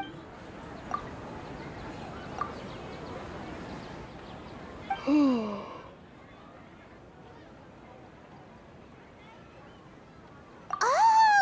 Then the beep we hear every night could just be indicating the deletion of our memories. That's why when we wake up, everyone thinks the Sumeru's festival hasn't happened yet. It's already the next day, but everyone still thinks it's the day before. But muscle memory can't be erased. That's why Dia has been getting better at using her greatsword. Now everything makes sense. A brilliant deduction. Nahida, tell us if we're right or wrong. To put it simply, it's as if you've mistaken a pyrocrystal fly for a firefly in the night. You lost sight of its true nature because you focus too much on your perception that it glows.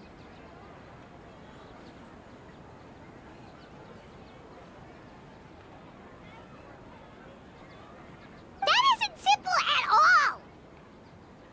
Why don't you go talk to Miss Dia again? You might learn something new. Right! She did help us find our latest clue after all. Let's go!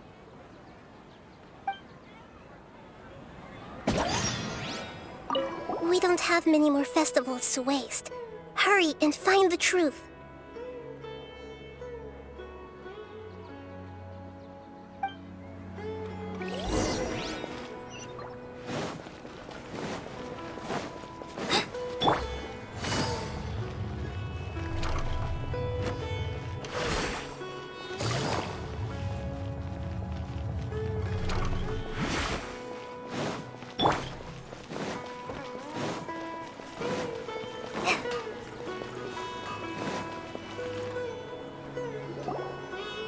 There you are.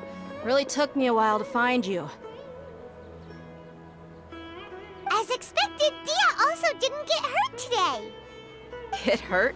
Why would I? Don't underestimate me. Well, you're still getting used to your new greatsword. Huh. Truth be told, I also think it's pretty strange. It just suddenly felt so familiar in my hands and... wait a second! How did you know I got a new greatsword to begin with? I didn't tell anyone about it. Traveler, could you explain the situation to her today? Paimon's gotten a little sick of doing it. Oh, that works!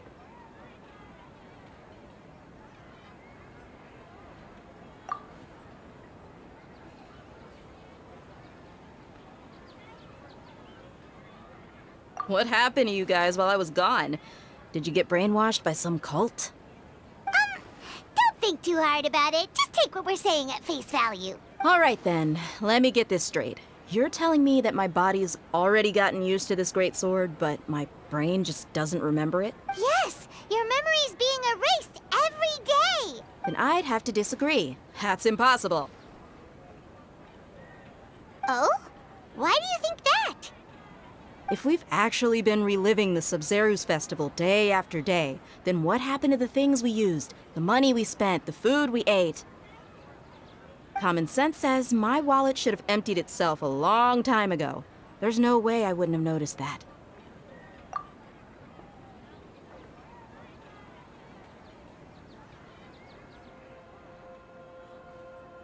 Right! They could use the Akasha to record what everyone did that day, and then use the city's resources to replenish everything! It's not very likely, but it's also not impossible. No, it is impossible. I've got proof. You have proof? Where? You two are surprisingly serious about this nonsensical discussion. Fine, I'll play along for a little longer. Come with me, Miss Dunyarzad. Please come along as well. Paimon can't believe it's Dia who wants to show us something this time. 2 days ago, we were the ones taking her to see Dunyarzad.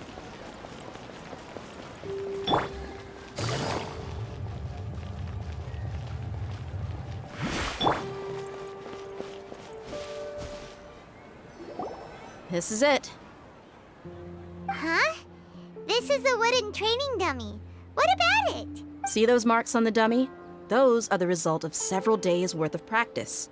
Let's say the sages didn't replace it every day. Shouldn't it be hacked to pieces by now? That's true, but what if they did?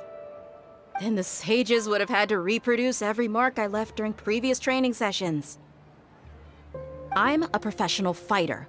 My martial school has always emphasized the importance of refined control. The force, angle, and entry point of each strike is calculated and deliberate. That's why I remember every mark on the dummy, as well as my state of mind as I made each strike. It's just as they say, each swordsman has their own unique style, and even the same swordsman can't make the same cut twice. It would be impossible to copy these marks. Isn't impossible.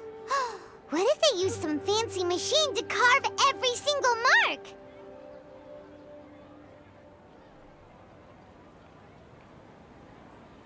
People often say that a camera's photo can never replace an artist's painting because the former has no spirit to it.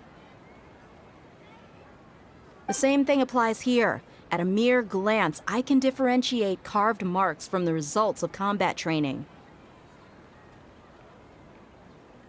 Whew, I hope that cleared things up for you. Hey, is this that new brain exercise game that's been super popular with the scholars lately? It's surprisingly fun. Anyway, it's getting late. I should escort Miss Dunyarzad to Nilu's stage. See you later. Well, back to square one. Is our memory deletion theory also... But at least we've reached some other conclusions in the meantime. Yep, that's true. So, can we think of any new ideas right now? Strange? Paimon feels like everything's been strange lately. Huh? Leaving the city? You're right! It's really strange how we never thought of such a simple solution! Paimon can't believe it! Did we miss this because we're tunnel visioning too hard on our other theories? Or because we're just too How about we go back and ask Nahida? Maybe we've forgotten something about leaving the city.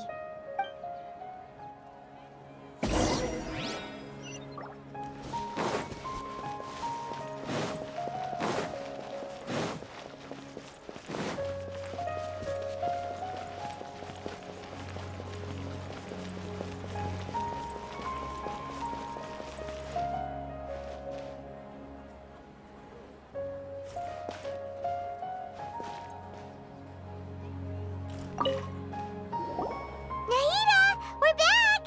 You're back early today. Did you find something new? Sort of. We're mostly sure now that we're not in a time loop. And we also aren't in the real world. But at the same time, we have a new question. Leaving the city. As far as I remember, you've mentioned your plans to do that twice before. We did? But we don't remember anything. What happened after we talked about those plans? What did we say when we got back? Let me think. I don't think you ever actually told me what the outcome was. Oh, it's probably more accurate to say that both times you never came back the whole night. But you two sometimes stay out the entire night anyway, so at the time, I didn't think too much about it.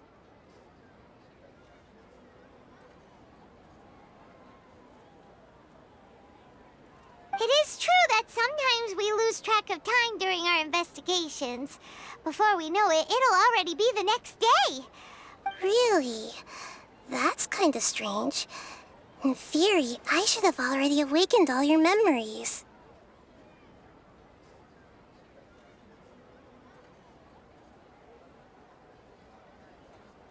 Yep, something here's definitely fishy. Let's get to the bottom of this tomorrow.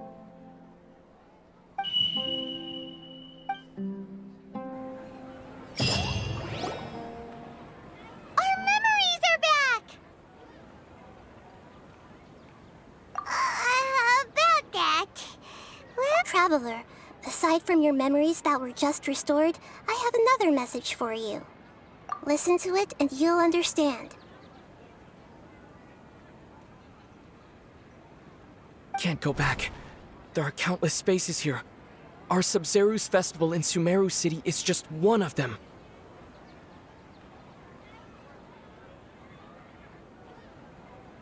Traveler, you should be missing 2 days worth of memories. Paimon will fill you in. It's time to carry out our plan from yesterday. Okay, let's go!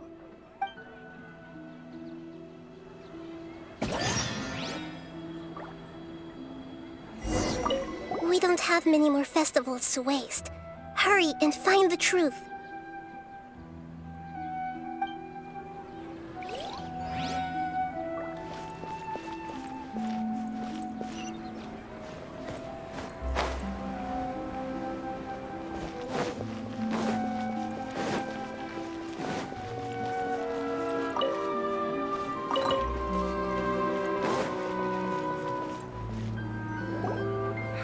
Why can't we leave the city? What is the academia up to now? Don't ask me. It's not like I can tell you anything. This is a direct order from the Grand Sage. Just wait until tomorrow. I have a real emergency. My goods have already arrived at Port Ormos. If I don't hurry, they'll be stolen. That's your problem. Make sure you make a request in advance next time. But it's not like you can just predict business matters in advance.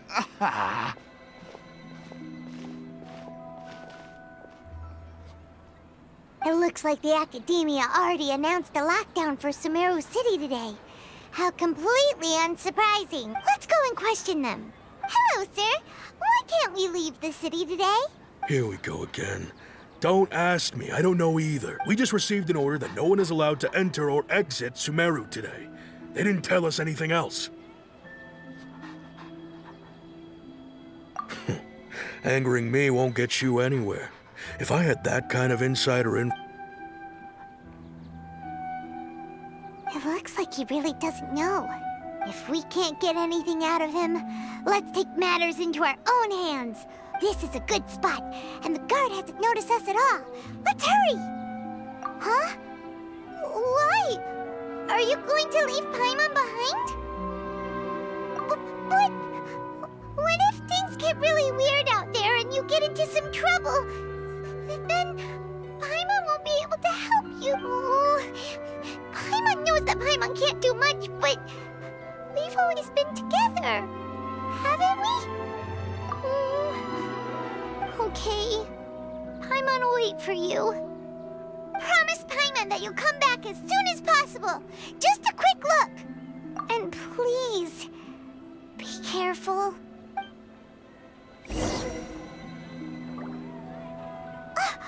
Memories!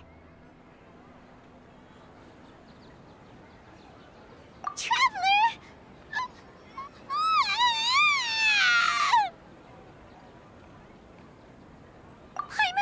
Paimon would never see you again! You just disappeared! Paimon waited for you for hours and hours at the city wall and you never came back! You promised Paimon that you were only taking a quick look! Paimon, calm down. He's here now. I don't think he understood what you were saying. Paimon doesn't care! Paimon wanted to go look for you, but you also said that Paimon should stay! Paimon was so worried and so scared the entire day!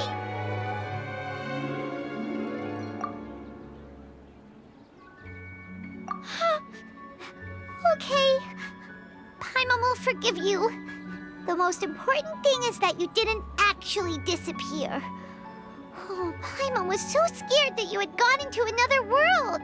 Okay, Paimon, can you tell us your perspective of what really happened yesterday?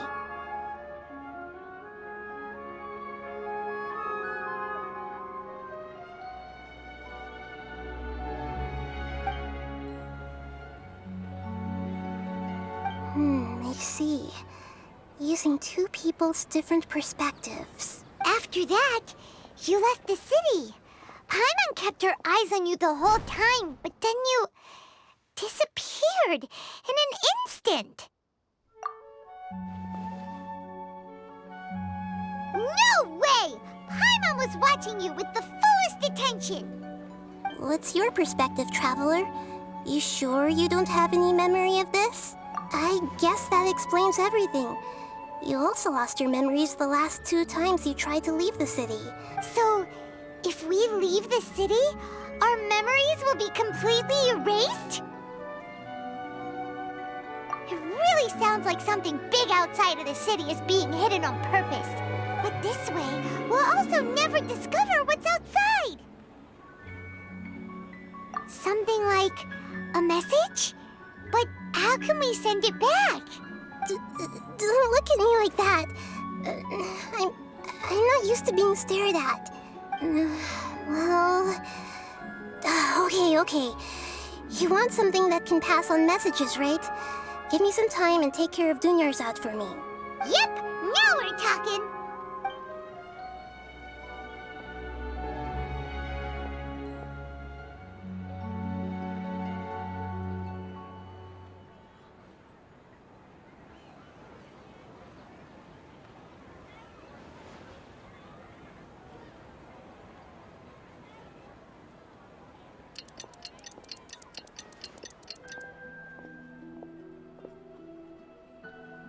done.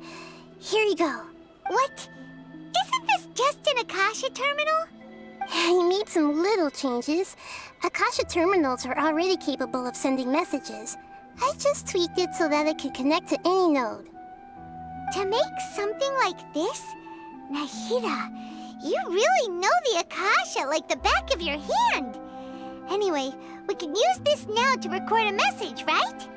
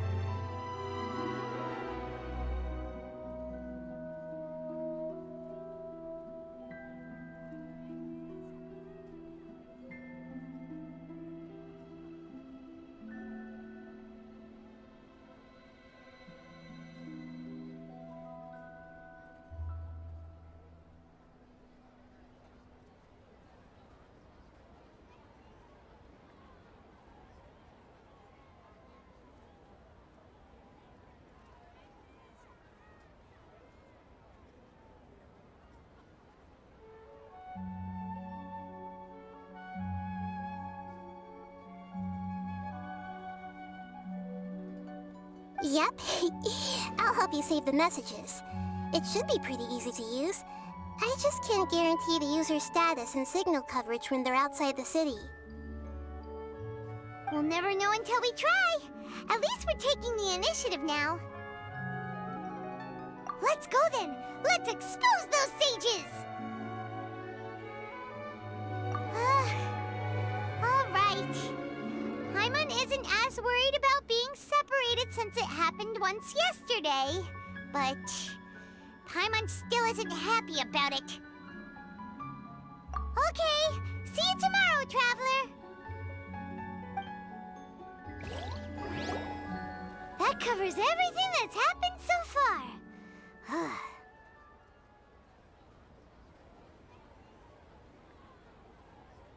Yes. Although the signal was choppy and had some interference, we still managed to receive 2 messages from you when you were outside. Okay, now that you understand what's going on, let's hear the messages together.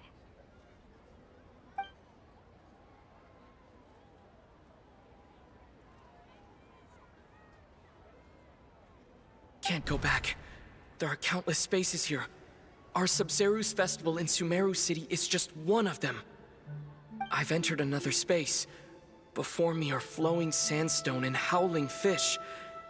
Impossible and surreal sights.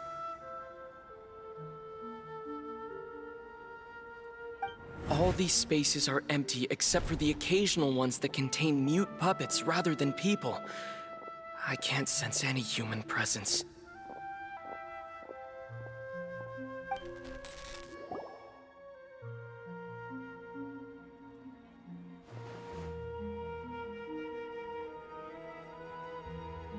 That's one heck of an info dump. It sounds like you left the Sumeru city space when you set foot outside of the walls. But everything looked completely normal when Paimon was looking out from the inside. That's unbelievable. And if we take your word for it, the other spaces all had very weird contents. There's another part here. We only received it last night.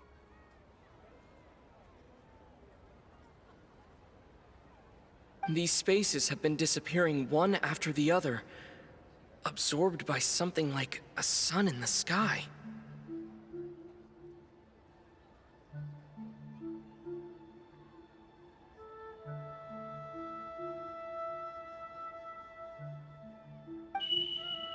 And now, even the final space has also disappeared.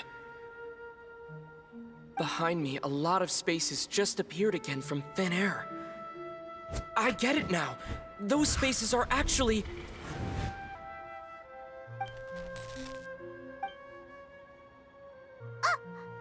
Why did the message end right there? What did the Traveler want to say? What are those spaces? Probably because yesterday just happened to end at that moment.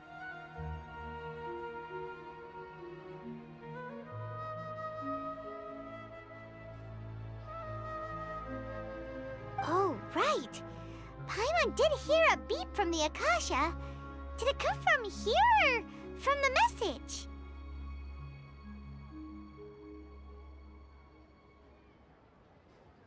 The message. It should have come from the Traveler's Akasha terminal.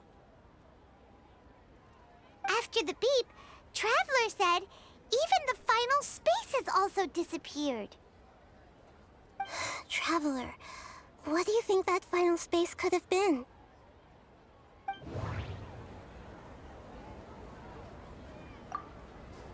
All the bizarre spaces I saw outside the city had one thing in common: a lack of human presence. Was that space actually the real world? But wouldn't a real space just randomly disappearing like that be catastrophic? My impression is that each day in this samsara only ends at the sound of that beep from the Akasha. Was that space actually the real world? But wouldn't a real space just randomly disappearing like that be catastrophic? All the bizarre spaces I saw outside the city had one thing in common: a lack of... That doesn't sound right. That doesn't sound... My impression is that each day in this samsara only...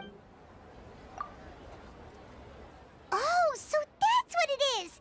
After the sound of the beep, the final space, the Sumeru's festival, also disappears, and we're taken to the next day!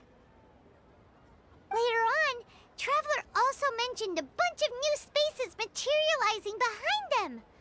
Do lots of new spaces appear every day?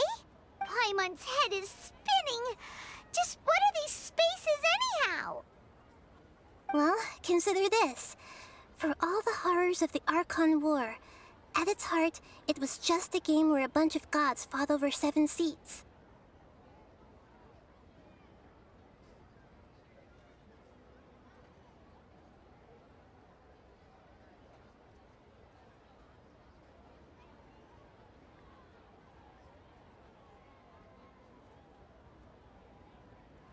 So no matter how strange or spooky things may look on the surface, maybe all they point to in the end is a small and simple secret. Wow, the Archon War, huh? That's a...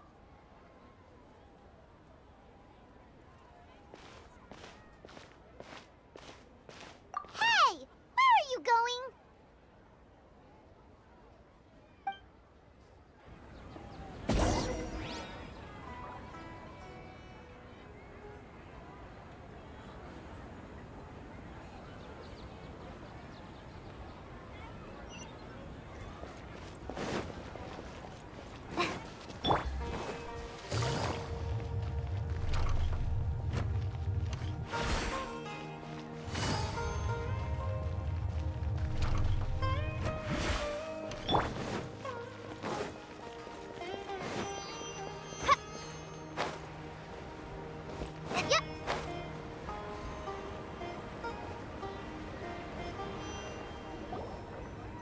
Do you want some alone time to think?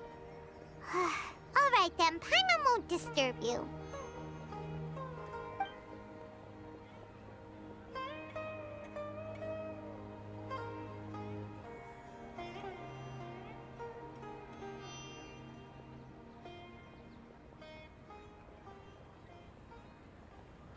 The dance of Sub-Zeros is about to begin.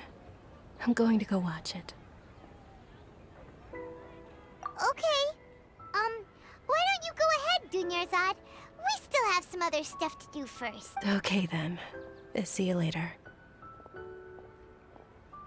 Have you figured it out yet, Traveler? Time is ticking away. Awesome! What is it? Paimon wants to know. Oh, wait, no. Let's meet up with Nahida first. You can tell us both together. Then...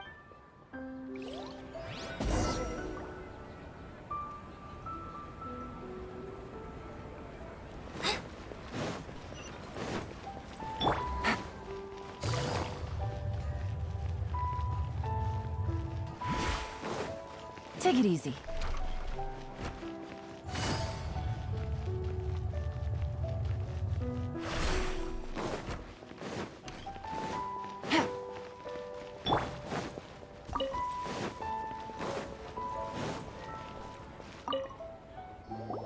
You're back! I've been waiting forever for you two. Judging by the looks on your faces, are you ready to take your Sub-Zero's exam and graduate from the festival? Okay, first off, have you discovered the hidden truth?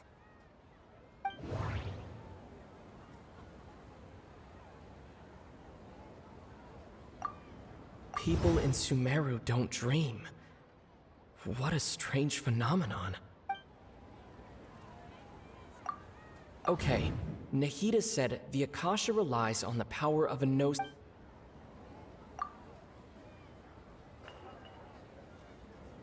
We've already experienced the Sub-Zero's festival. All the bizarre spaces I saw outside the city had one thing in common: a lack of human presence. Those spaces remind me of dreams, like the one I had in the Avidia Forest, except these have no sign of human presence.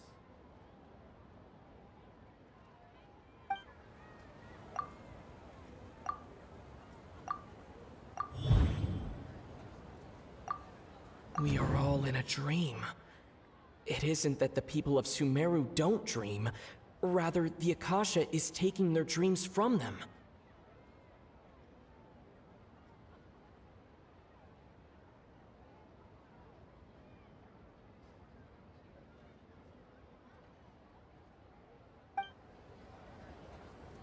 People in Sumeru think they don't dream, but the truth is the Akasha steals their dreams without them knowing it.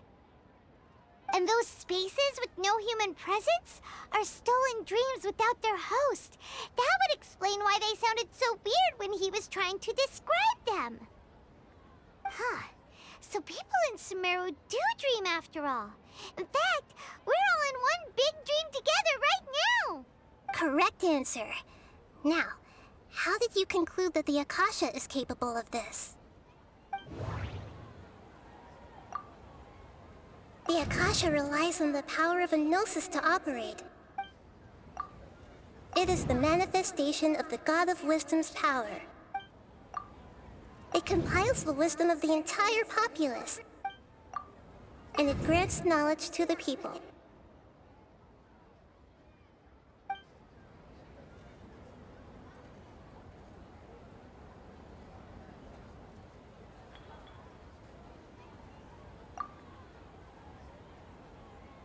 That doesn't sound right. That doesn't Oh, okay. Those dream-controlling creatures in the forest also get their power from the Dendro Archon, right? That would explain why the Akasha has the ability to control people's dreams, too.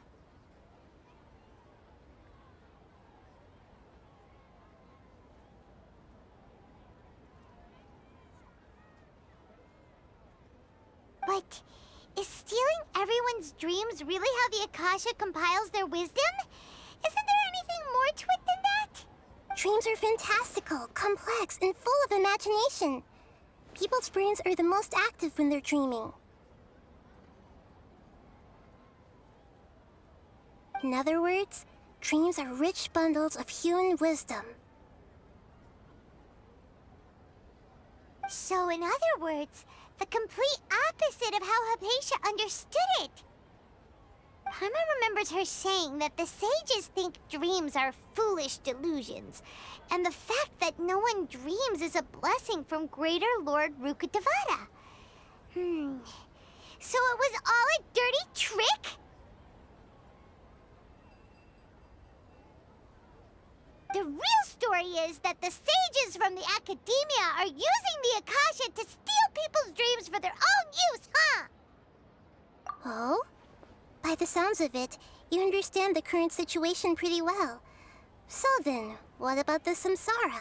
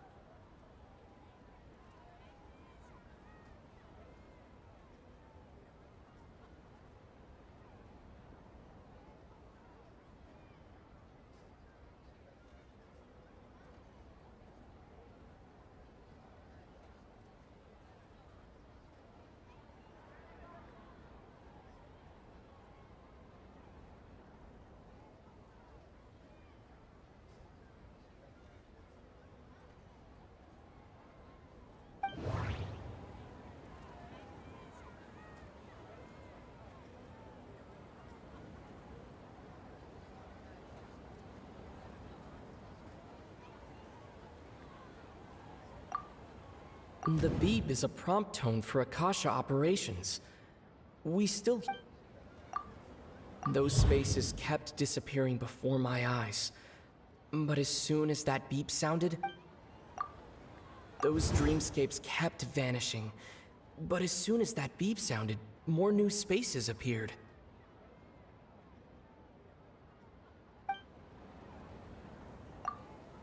The Grand Sage said, "Go celebrate the birth of that god to your heart's..."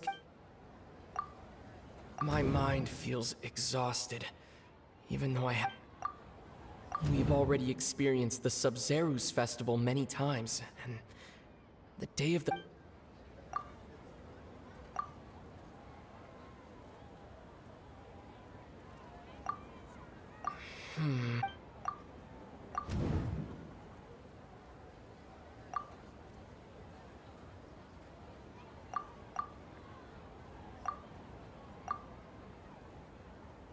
Correct.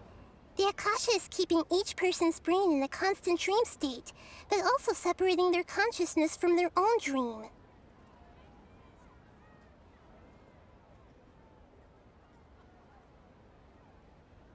Their disembodied consciousness is placed inside the collective dream of the Sub-Zeru's festival along with everyone else's, while their now vacant dreams are harvested by the Akasha. No one is any the wiser as another day passes in the dream, and so begins another samsara cycle. People wake up to yet another dream about the Sub-Zeru's festival. The dreams that belong to them are once again harvested by the Akasha. So, this is like a dream factory, and the Akasha is a dream harvesting machine. Did Paimon get that analogy right? Very good, Paimon. Using analogies well is an excellent habit to get into. Okay, so that beep we keep hearing is actually from our real-life Akasha terminals. Taking off our terminals in this dream doesn't do anything. All right, last question. Who am I?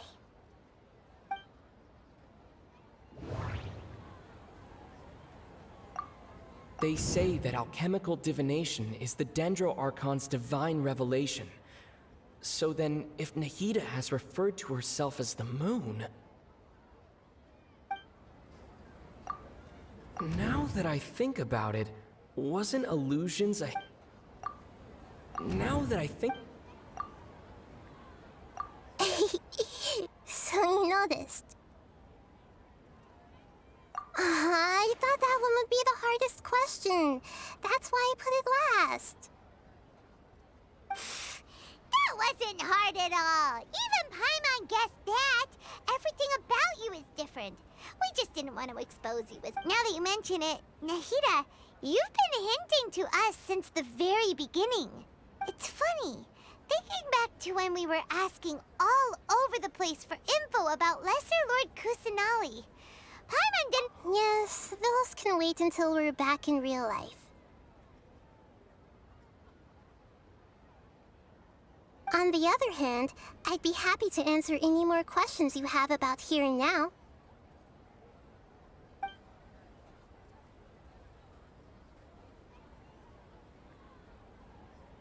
You asked me this question before. My answer was, it would literally blow your minds. Now that you know this is all a dream, this answer should hopefully make more sense. Have you heard the saying, "Don't wake a sleepwalker"? Likewise, if someone suddenly had told you all this instead of you learning it on your own, your notion of reality and dream would be thrown into irreversible confusion. I couldn't expose you to that kind of risk.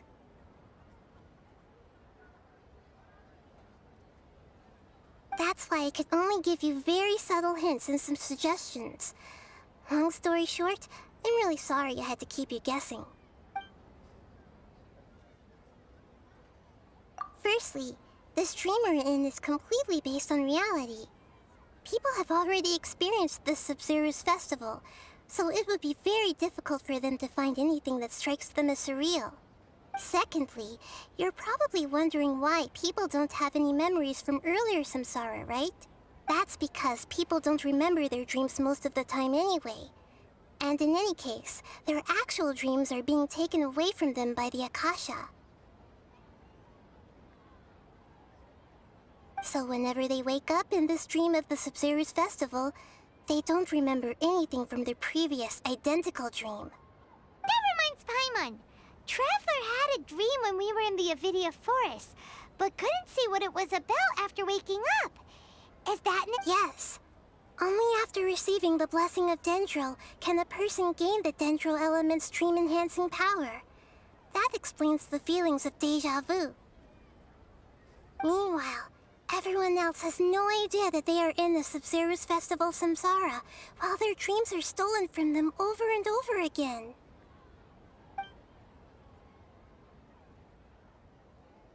Can humans really keep dreaming forever like this? Will it ever end? And if so, when? You might say your mental fatigue has already answered this question. Eventually, there's only so much that people can tolerate. Especially those whose health is compromised to begin with, like Dunyarzad. This relentless exploitation takes an even harder toll on them. People's lives are at stake here, and nobody knows a thing! We've got to put a stop to this! I know, right? Why did they have to base this dream on my birthday? Could it really just be a coincidence? Even you don't know the reason? Wow, now that's strange. The Academia sages are determined to harvest lots of dreams in a short time, no matter the cost. They have to be up to no good. Unfortunately, I don't know anything about it. Traveler, do you have any information?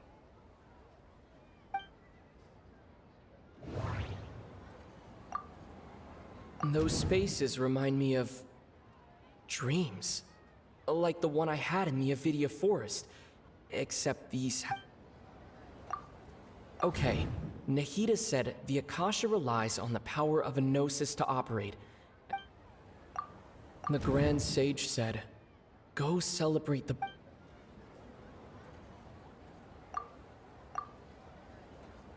Celebrate the birth of that god?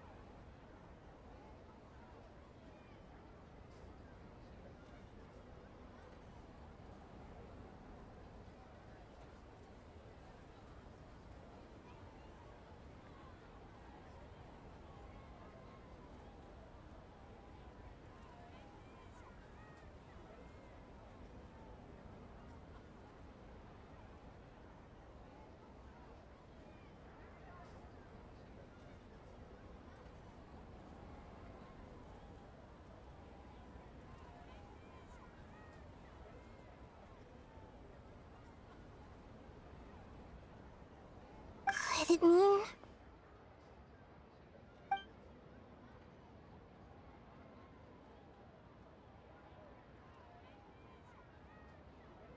deceiving the people of Sumeru with no regard for their safety? No matter what they're trying to do, this is unforgivable. After we end the Sumeru's festival Samsara, we have to look into them. How can the sages of the Academia do this behind their Archon's back? This is ridiculous! In the end, I'm just the moon.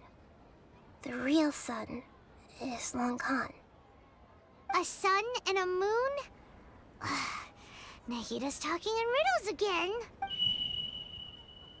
Oh, we're out of time today! I'll tell you how to break free of the Samsara tomorrow. See you then.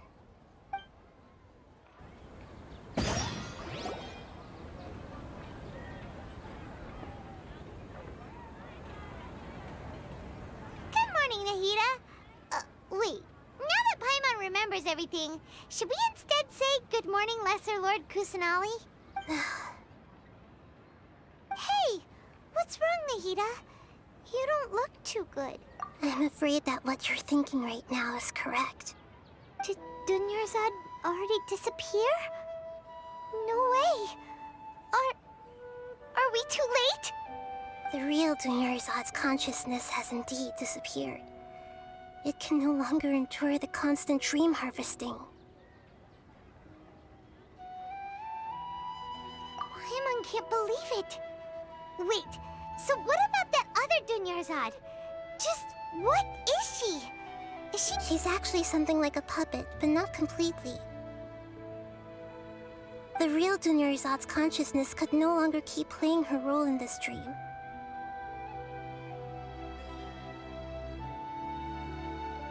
So another Dunyarzad appeared to replace her in the dream. Just like the grass and the trees, that Dunyarzad is just a building block of the dream that helps to keep it going. But personality-wise, she's nothing like the real Dunyarzad. Puppets are stiff and can't copy a living person's vitality. After all, they're just there as filler. You know, speaking of which, the old Dunyarzad might not have been too different from a puppet. Dunyarzad truly believed that she met you within her consciousness, and it was you who inspired her. So you do remember her after all.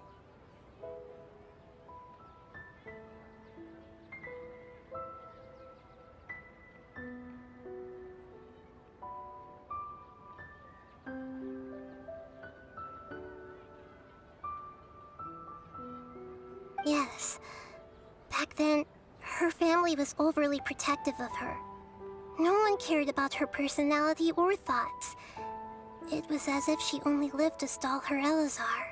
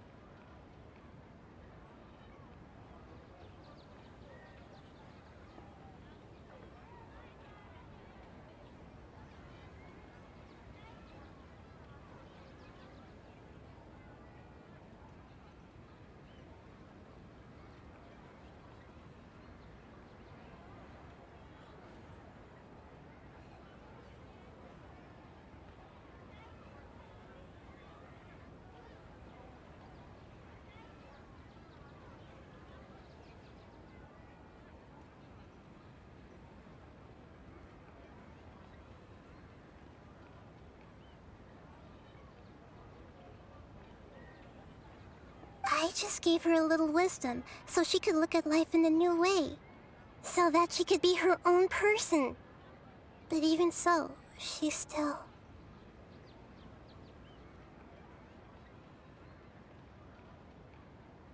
Far from it. I'm still a long way off from being a real Archon. I couldn't even save her. If I were a competent Archon, I wouldn't have let my most faithful follower die at the Sumeru's festival with so many regrets. Please don't beat yourself up over it, Nahida. It's the Sage's fault, and theirs alone. I'm not beating myself up. All I did was to rationally observe the distance between myself and a real Archon. Don't be like that, Nahida. Even real Archons are still allowed to be sad.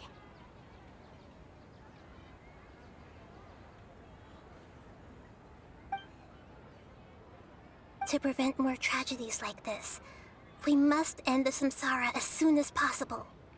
Great, but how do we do that? Although the Sub-Zero's festival dream is under the Akasha's control, only humans can dream. Even the Akasha is unable to create them. That means this dream belongs to a host who created it. Huh? So, how should we find that person? Well, if this is someone's dream, then everything here must come from deep within their consciousness. Which means, with the power of imagination, they can change anything in this dream. Imagination? What do you mean by that? Imagination means breaking through what you perceive as normal. Like when the server at a tavern brings a plate to you, you'd naturally assume that food is on it. However, if you're the dream's host and you become aware that you're dreaming, when you imagine gold and more on the plate, the dream will respond in kind, and the server really will bring you gold and mora.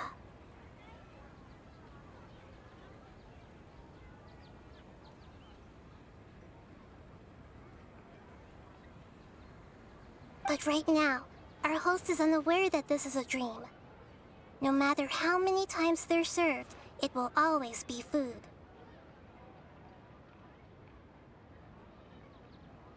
Find some way to make that person realize that they're dreaming.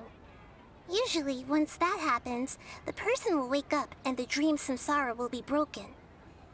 How are we going to find them, though? If it could be anyone, it'd be like looking for a needle in a haystack. And even if we did find them, how are we supposed to make them realize they're dreaming? After all, like you said, don't wake a sleepwalker. It's extremely difficult, yes. But the only ones who can do it are you two. Remember, everything you've achieved up to this point has all been for the sake of finding the host and ending the samsara. As for me, during this time, I'll be out of town. Out of town? Are you going to that place full of dreams where the traveler went? Yes. I want to try something. There must still be a small wisp of possibility. Hurry and go. Dreams are supposed to be fantastical, romantic, and full of pleasant surprises. Unnecessary things like this samsara need to end. Paimon's still a little upset that we've come this far only for Dunyarzad to... She was such a good person, with such a simple wish. Yeah, saving Dunyarzad is what kept us going this whole time. But we mustn't lose hope, Traveler. Dunyarzad would definitely want to see us save everyone else. Paimon's wondering, do you think the sages would get one of their own to be the host of this stream? Feels like it would be easier to control it that way.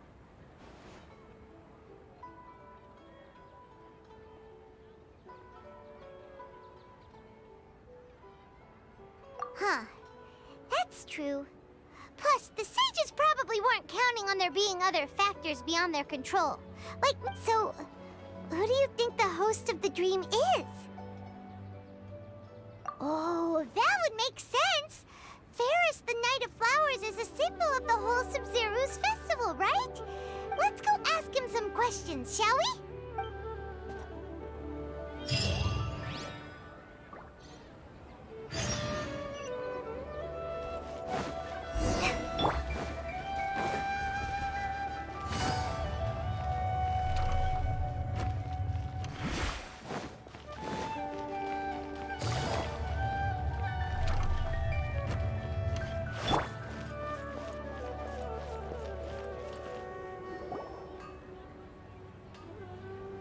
You're back. You left in a hurry last time. Is everything okay? Everything's fine, just... it's a little hard to explain. Would you mind taking part in a little experiment with us? An experiment? That came out of nowhere. I'm listening, though. What do you... Could you... make a wish? You want me to make a wish? Is that a new Sub-Zero's festival tradition or something? Less questions, more wishing! Okay. my wish. My wish. Okay. I'm a little nervous saying this. Oh.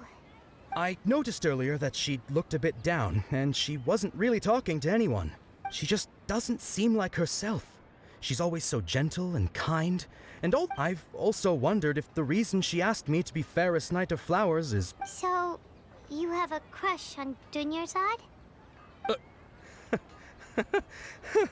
Oh, is it that obvious? After what I just said, I guess it is. When she placed the hat of the Knight of Flowers onto my head, she said to me, "I want everyone to have a happy Sub-Zeru's festival." What she didn't realize was that I'm not that interested in how everyone else feels. In that moment, I just wanted to be her Knight of Flowers for the rest of my life. 50 years, 100 years, I'll serve her till the end of time. Okay, yeah, that was a bit much. Felt like the right moment to get it off my chest, but that was pretty embarrassing. Okay, I'm ready to make my wish. I would like Miss Dunyarzad to appear in front of me right now with a smile on her face. Here goes. Please come true. I'm gonna open my eyes. Oh, you're... What? Fucky? Sorry, but only one portion of Yelda candies per person. Back home you go. Nice try, you two. Anyway, never mind. I don't need to see her appear right in front of me. As long as she's happy. Guess he isn't the host of this dream after all. Should have expected it wouldn't be this easy.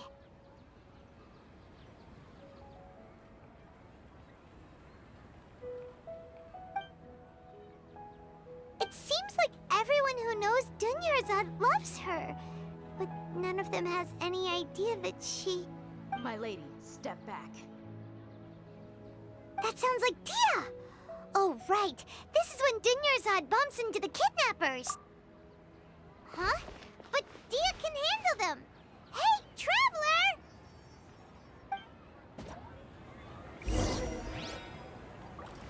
Yeah!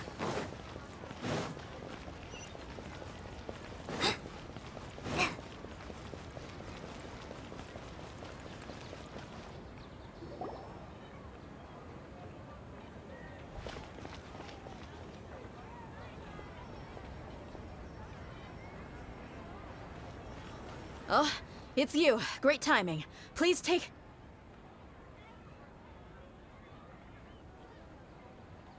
Hey, this is my job. The homie Yannis pay me, not you.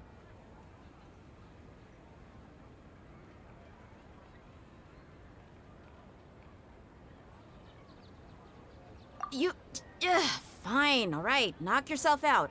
Why are you so worked up anyway? It's not like I don't trust your fighting skills. Anyway, watch yourself.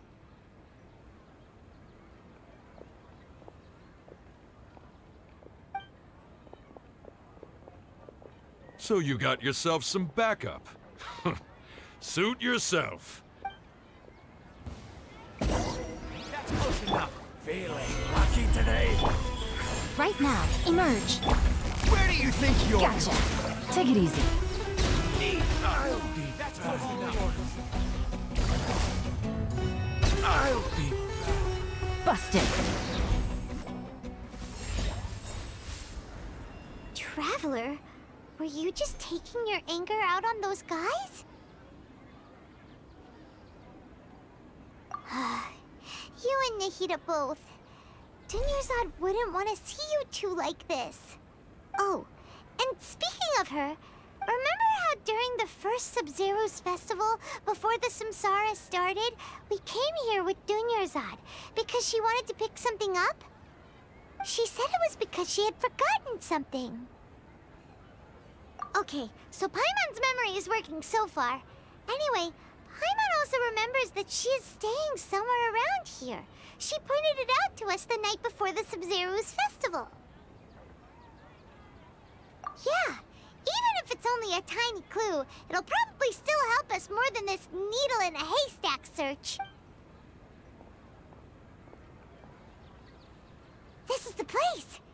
It's rude to enter other people's spaces without permission, but desperate times call for desperate measures!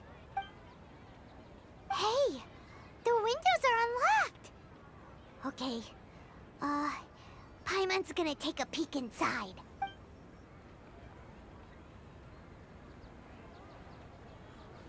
This was only a temporary residence, so there was pretty much nothing inside except this book. Should we open it?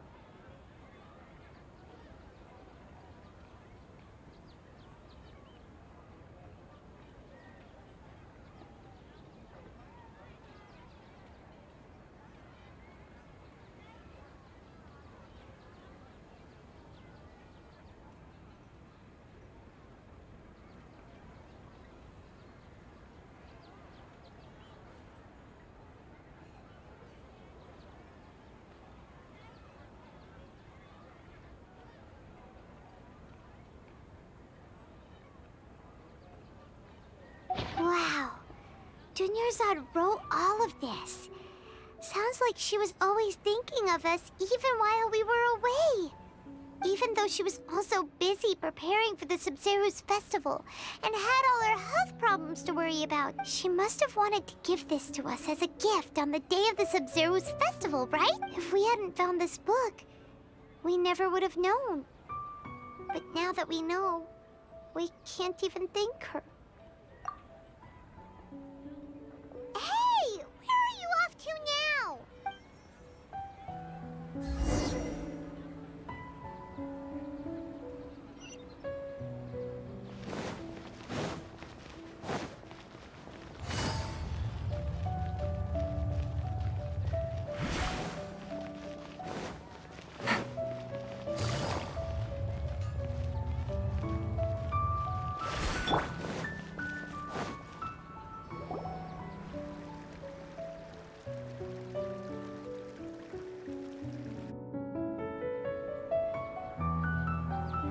It's Dunyarzad's puppet.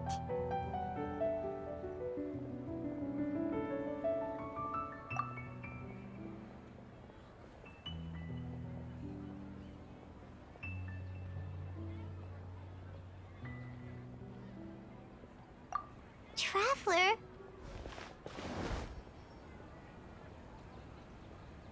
You must be exhausted. Come to think of it, we've been stuck in this place for a really, really long time. Heck, even the last time we were chatting happily with Dunyarzad feels like an eternity ago.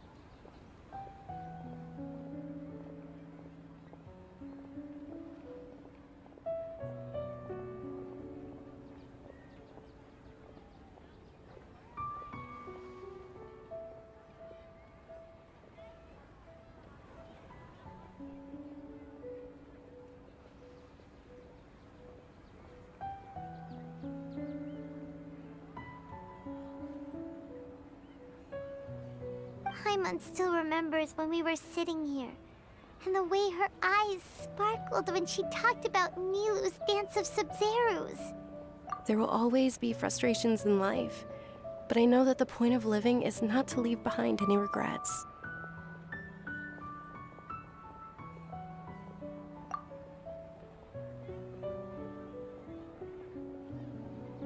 That was what the real Dunyarzad said, wasn't it? Does that mean... Yes, Traveler. What is it? Oh, so she's still just a puppet. But just now, how come... What? Where are we going this time?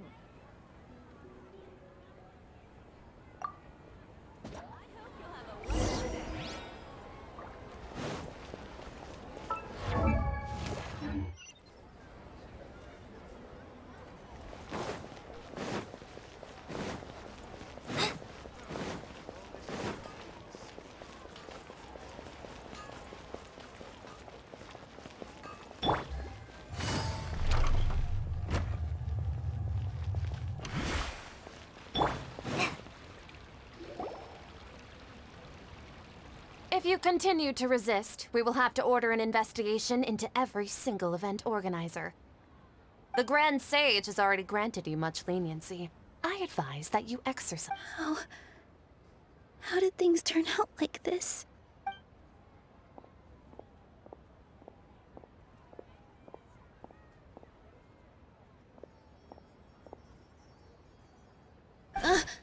Traveler? You don't have to get involved. He's a sage from the academia. I don't want to drag you into this. Traveler? Traveler? What the heck are you doing? If you get arrested by the academia, that's another day gone to waste!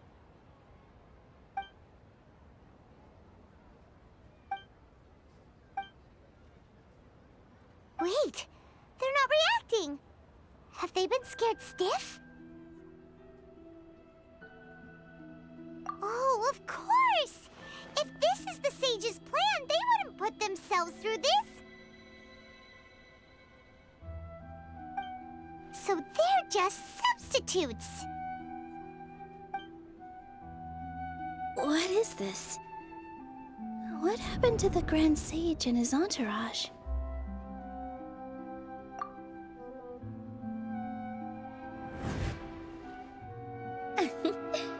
Like I said, they symbolize the goddess of flowers.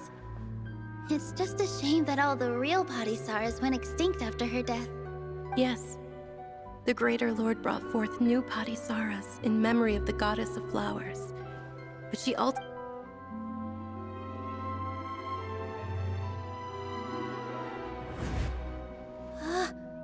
That beautiful shade of purple. Aren't these flowers real Padisaras? Just like the ones from the legend? I didn't even notice. Dunyarzad, did you find these? But didn't you just say all the real flowers went extinct after the goddess of flowers passed away? So, how? Yeah. What's going on here? Huh? You guys are acting weird. But okay, I'll try.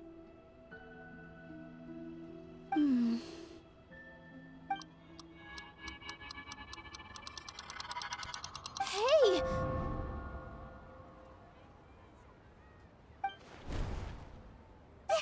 They disappeared! So Nilu's the host! What a surprise! Purple Padisaras don't exist in the real world anymore. But in Nilu's subconscious, they can appear as decorations on the stage. It's just like the example Nahida told us. People assumed there will be food on a plate, and Nilu assumed there would be real Padisaras in the flower pots. So when you saw the flowers, you instantly knew it was Nilu? But if we want to end the samsara, we need the host to become aware that they're dreaming. How should we make Nilu realize that? Am I dreaming? Huh? So I'm right. Is this Lesser Lord Kusanali responding to our celebration of the Sabzeruz festival? Wrong guess, but you aren't completely wrong either. The point is, what made you think this is a dream? As far as you know, people in Sumeru don't dream, right?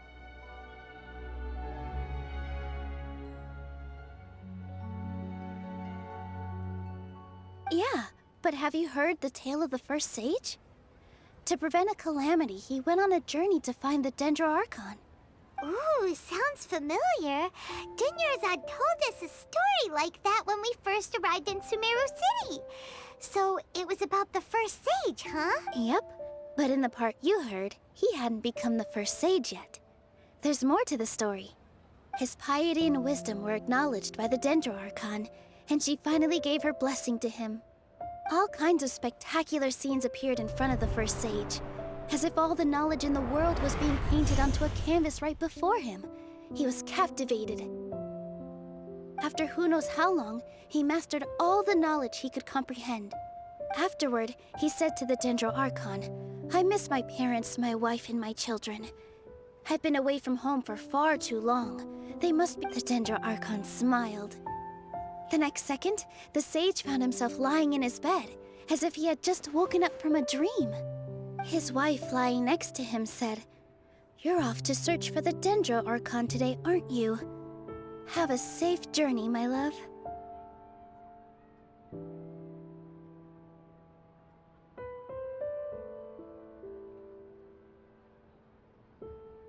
In the end, the first sage took care of many disasters in Sumeru City and founded the Academia. What a happy ending. So, the first sage was dreaming ever since the beginning of the story? He never went on his journey? Yes, but his faith and determination were conveyed to the Dendro Archon, so she blessed him in the form of a dream.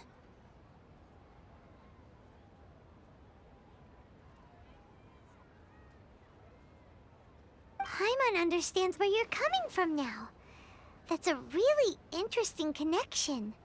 But we really gotta wake up soon. Like the same. I see.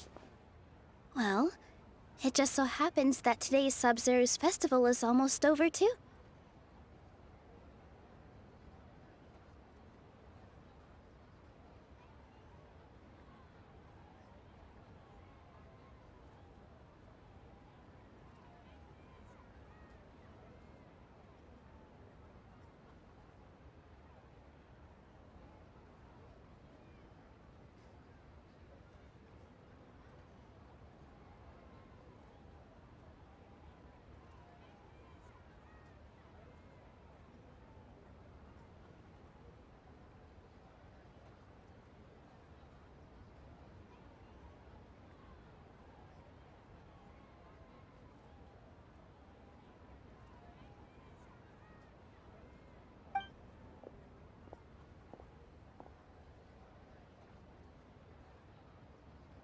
Since we're in a dream, let's make this final dance of Sub-Zero's as beautiful as we can.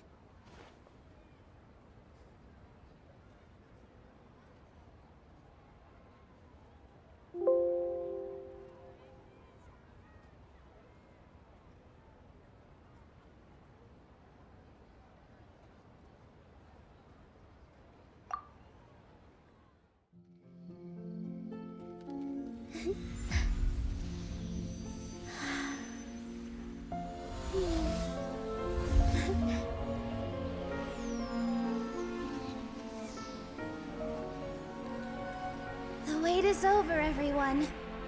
I dedicate this to our god, the Dance of Sub-Zero's.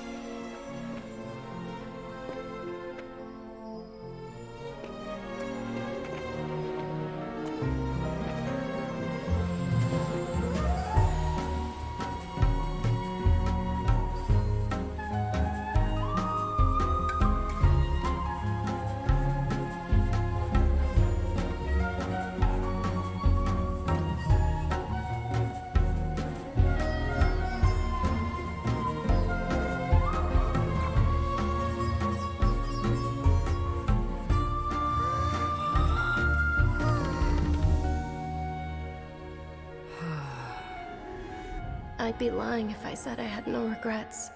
I would have loved to see Nilou's dance.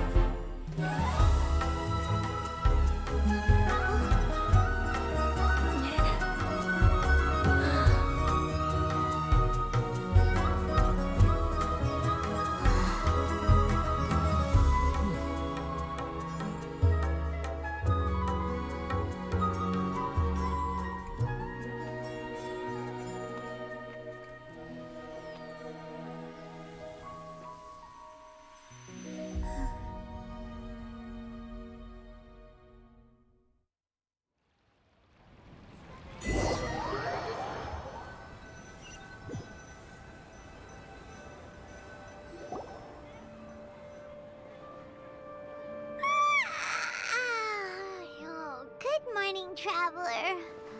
Oh, Paimon feels like she's been asleep for the longest time.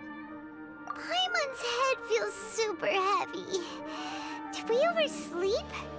Do you even remember going to sleep last night?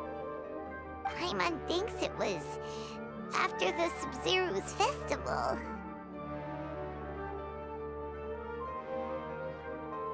The Sub-Zero's festival! Have we finally escaped from the Sub-Zero samsara? Quick! Take off your Akasha terminal!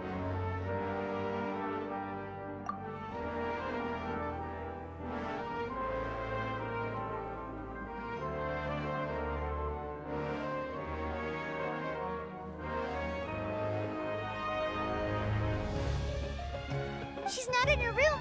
What happened? Huh? What usual spot?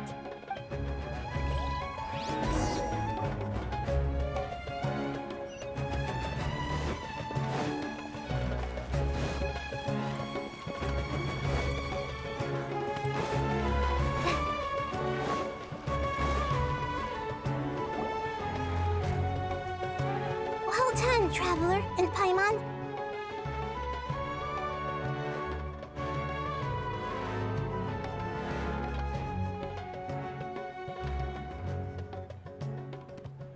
And thank you, Dunyarzad, for organizing the Sub-Zero's festival for me.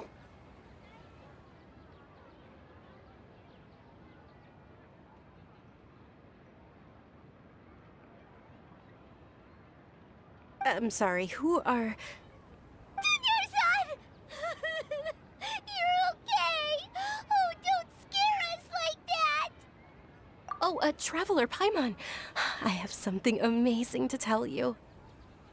I just had a dream, and I saw Nilou performing the dance of Sub-Zeros.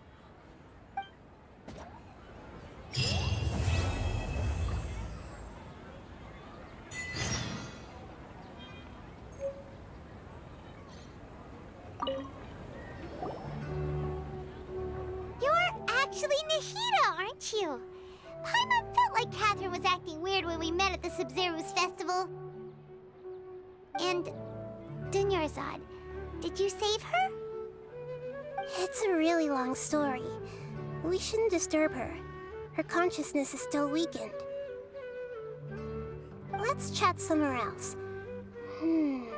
How about by the Traveler's favorite bench?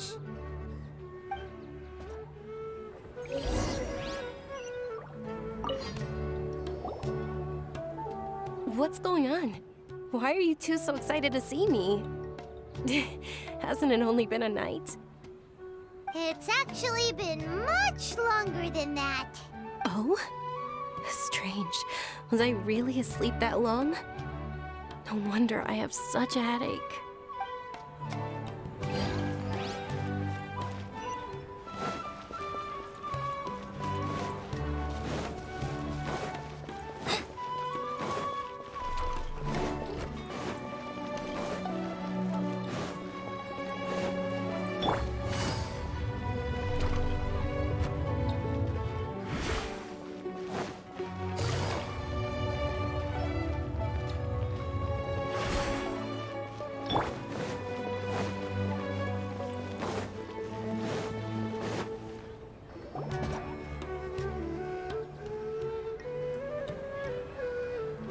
Let's talk about Dunyarzad first.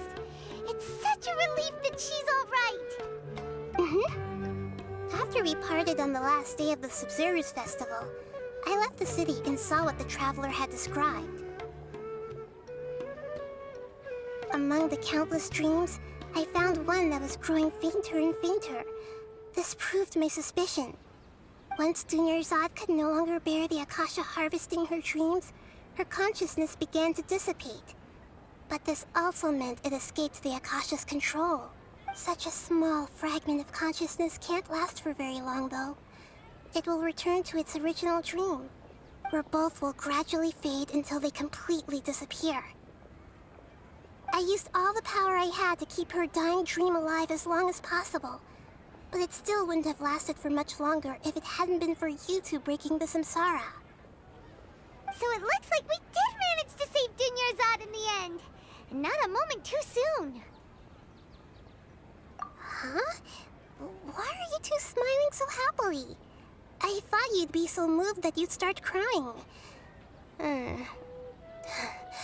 I need to spend more time observing human emotions. Both are fine. Everyone reacts differently. All right. You two must have a lot of other questions for me, right? After all, you saved my faithful believer. As your reward, I will answer any and all questions.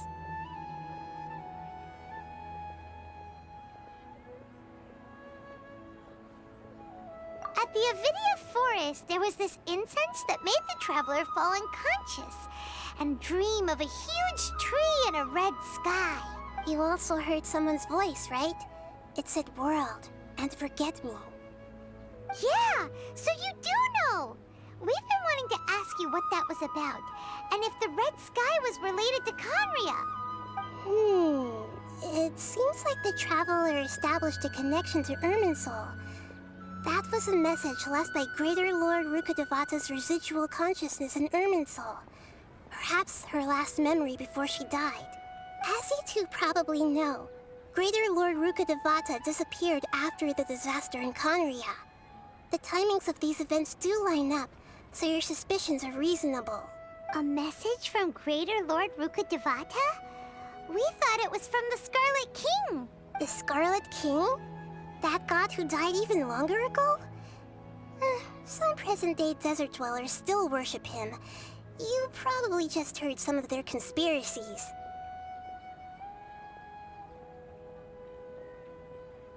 Okay, so what does the message mean? I still haven't managed to decipher it. Even the Akasha isn't currently capable of doing that. Greater Lord Rukkhadevata's residual consciousness in Irminsul seems to be contaminated with something that has a very dangerous aura to it.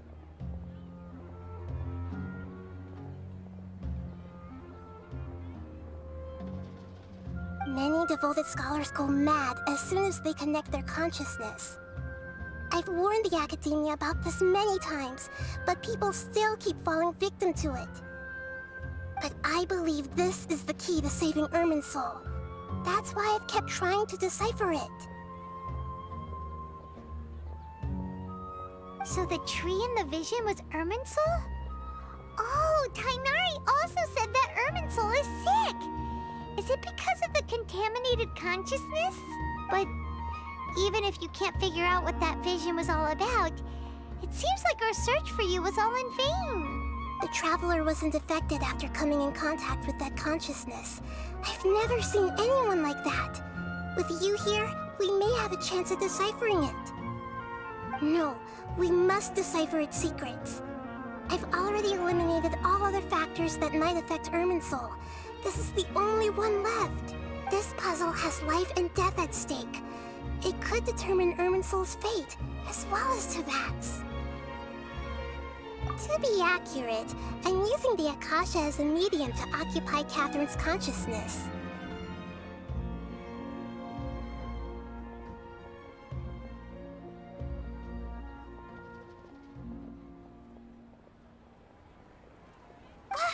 How did you do that? Poor Catherine. Does this mean you can also occupy other people's consciousnesses? Theoretically, I can enter anyone's mind as long as they're wearing their Akasha terminal.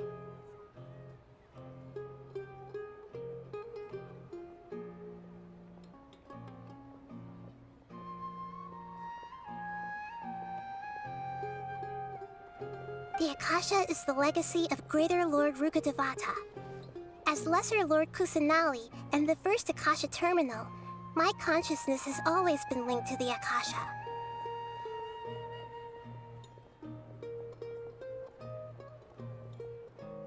I've always respected my people's free will, so I've never actually occupied their consciousness. When necessary, I just borrow this bionic Snezhnayan puppet.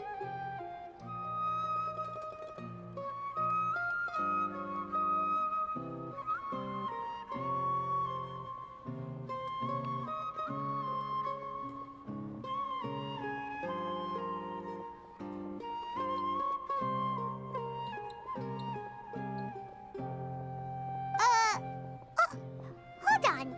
Did we just learn some deep, dark secret? So Catherine is... No wonder Paimon felt something was off about her.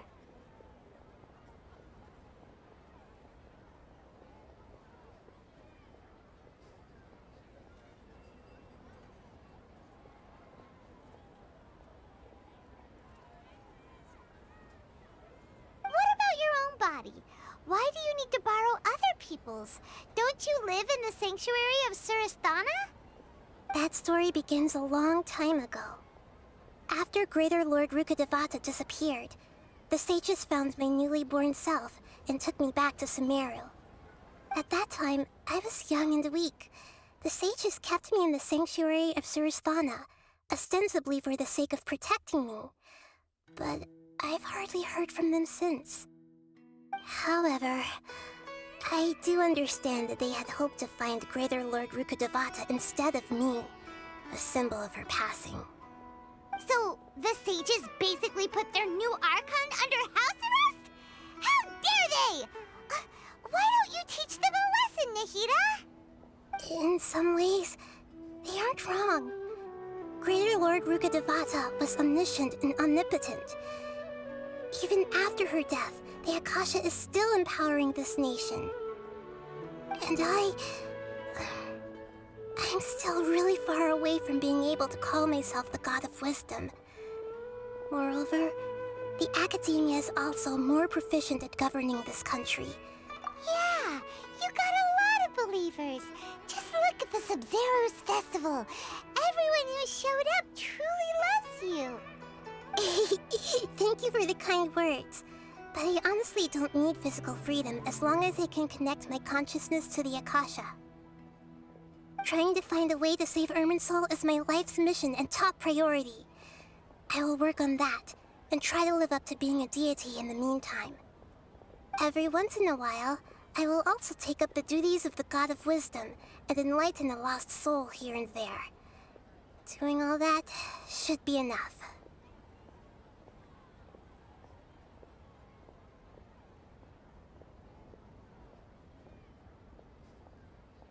There's never been any big problems with the Academia's governance of Sumeru. This is the first time I've seen them step out of line. I wonder what caused them to go down this path, and what they hope to achieve. Even though the city's residents haven't noticed anything strange, if the Traveler hadn't broken the Sub-Zero's samsara, the situation could have become dire. I tried to do some investigating in the Akasha, but I couldn't find anything suspicious. And all the people of interest seem to purposely avoid wearing their Akasha terminals. I think they're deliberately trying to hide something. Oh, that reminds Paimon. In Gandharvaville, there was a sage who had invited Kynarite to join some kind of project. Could it be related? Regardless, I need to first investigate the sage's motives, make things right, and punish them if needed. But I'll have to be discreet, or they'll see me coming.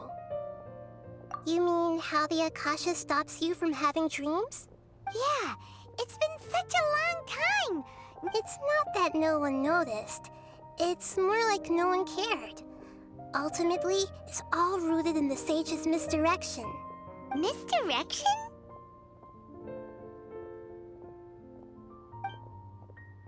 The sages convinced everyone to believe that being unable to dream is a sign of rationality and wisdom. Not dreaming is a badge of honor in Sumeru.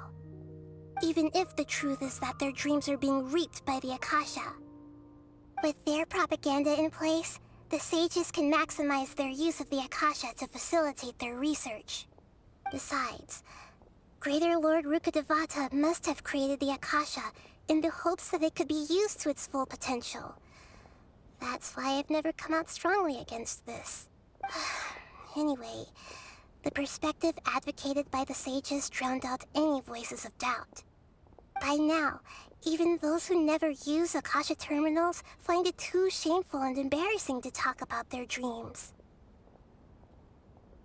Got it! I hope my answers were satisfactory, seekers of knowledge. To be honest, maintaining Dunyarzad's fading dream took a lot of mental energy. I think I may need to rest for a while. Oh, and you don't need to worry too much about the sage's activities for now. The Akasha won't be able to conduct another project on the scale of the Sub-Zero's samsara in the immediate future. Go and get some sleep. Leave everything to us. What a relief. This is truly the most exhausting birthday I've ever had. Traveler? Paimon? Why am I here? Do either of you know? Maybe you were sleepwalking. You know you can't wake up a sleepwalker. We happened to walk by, so we thought we'd wait for you to wake up. I see. Huh. I should visit my maintenance personnel sometime. Oh, I'm fine. I better go. Thank you.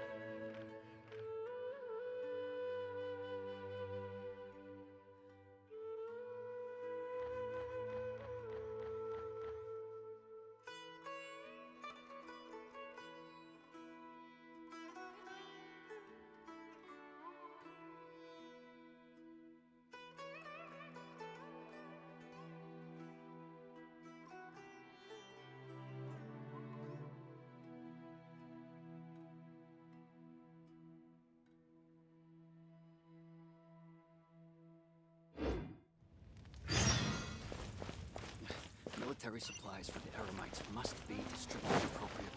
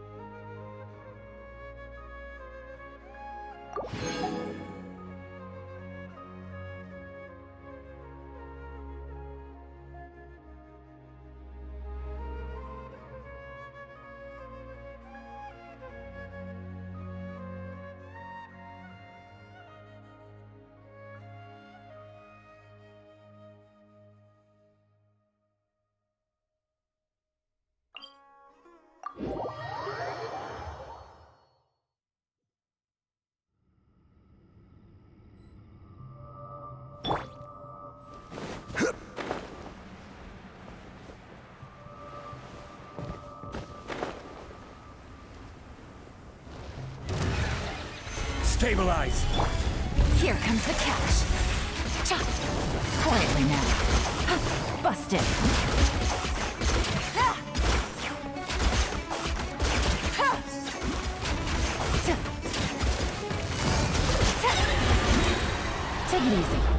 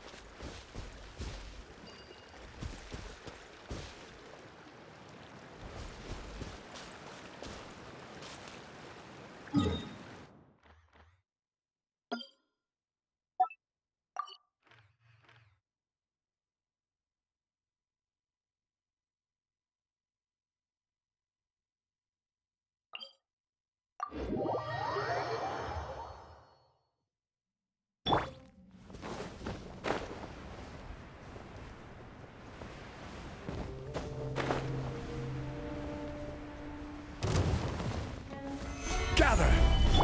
Things are about to get dicey. Gotcha. Quietly now.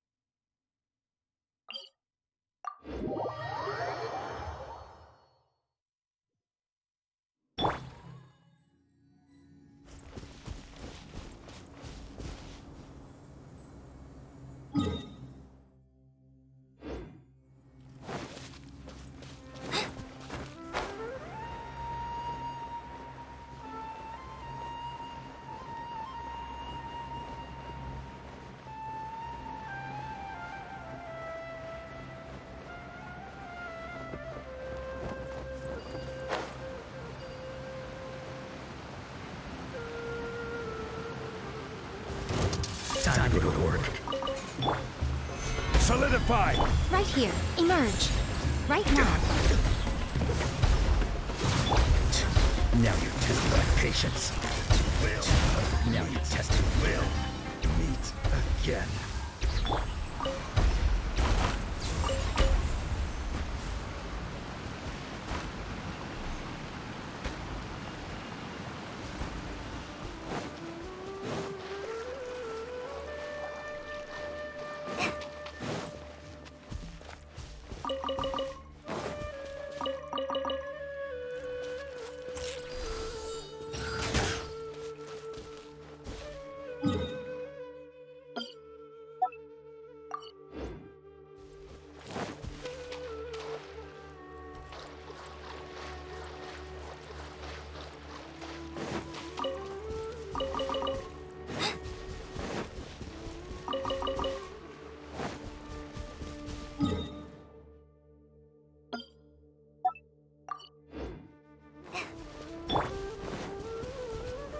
Gather!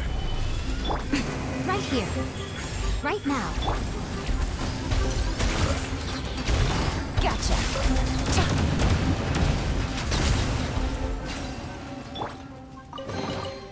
It's important to replenish your supplies often when you're out in the wild.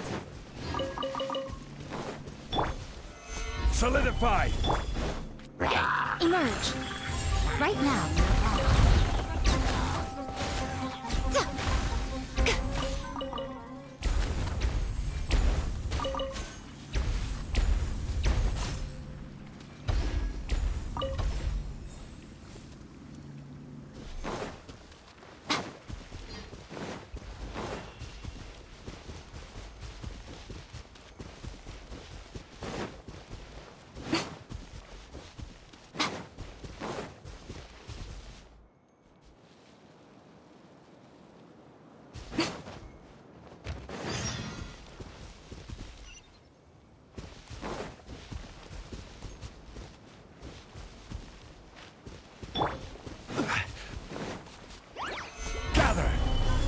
Emerge, right now.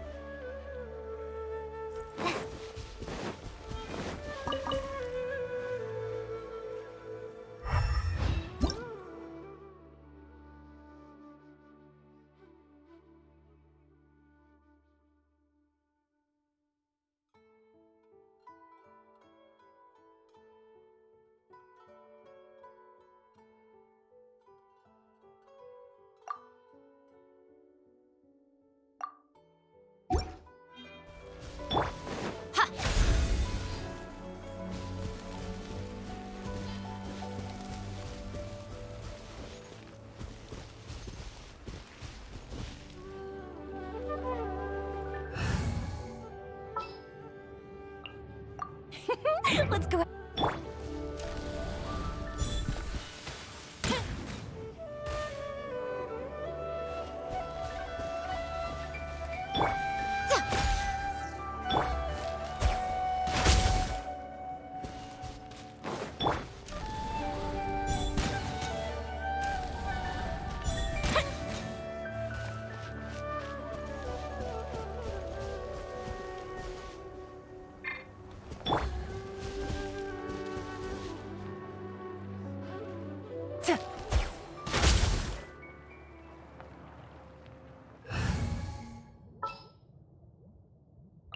Trainee Forest Ranger.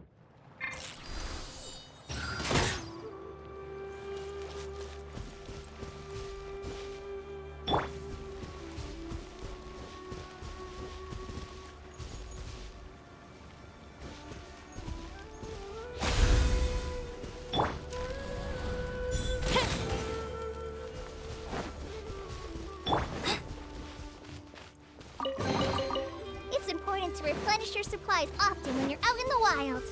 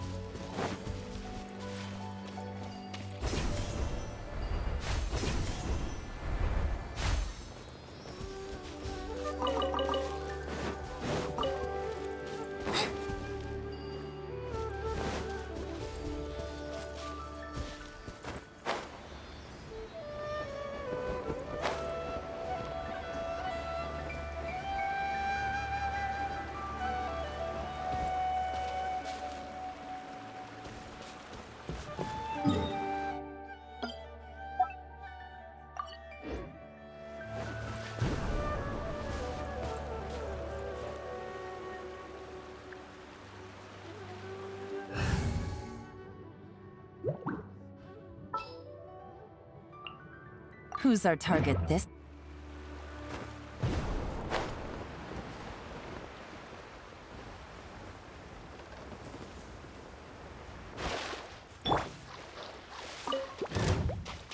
Emerge, right now. Emerge.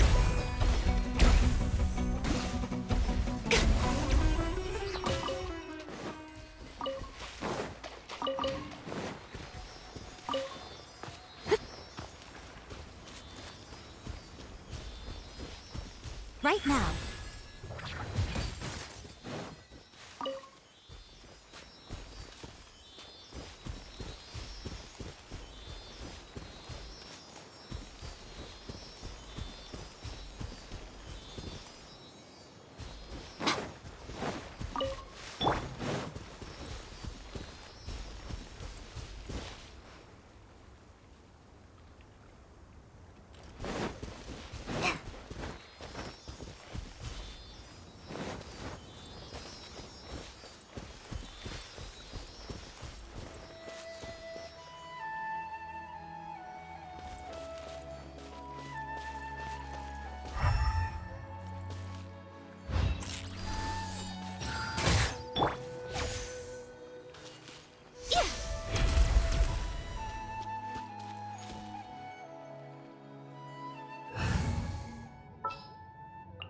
More companion!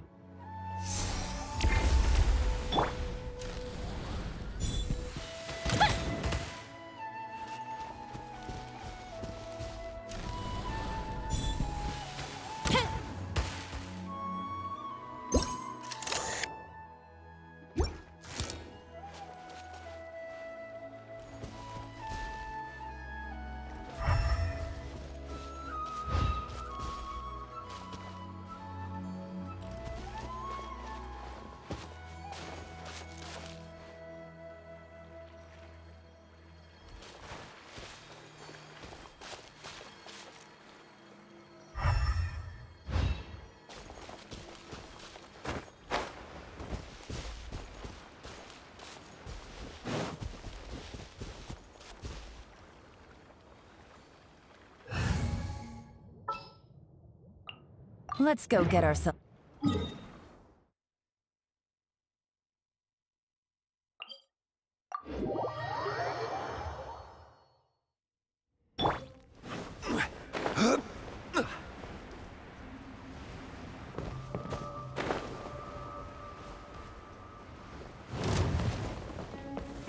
Solidify! Here comes the catch. Busted.